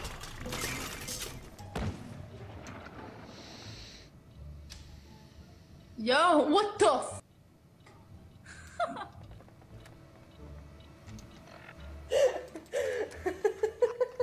That thing is so ugly. I'd rather be in Alabama. Quoi? What did you say, stupide américain? Oh, j'ai dit que ça c'est très moche. Je préférais être en Alabama. Quoi? Quoi? Oh, you want this, Frenchie? You want this? Go fetch! An appendix gonna be doing in a couple years. You let me know. Marriage? My soulmates? Yeah? Ooh, yo, okay, just sitting out there waiting for me. Okay. Wait. Oh, I know if I turn this corner, he's gonna come and kill me. Oh, what a cute dog. Thank you. Stupid. Cute. Oh my god! Let's go to I'm gonna ask you again. Did you get this from Chad? No. Then where'd you get it? Oh, Chad. There she is. So, this is our first day. I'm just recording this because, you know, maybe we'll need this one day. God, she is beautiful. Oh my god. Hey. Can we just go straight to your house and skip the day? I have to shit so bad. Do you have the key? Why would I have the key? Do you not live here? No. What? What the fuck are we doing here? I don't know. Are you serious? Are you joking? No, I'm being serious. Get off this random person's phone. Why can we only wave like this and that's normalized? But if I wanted to wave like this down here, I'm a weirdo. Oh, hey, dude, what's up?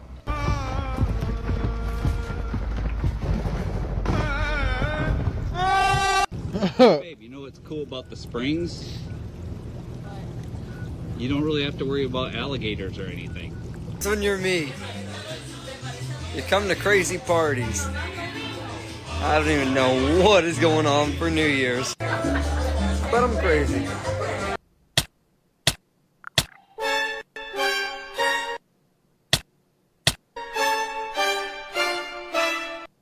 Băi, cu asta, a dormit ca Michael Jordan.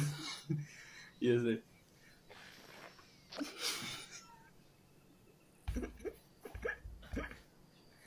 Bă,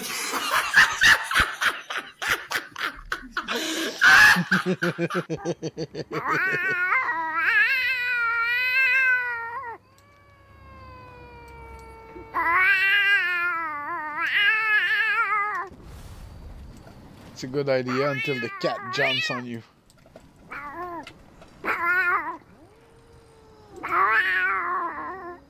Imagine if you spray this Ariana perfume and it's just like, Yeah.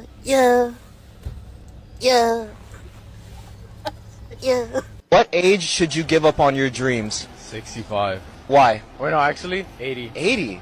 Wait, no, actually, don't give up on your dreams at all. So, what's your final answer? 70. Tape can be used for so many things. Like, I can fix my desk. I can put grips on my weights. I could tape a pencil. When my son was teething, he used to like to take the big fat rubber end of my vibrating toothbrush and put it in his mouth on. Okay. And he'd just kind of sit there like, oh yeah, that feels good. That hit the spot. My gums are itchy. I'm going vegan. I'm doing it, okay? Look, save an animal, eat a plant. What, you thought I was serious? It's almost 2 pounds of chicken. You know where all that meat's going? You know who's eating all this meat? This...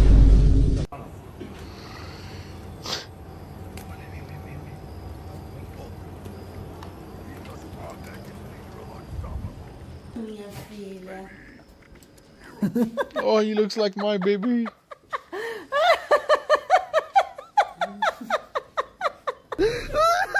Guys, I just bought this shirt. I'm not gay, but $20 is $20. There will only be 7 planets after I destroy Uranus. Before I answer, you should know that I'm 9. Oh no, bro. No. You see who that is? Huh? It's your mom! Oh, dear. So did you swallow? Did you? Or did you spit it out? I swallowed the worm. And it was it. Damn. I'm impressed that you swallowed. I really am. It's very good.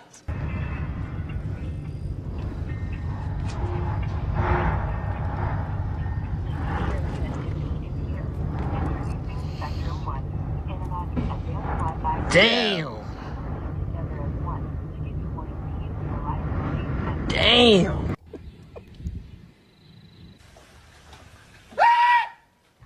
You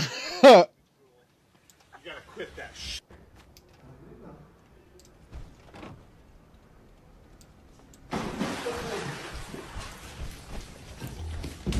It's the cara. Que porra é isso, meu irmão?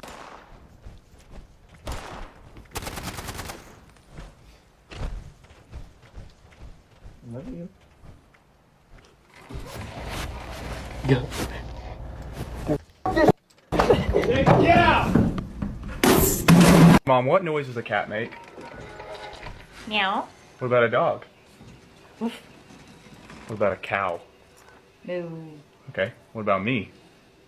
That's weird. For my friend. She did grab my camera.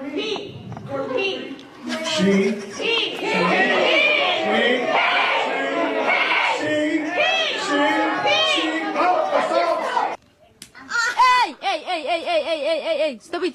Why? Right. Hey, yo.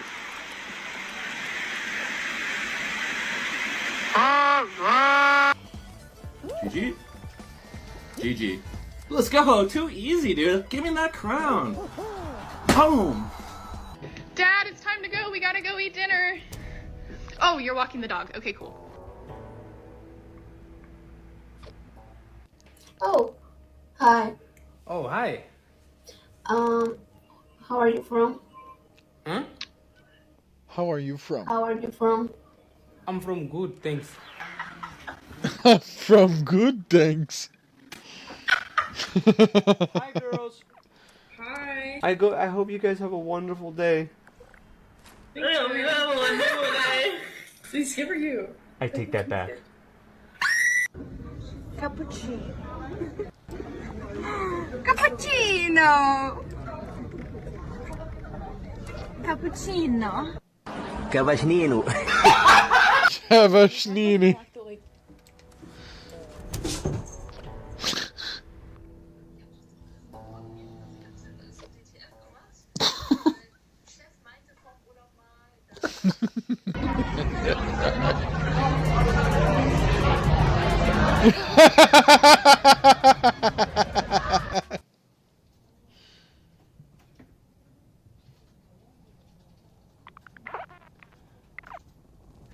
Meow.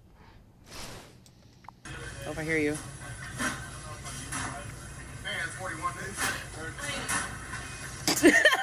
Damn, girl. I like your butt, G. Oh, really? Cool. Oh, really? I'm sorry. I'm sorry. Alright. I'll show you something even more interesting. Check this out, watch. Alright, that's how you put the floor down, and then look, if you... Matt, we have to run. Matt, we have to run. Oh, what the... Matt, we have to run. Matt, we have to run. No.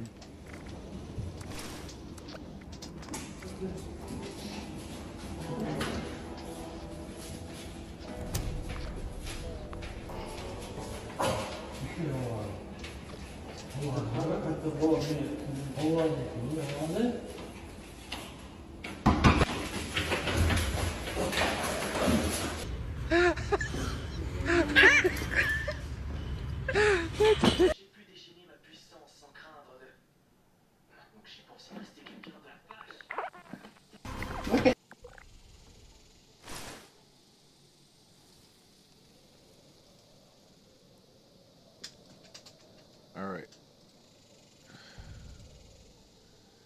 Let's go back to Fallout. Heart of the Swamp. Not my favorite.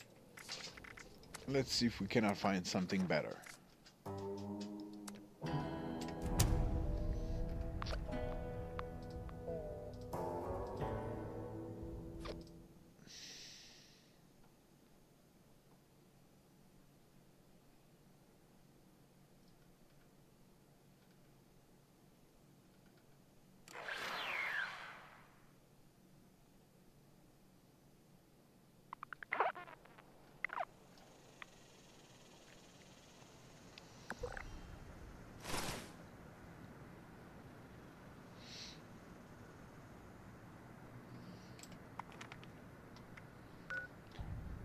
Ooh, that one I don't like. See, I got one more chance.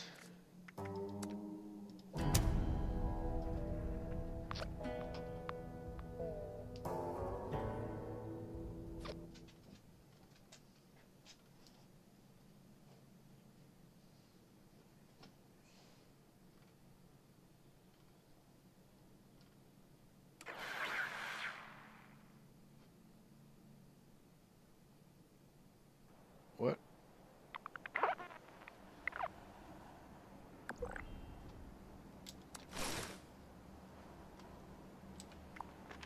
That's your metal.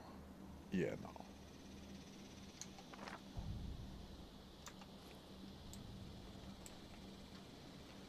Let's see something then, because I want to see that.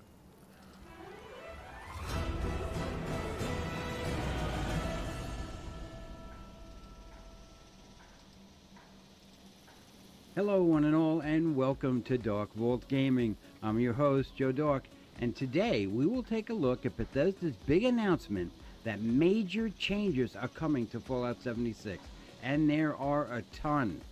They are currently still working on more, as the current changes are being tested in the public test server as we speak. A slew of changes, many quality of life, some enemy changes, changes to weapons and armor, even perks. All very cool. Let's take a look. Okay, inside Bethesda's most recent Inside the Vault, they go on to explain the different changes that are being made. These are the updates and the highlights for the people that are currently on the public test server to learn exactly what changes have come to the game. So let's go over this together. We've reopened the public test server to share an early look at our upcoming game improvements for Fallout 76. We hope you will enjoy us and you will join us in trying out these changes and are very interested in your feedback and bug reports with us in the Bethesda Studio Discord server. Vault 76 changes. We've made changes to the base game experience for players freshly starting their game in Vault 76. Since Fallout 76 launched 5 years ago, there have been numerous gameplay changes and improvements. And now we're giving new players a way to jump straight into the action in future updates. And the changes that they did were very cool. We've broken down the changes into 3 sections. What we added, what we changed, and what we fixed. And the changes are great. Players can now choose to start at level 20. This gives them starter weapons, ammo, armor, perk packs, various survival supplies, and pre-filled loadouts. It is actually great.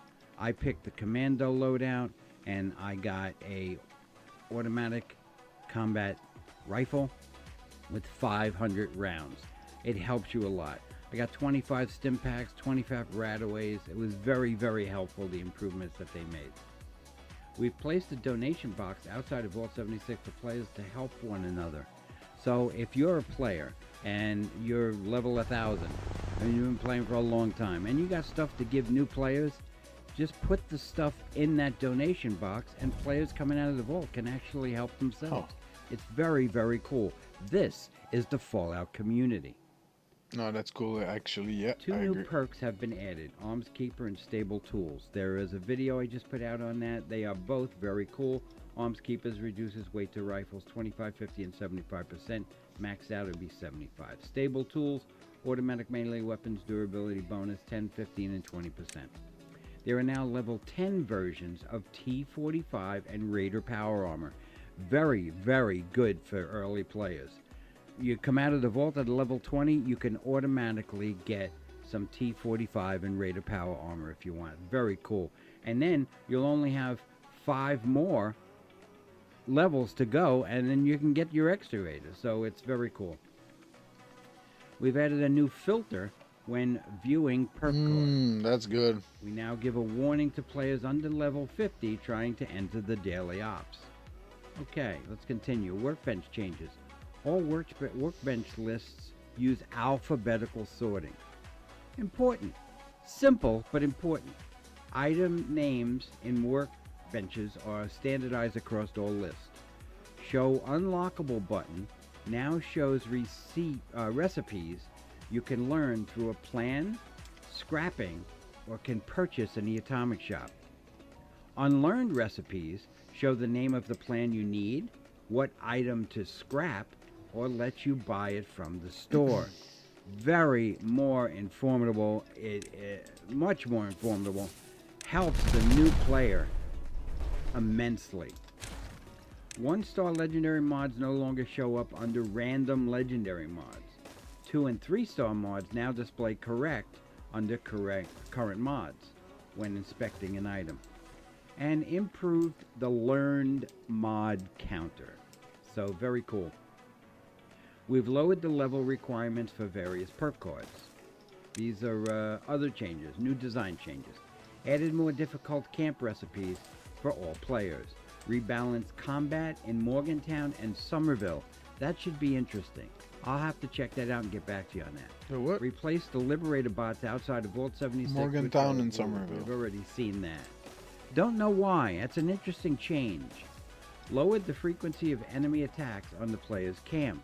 Very good, because, you know, I don't know about you, but I have some pets at my camps, and they kept getting killed. I don't care about repairing the camp. Newer players do. It's very costly with the resources to repair your camp, but I just don't want my pet to get killed anymore. Okay. Adjusted the Gun Fu perk effect and text description. So let's see how that is. I'll let you know on that. The bugs have been exterminated and mysterious construction has begun at the Gilman Lumber Company. That's the lumber mill directly below Vault 76. Let's see what's going to go on there. Sounds like a new event is coming. Renamed over 600 camp items. Now that makes me very curious. What did they do? They're probably going to make it much easier to find on your camp menu, because some things you have to scroll through 100 different items in order to find something. True. And some you can't even find. So hopefully this will be a major improvement for quality of life. Remove the Hunter Hunted radio station and event. You know what? That was a PvP event, and not many people used it, so it was just going to waste. So maybe they'll use that towards something else, some other kind of event. Good with Salt description accurately states that the effects of the modification. The refrigerated mod does not stack with the perk. I thought we knew that, but I guess now we know. Grenadier perk now applies to Gauss weapons. Very, very important. Very important. Players will no longer receive legendary power armor pieces as rewards from events and quests until level 20. That's good because when you're a lower level, you don't have much weight capacity, carry weight capacity. So you get a 15 or 16 pound piece of power armor, you're probably going to not be able to move. Alright, let's see. Legendary creatures no longer mutate at 50% health to have health regeneration, but instead have 60% increased health. That's good. So that's a pretty good change. I like that. Yep. Various changes to health, resistances, and weapon damage for the following creatured Super Mutant, Protectron, Mole Rat, Mr. Handy, Gutsy, Feral Ghoul, Scorched, Glowing One, Assaultron, Mirelurk King, Mirelurk Crab, Cave Cricket, Red Scorpion, Angler, Floater Flamer, Floater Freezer, Floater Ganasher, Mutant Hound. Learned, players will start getting repeats. Kind of crappy, but you know what? You put them in melee power attacks upon leaving. They're currently working on are being brought into the game. Okay. That's I see.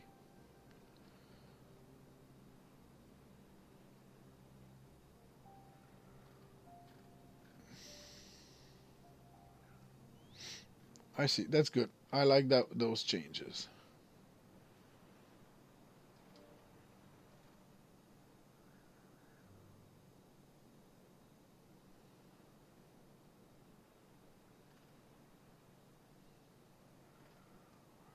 I'm trying to see.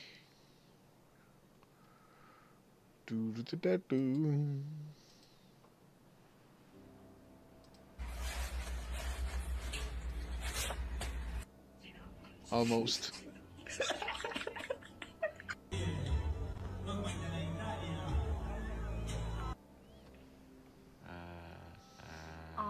Todo. Dios mío. ¿Cómo es posible que este suceso?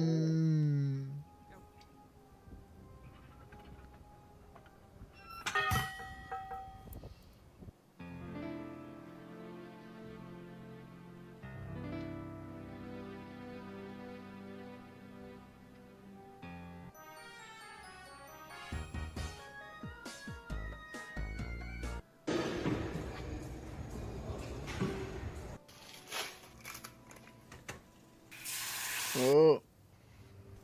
Yeah.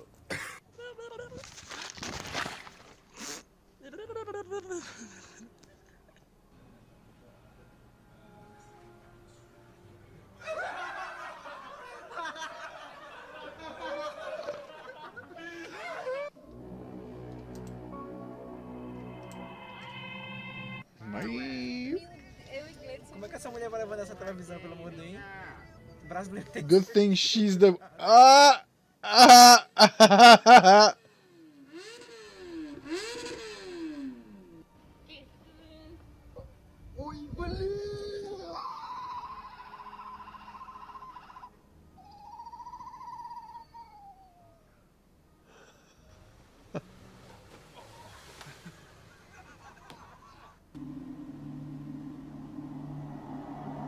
Oh yeah. Oh yeah. Oh yeah. It's so close. Come on.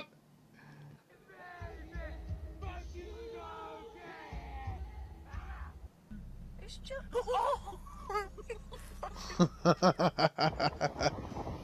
Holy shit, man.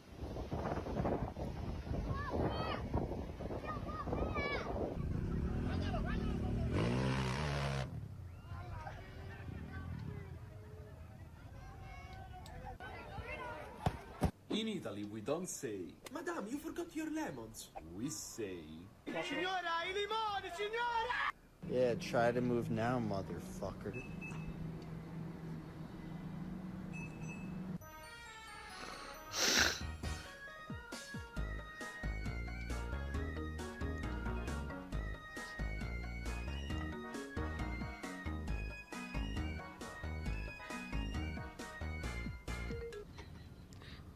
Uh-oh. Uh-oh. Uh-oh. Uh-oh. That guy is stuck there.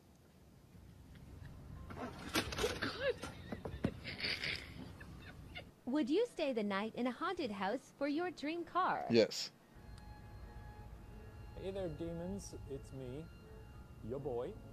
Vean lo que hace la marihuana. Vean lo que hace la marihuana que pone... Mire, esto es más peligroso.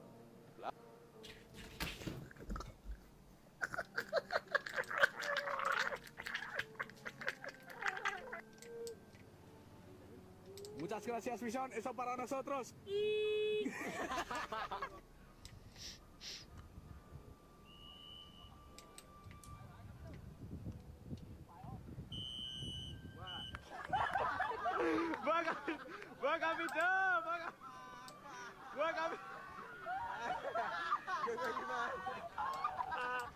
Thank you, but look at this egg.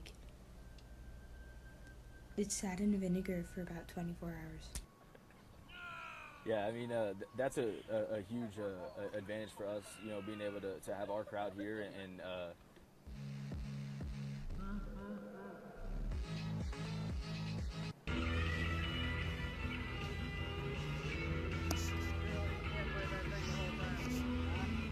Don't ask me to come save you. Was y'all still fucking? Like me? I said, how long y'all been together?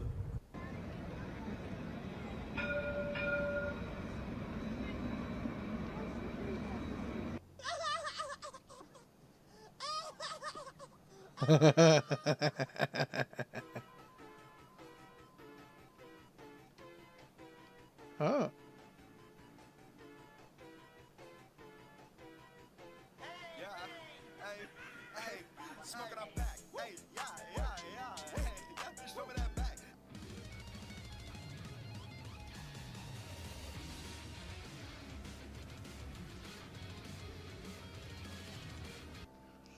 Okay, let's see if this works.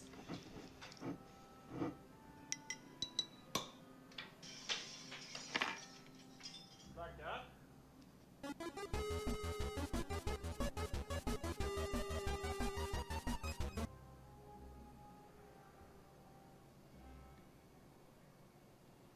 So to protect the baby and prevent it from eating a pod, the box deploys a 30,000 volt taser.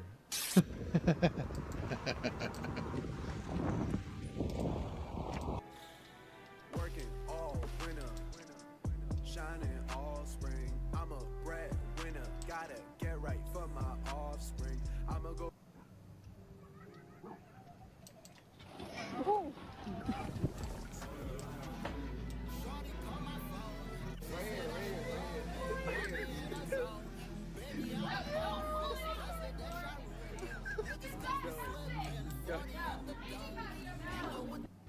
Itu aí reclamando da tua calvície. Oh, lapa de testa, meu.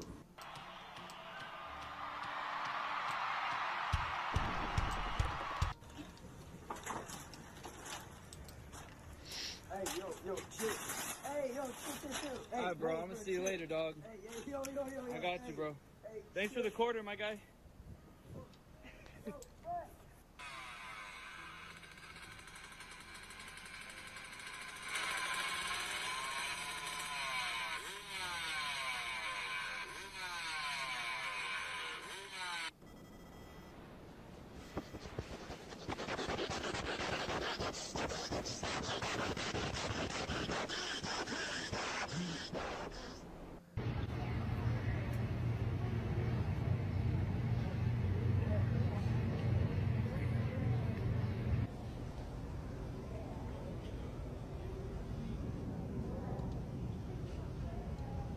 Oh,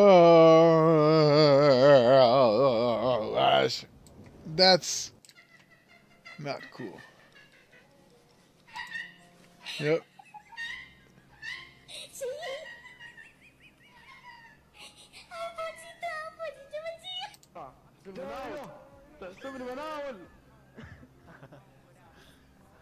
زين ساعات ايش الشخصية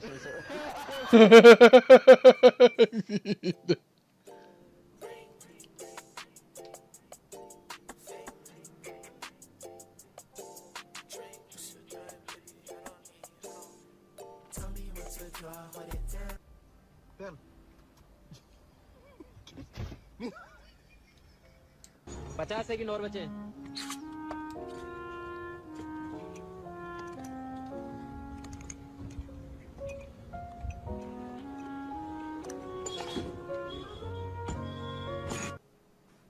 So we don't have the capacity.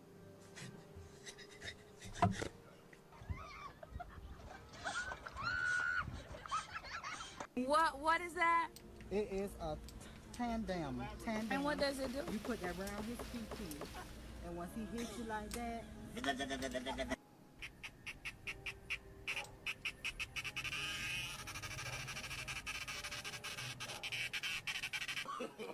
No.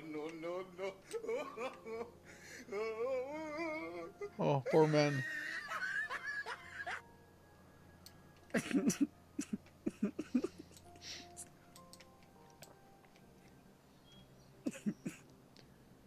Nice. It's just staying on so perfectly. Esse aí sou eu. Dá pra notar que eu tenho que dar jeito na minha vida. Right in the face.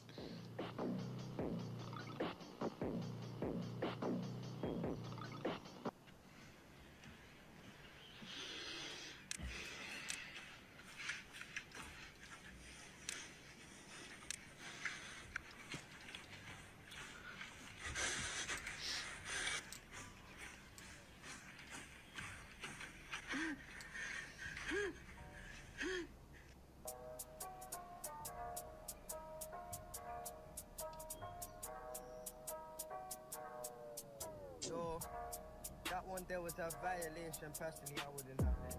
And if you do, just. Ama, Evan, Shora, Nanda, I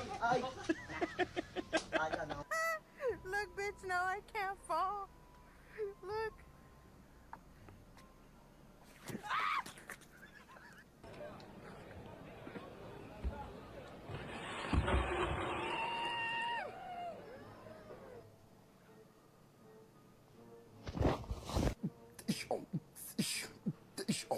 Oh my god, that shit made me fucking bust.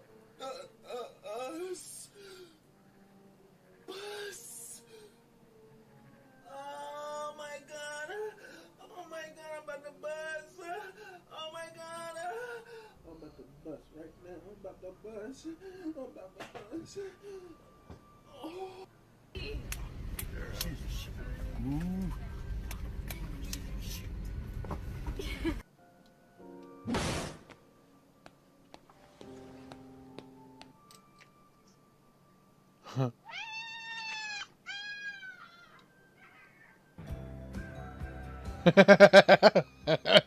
Dumb. Fucking dumb bird.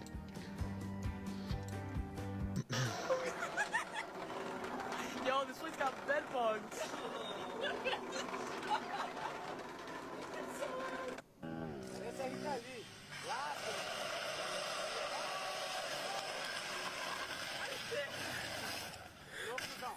Ouch. His feet. What the hell is wrong with your arms? Oh, lady. Vas-y, Gilles. Allez, Gilles. Ah! To a protest, but didn't understand the language they were speaking.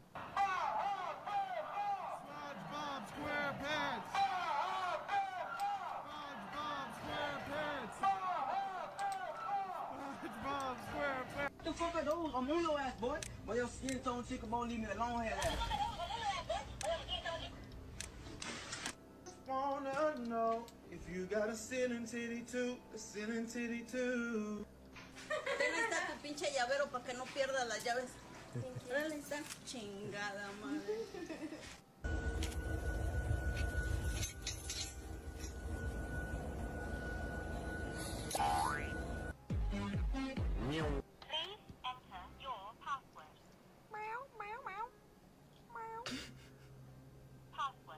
Wasn't it, bro?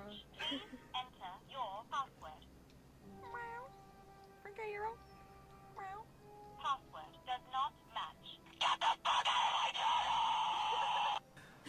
Can you guess what I'm eating. Nothing serious, just eating my 2 deep fried curry. And he said there's cream inside. Yeah. Which we barely see the croissant. How?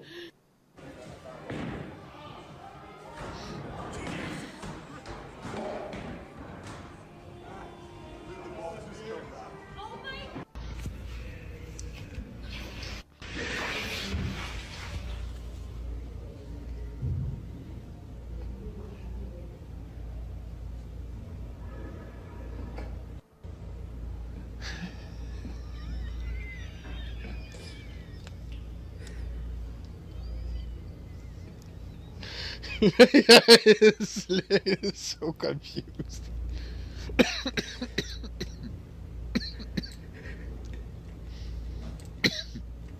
Boom, boom, boom. Boom, boom, boom, boom, boom, boom, Boom, boom, boom. boom. Holy fuck.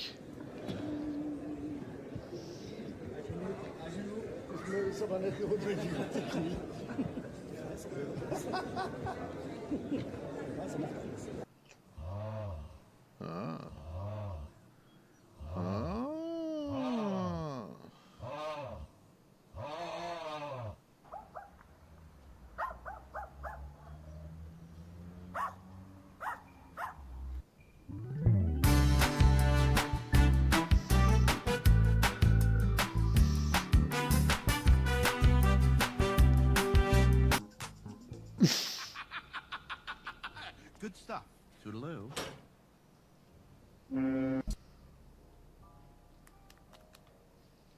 What? Gonna be so good.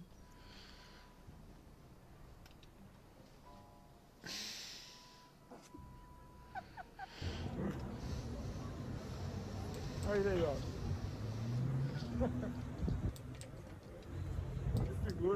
I got this barbecue off Facebook Marketplace for £3 2 weeks ago. It's an absolute bargain. It is sparkly and brand new, and it is not rustic. It's just ginger. Ik wil niet meer. Mag? That's one place.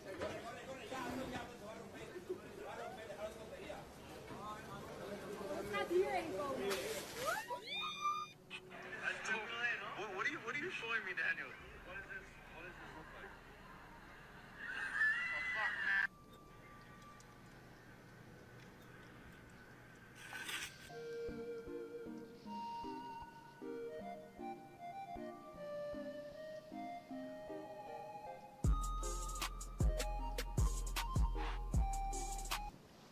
Brooks, Cooper, Randall.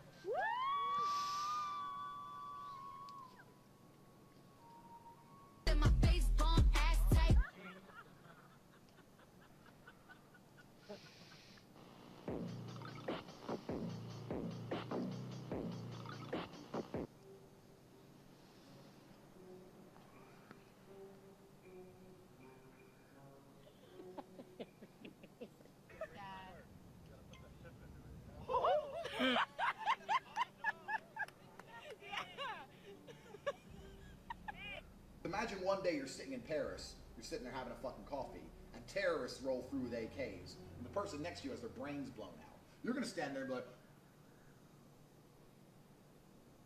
waiting to die like a motherfucker. I'm gonna be like, bang, oh, I've seen that before. Okay, boom, boom, duck and dive in, take one terrorist out, next get the AK, go Rambo, take out all of fucking Pakistan with a Jeep.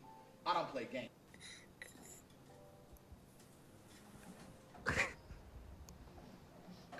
He doesn't play games. So take that out of your mind.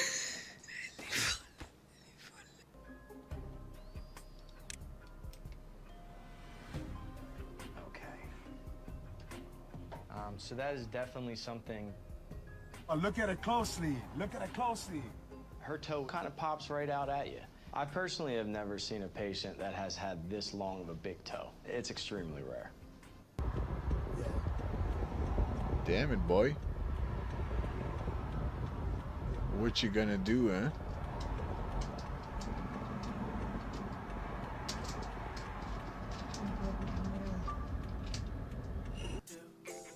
Damn it, boy. Yeah, that. Oh, wow.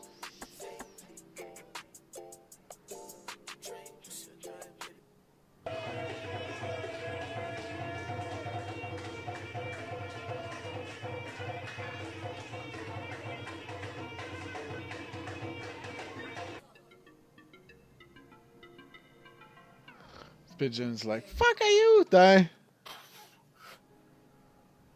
This guy is a little bit red. Yeah, he's gonna, something's gonna pop. His head is gonna pop. Goodbye.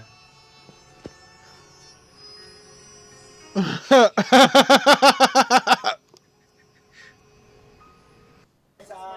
my name?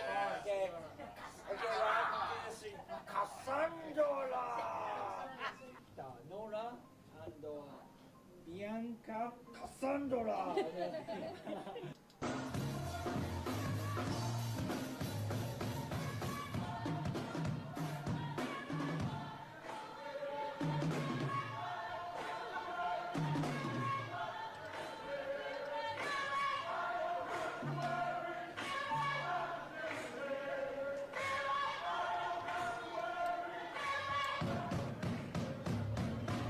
Wash your hands.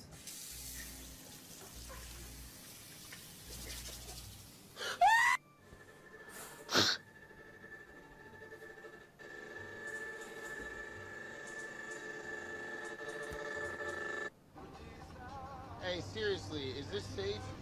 Yes, very safe. 50-50. ¿Tanto daño te hizo? No confíen en las mujeres. See the game, my nigga low. I got the game, I'm on, cuz. Y'all niggas broke, y'all niggas bombs, y'all niggas ain't shit. You see the shit, my nigga, I'm on, cuz. I'm a real ass nigga, I'm on, cuz. I'm on top, nigga. You know the fuck it is. Listen. No, go with that. You're in there with your mom. I'm talking to you. Go with that. I'm telling you. Oh, thank you so much, man.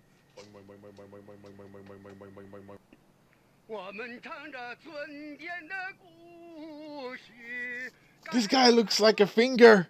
This guy looks like a finger. What the hell? It looks like somebody draw a face on its finger. Don't worry about it, honey. I got it. Oh, thank you. For that bomb-ass meat you gave me this morning.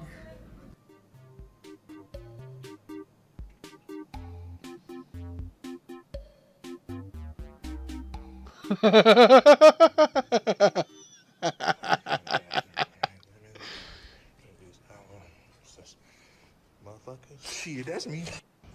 Shit, that's me. Oh, thanks for your support. Wait, hold on.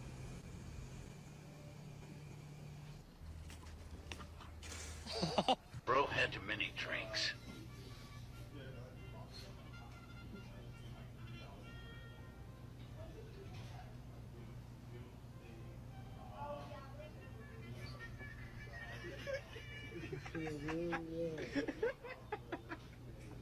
Oh my god, guys.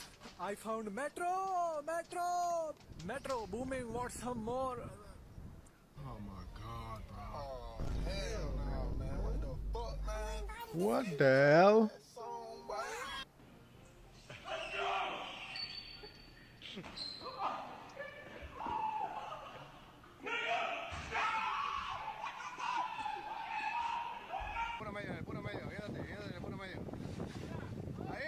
Oh, you can see the...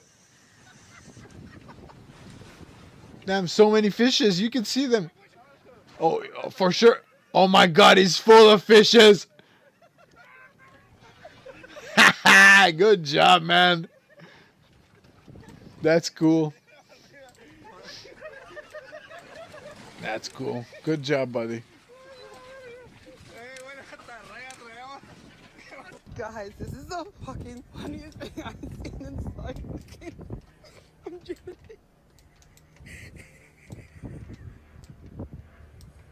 Ooh. What the fuck is this?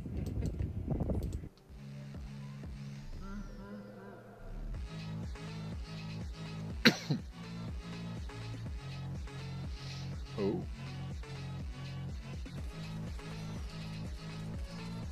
This is not a fucking meth pipe, dude. This is a light bulb, dude. I'm fucking like Nicholas Tesla, dude. I'm like Elon Musk, bro. You just say Elon Musk? I am not fucking tweaking. I have never done meth. Well, whatever that shit is, it's got you fucking fired up for something. Did you see what happened? I didn't see, no. Just hang on a minute. Reporting live from the M6. Excuse me, did you see what happened? Well, he was coming down the road, and the exhaust got a bit warm, and it just went...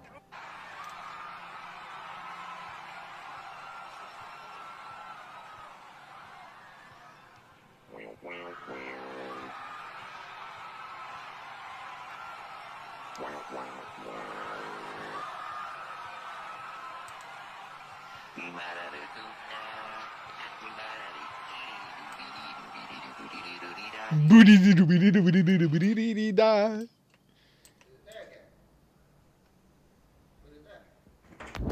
Holy shit.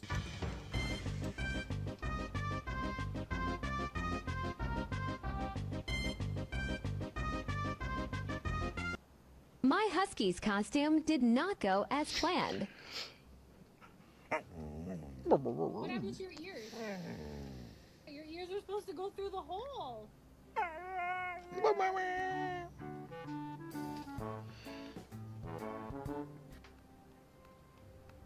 Wow. That guy has big feet. Oh.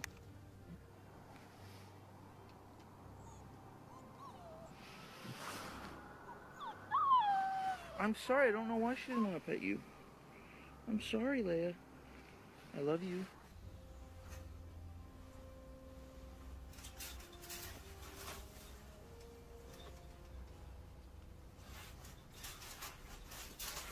It doesn't matter how much you stare at me, I am not giving you any of my pizza.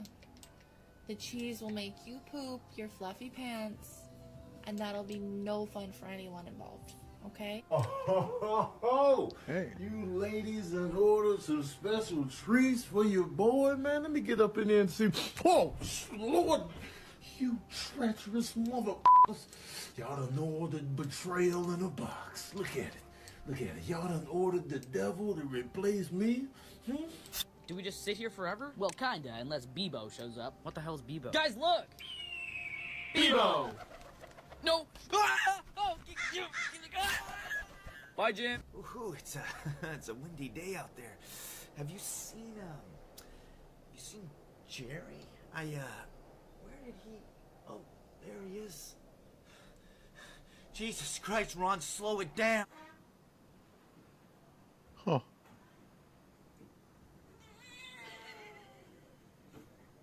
That is too big for you. You can't, no. I'll cut it up for you. No, I'm gonna cut it up for you. You're not gonna eat that huge French fry. Fucking dog.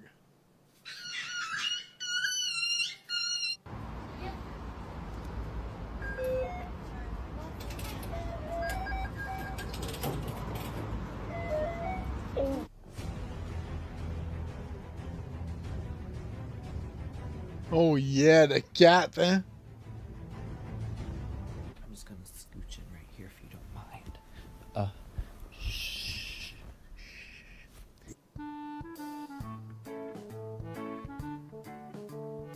You cannot control me. You cannot.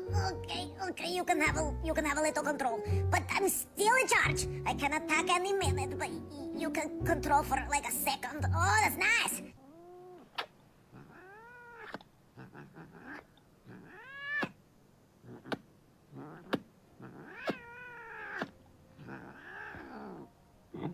So there I was, this rat, this big, staring. See this pillow? It was as big as this pillow. I'm not even. Oh, if I could just grab that towel. Anyways, that rat. Oh man, it was something else.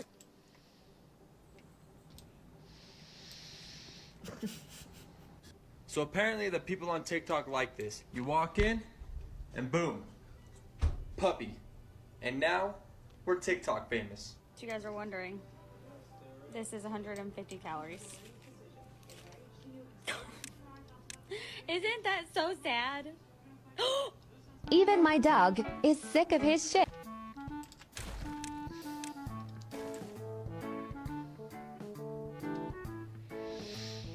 Love me?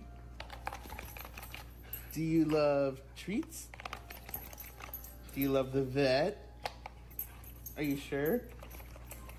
I wake up from a nap only to find out my pillow's breathing. Why are you under my head? Poor dog.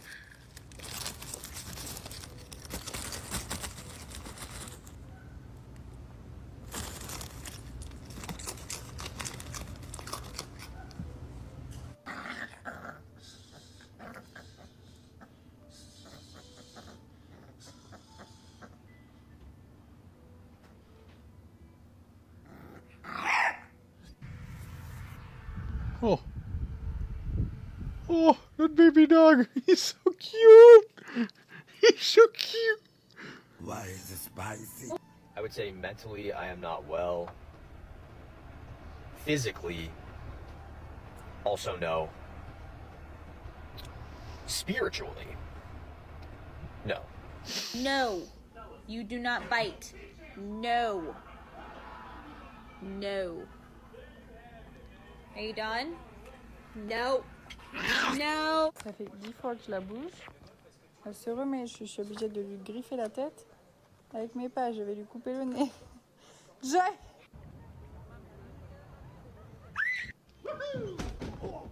Oh.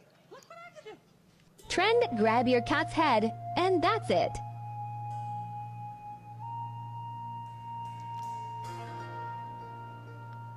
He doesn't care. Good job, Harley. Did you find a ball? Did you find a ball? Did you find a ball? Yes, you did.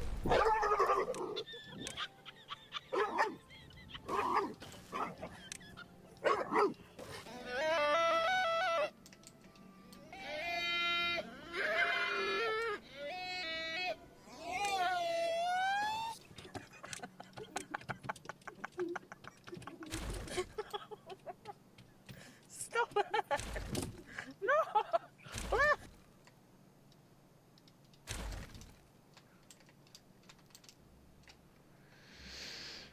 All right. Last one. And we're not gonna watch it full. Oh, damn.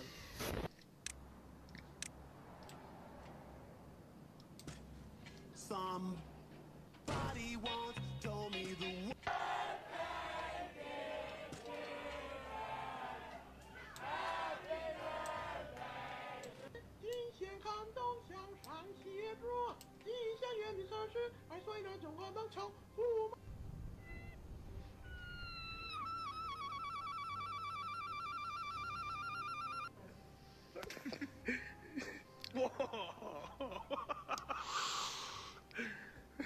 Ooh, what happened? I don't know.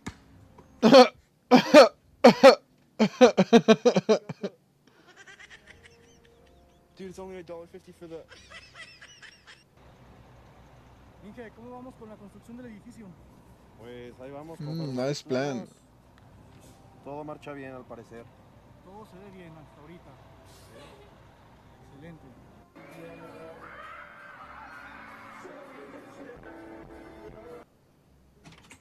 Ordinary la babaji. على ستيشن 5 إذا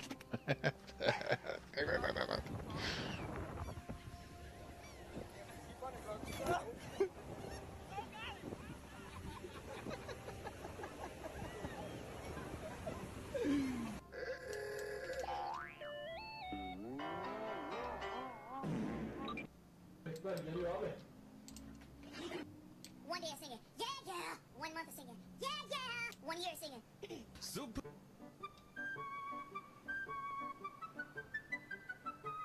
He's gonna break the glass. Yep. Wow. Wow.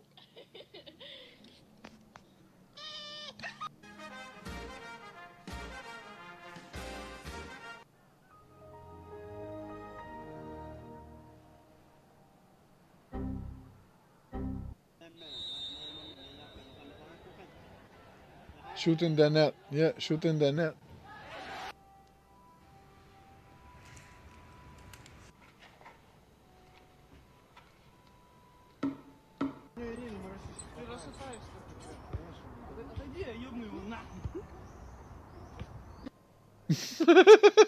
The true one.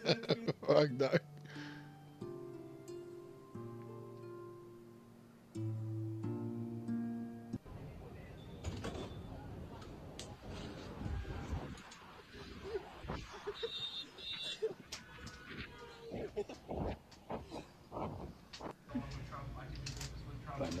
She's ahead, 57% estimated of that voted.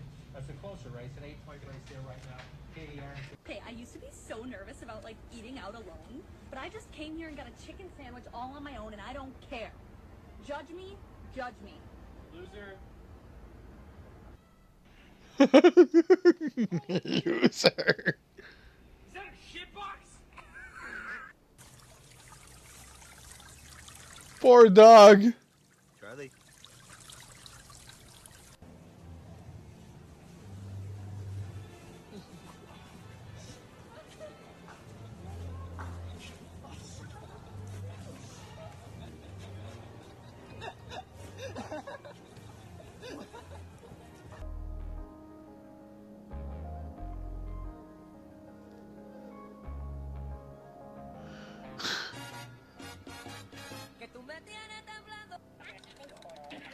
It's too fast! How could you even tell what's on?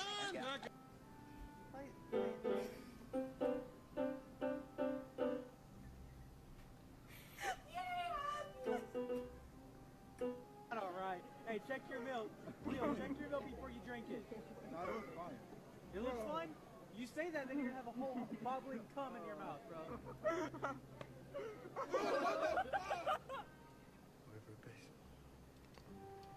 No pushing there! No! Stop now! Stop! Stop immediately! Here's your cone. Oh, I actually wanted chocolate. Oh, It's a trap.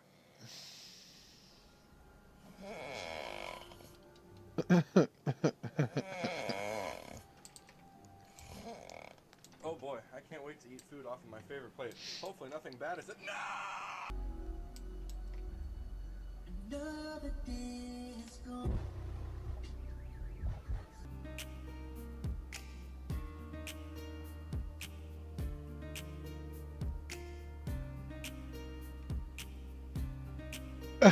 You're not alone.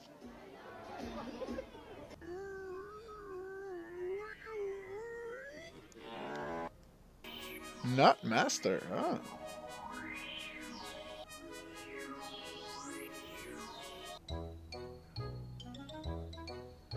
Hey, he's got new friends.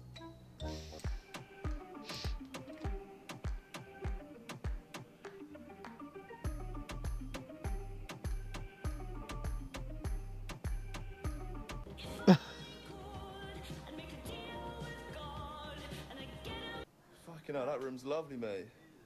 Look at that fucking view.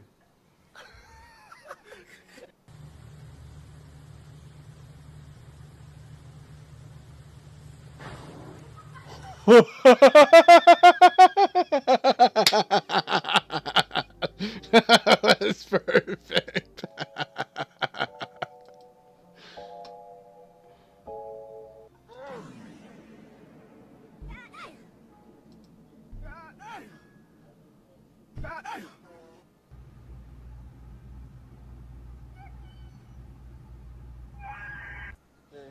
Oh shit.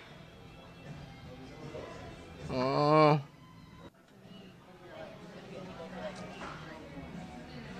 Oh.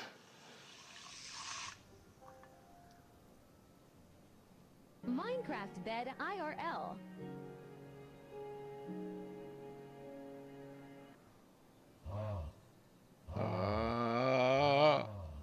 What the hell's wrong with this guy's head?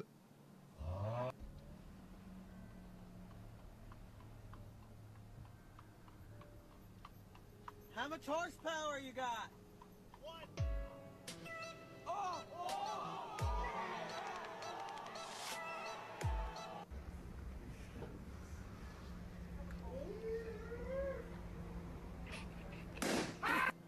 the table, and then on the water, it's magic. It's called reflection. What the hell?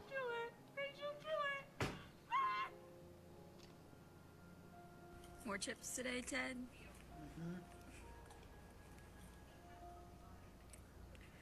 Ted!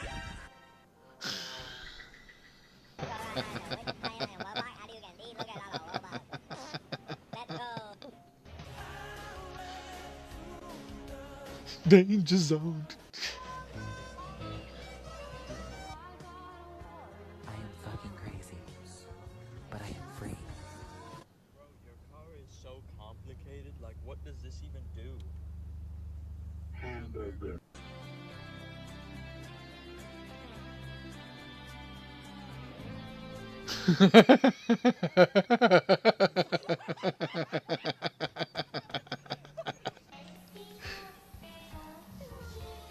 Oh.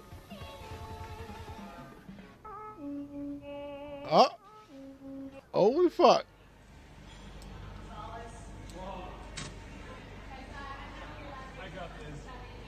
I got this, yes.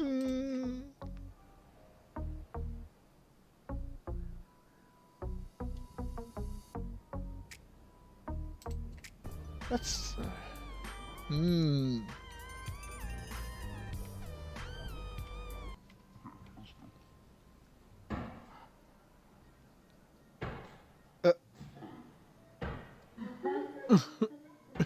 What the fuck, lady? Yeah, bitches!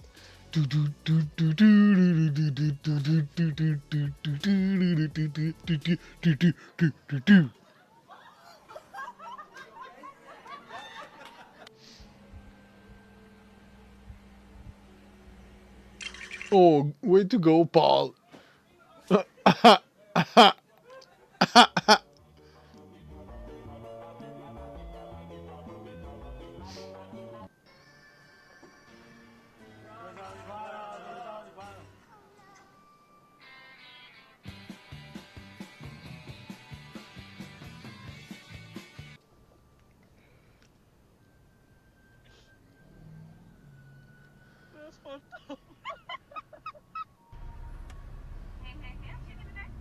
Yes.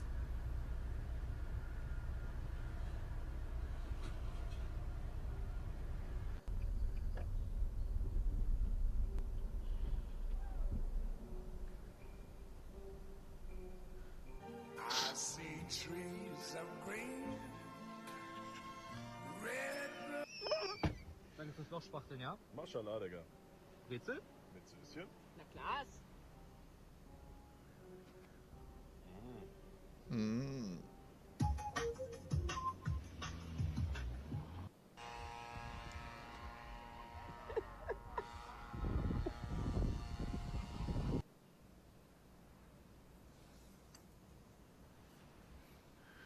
It's beautiful.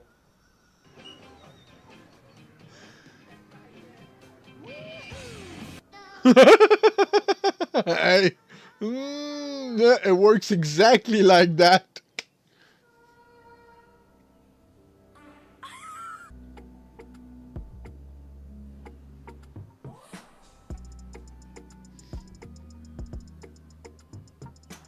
Better delete that now! I can't order 63 burritos. You're not gonna order 63 burritos! That's rude. How do I?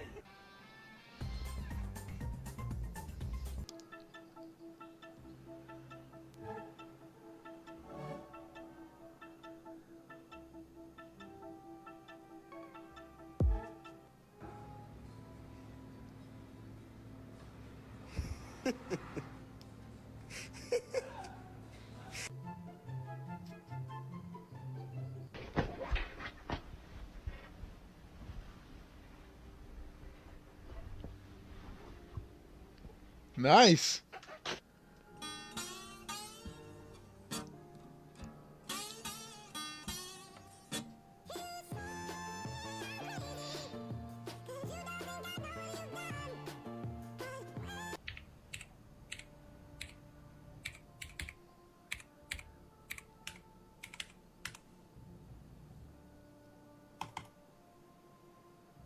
Oh, come I'm tired. Stupid bed. Oh, might be going on God car. Yep. Hell no.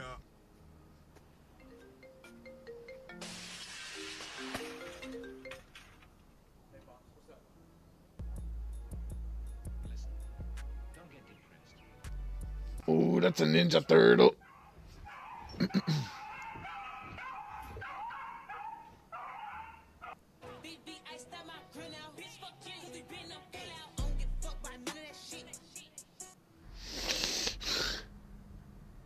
Phone charger! It's a phone charger!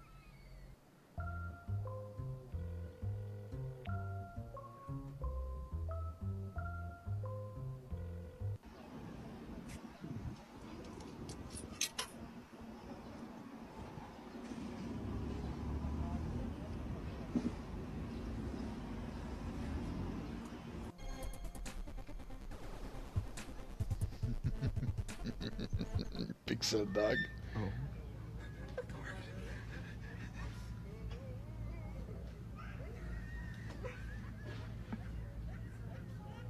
Because tonight will be the night that I will fall for you over again. E naturalmente per non farci mancare nulla. Yeah. Makes sense. Perfetto. Perfecto. Indeed.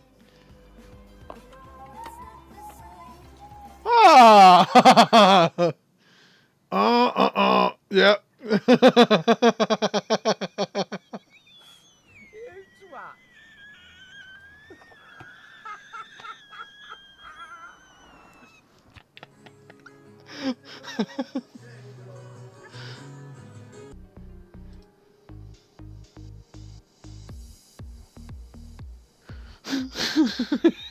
She's like, no, I'm dead. No. What's up, house? All right.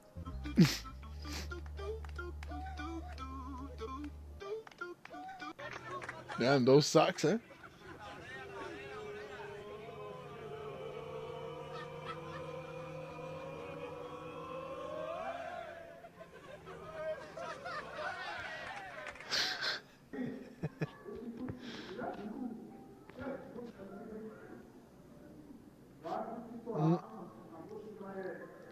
Oh. Why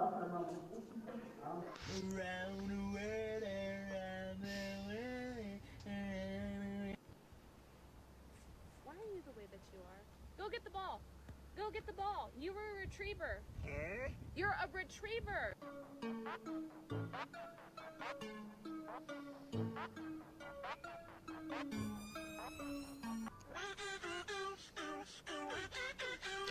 Yeah.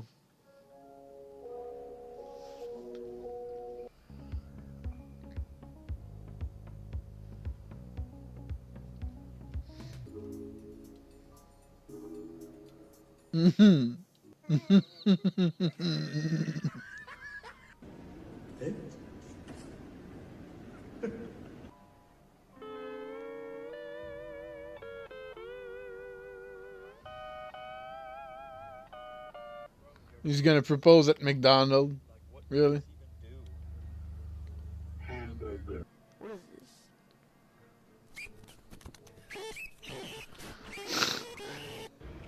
Burger King, man. De novo.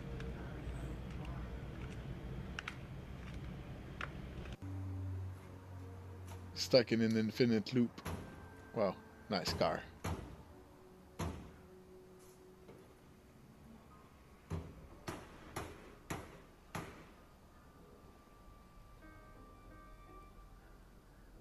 Oh, yeah, do that. Yep, absolutely. You do this to your car. As a gym bro, I live for moments like these.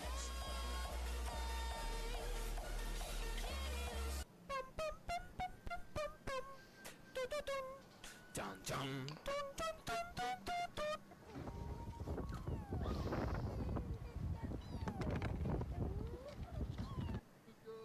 That boy say smooth.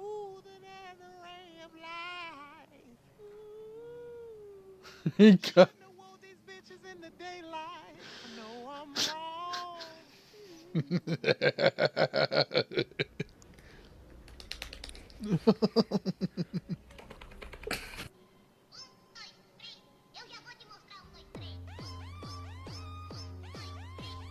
Look, Freddie Fazbear or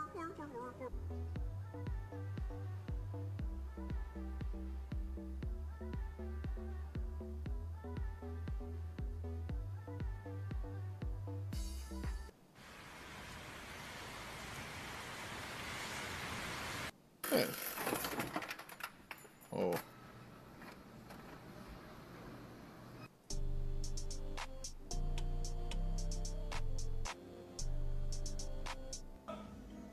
Me cerré.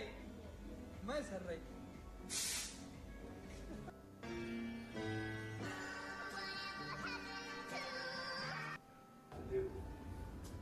Shouldn't be so concerned about.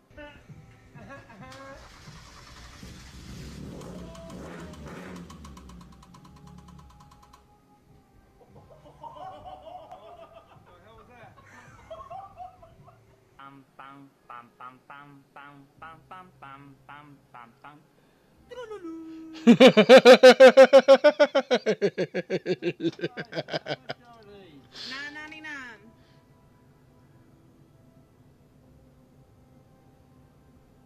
You think I can get some bitches with these?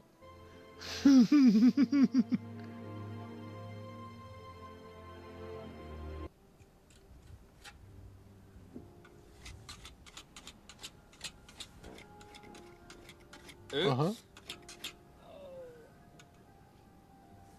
My mama mad at me cause I'm thugging. Too bad, a big blood, you never catch a Rucci with a blue rag. Car pull up, I'm like.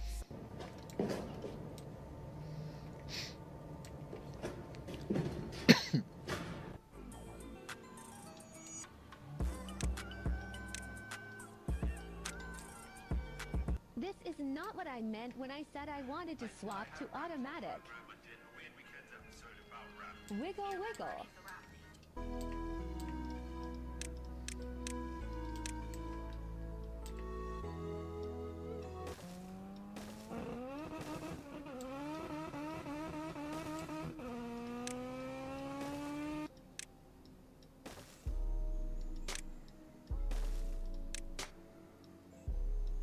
Damn, man.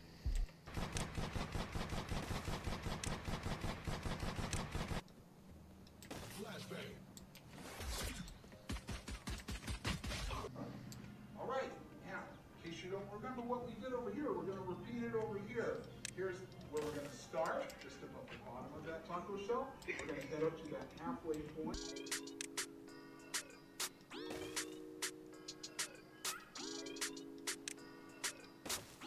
Literally, I was telling her, like, I see that. Oh my god! What is that? What is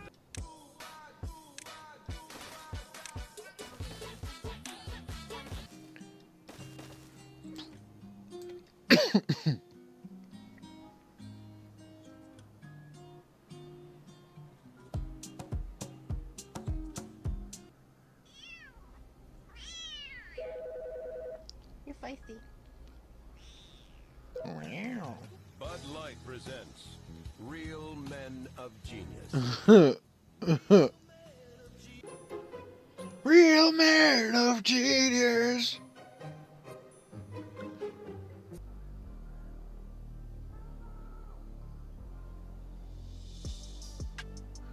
Oh, what? What? Huh? Oh. Bueno, y a simple vista este hombre parece que tiene problemas mentales y lo que necesita es una evaluación psiquiátrica para que luego... Una evaluación psiquiátrica. Sliding into your girl's DM. Hey. Yep.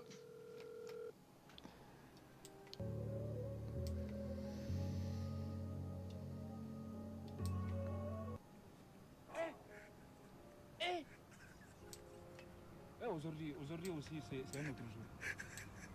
La ilaha. Someone once told me that with great cuteness comes no responsibility. With great cuteness comes no responsibility.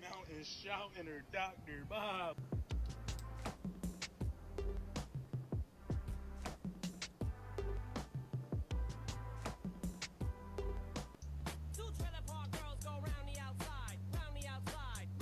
Nice monitor.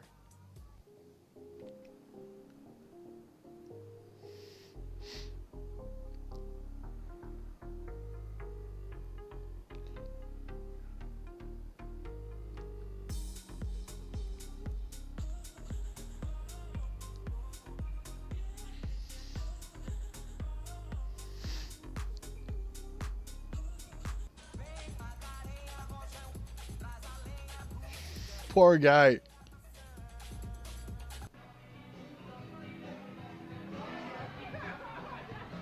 Why are you eating that nut like that, bro? That zesty ass squirrel, bro. Ei, gurizada, aqui, ó. Comprei essa lanterna nova da Shopee aqui, ó. Veio lá da América, dos Estados Unidos. Será que é muito potente aqui? Vamos ligar ela agora pra ver se é potente mesmo. Pai, é mesmo. É boa a lanterna. É guri. Garde du chagrin, affaibli par la page, suis malheureux.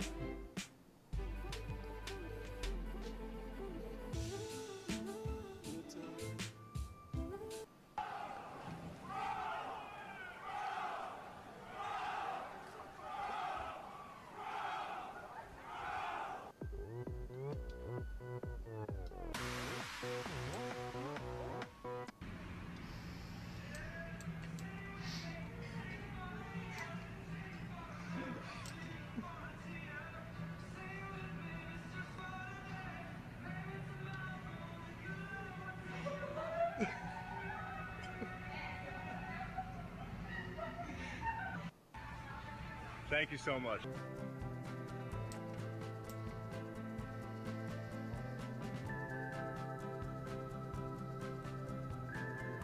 What did you get today for the Ford Ranger? That thing's still like nice. That thing's sticking right now. Making plays out the infinity. Man, that nigga incompetent.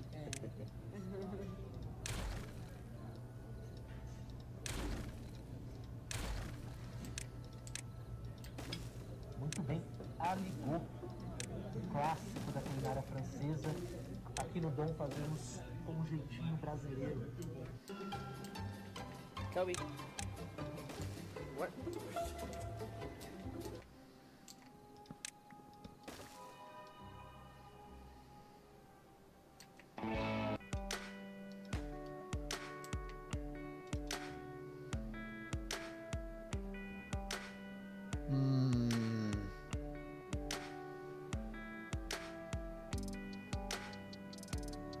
Garde du chagrin, affaibli par la page, suis malheureux. Pendant ton chemin, tout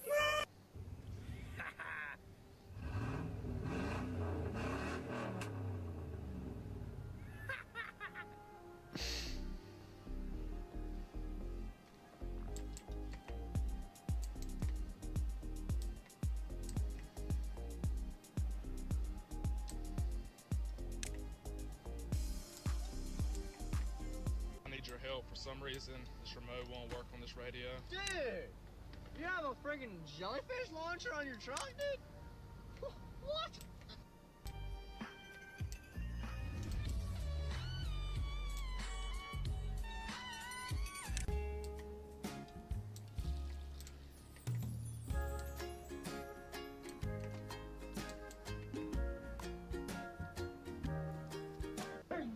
in the house.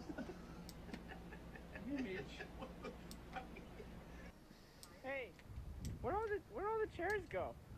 I don't know. Yeah, right.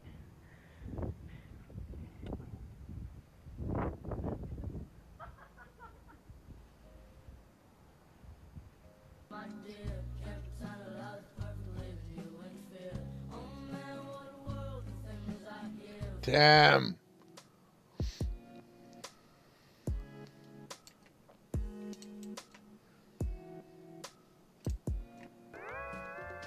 Oh. Oh.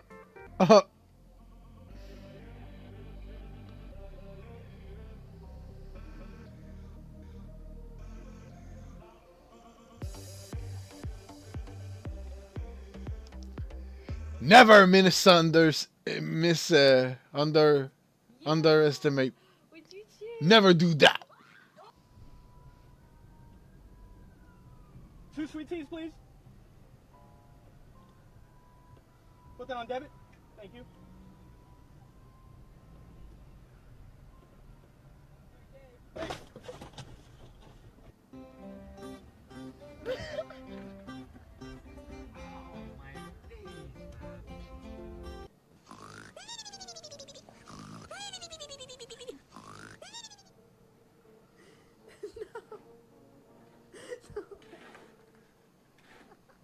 Fucking cats, eh?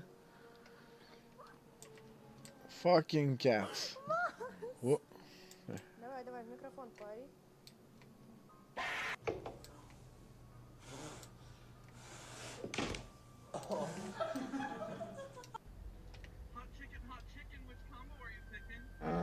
I think I'm gonna get the box combo, and then can I get that with a root beer with no ice? Because I had the time of my life. You never felt this way before. I swear this is true. Morning up to you. Do do do do do do.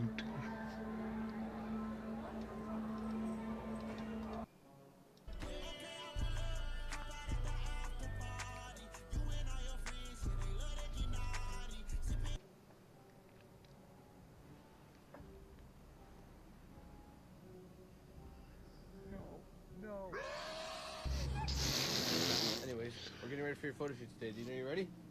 All right. We get a smile. Ready? 1, 2, 3. Cheese.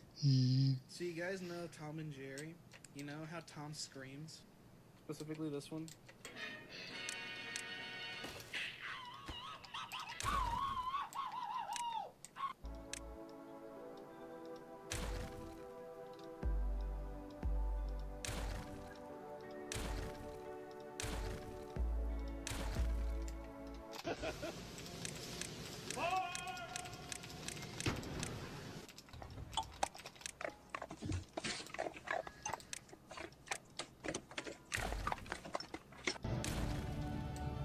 Movie theater.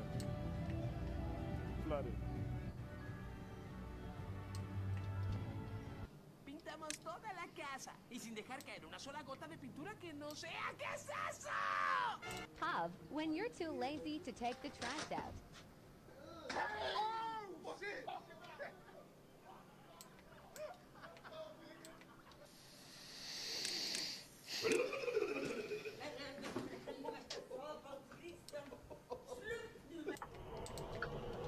Oh shit!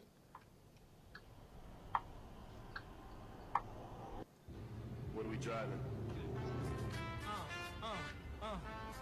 Hey, school, bet that up for the...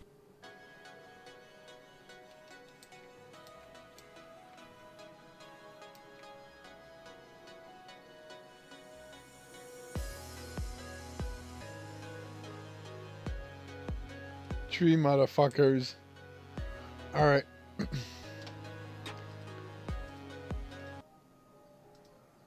Alright. Thanks a lot for watching, everybody. I had a great time, and I will be back later. All right, just relax. When she gets over just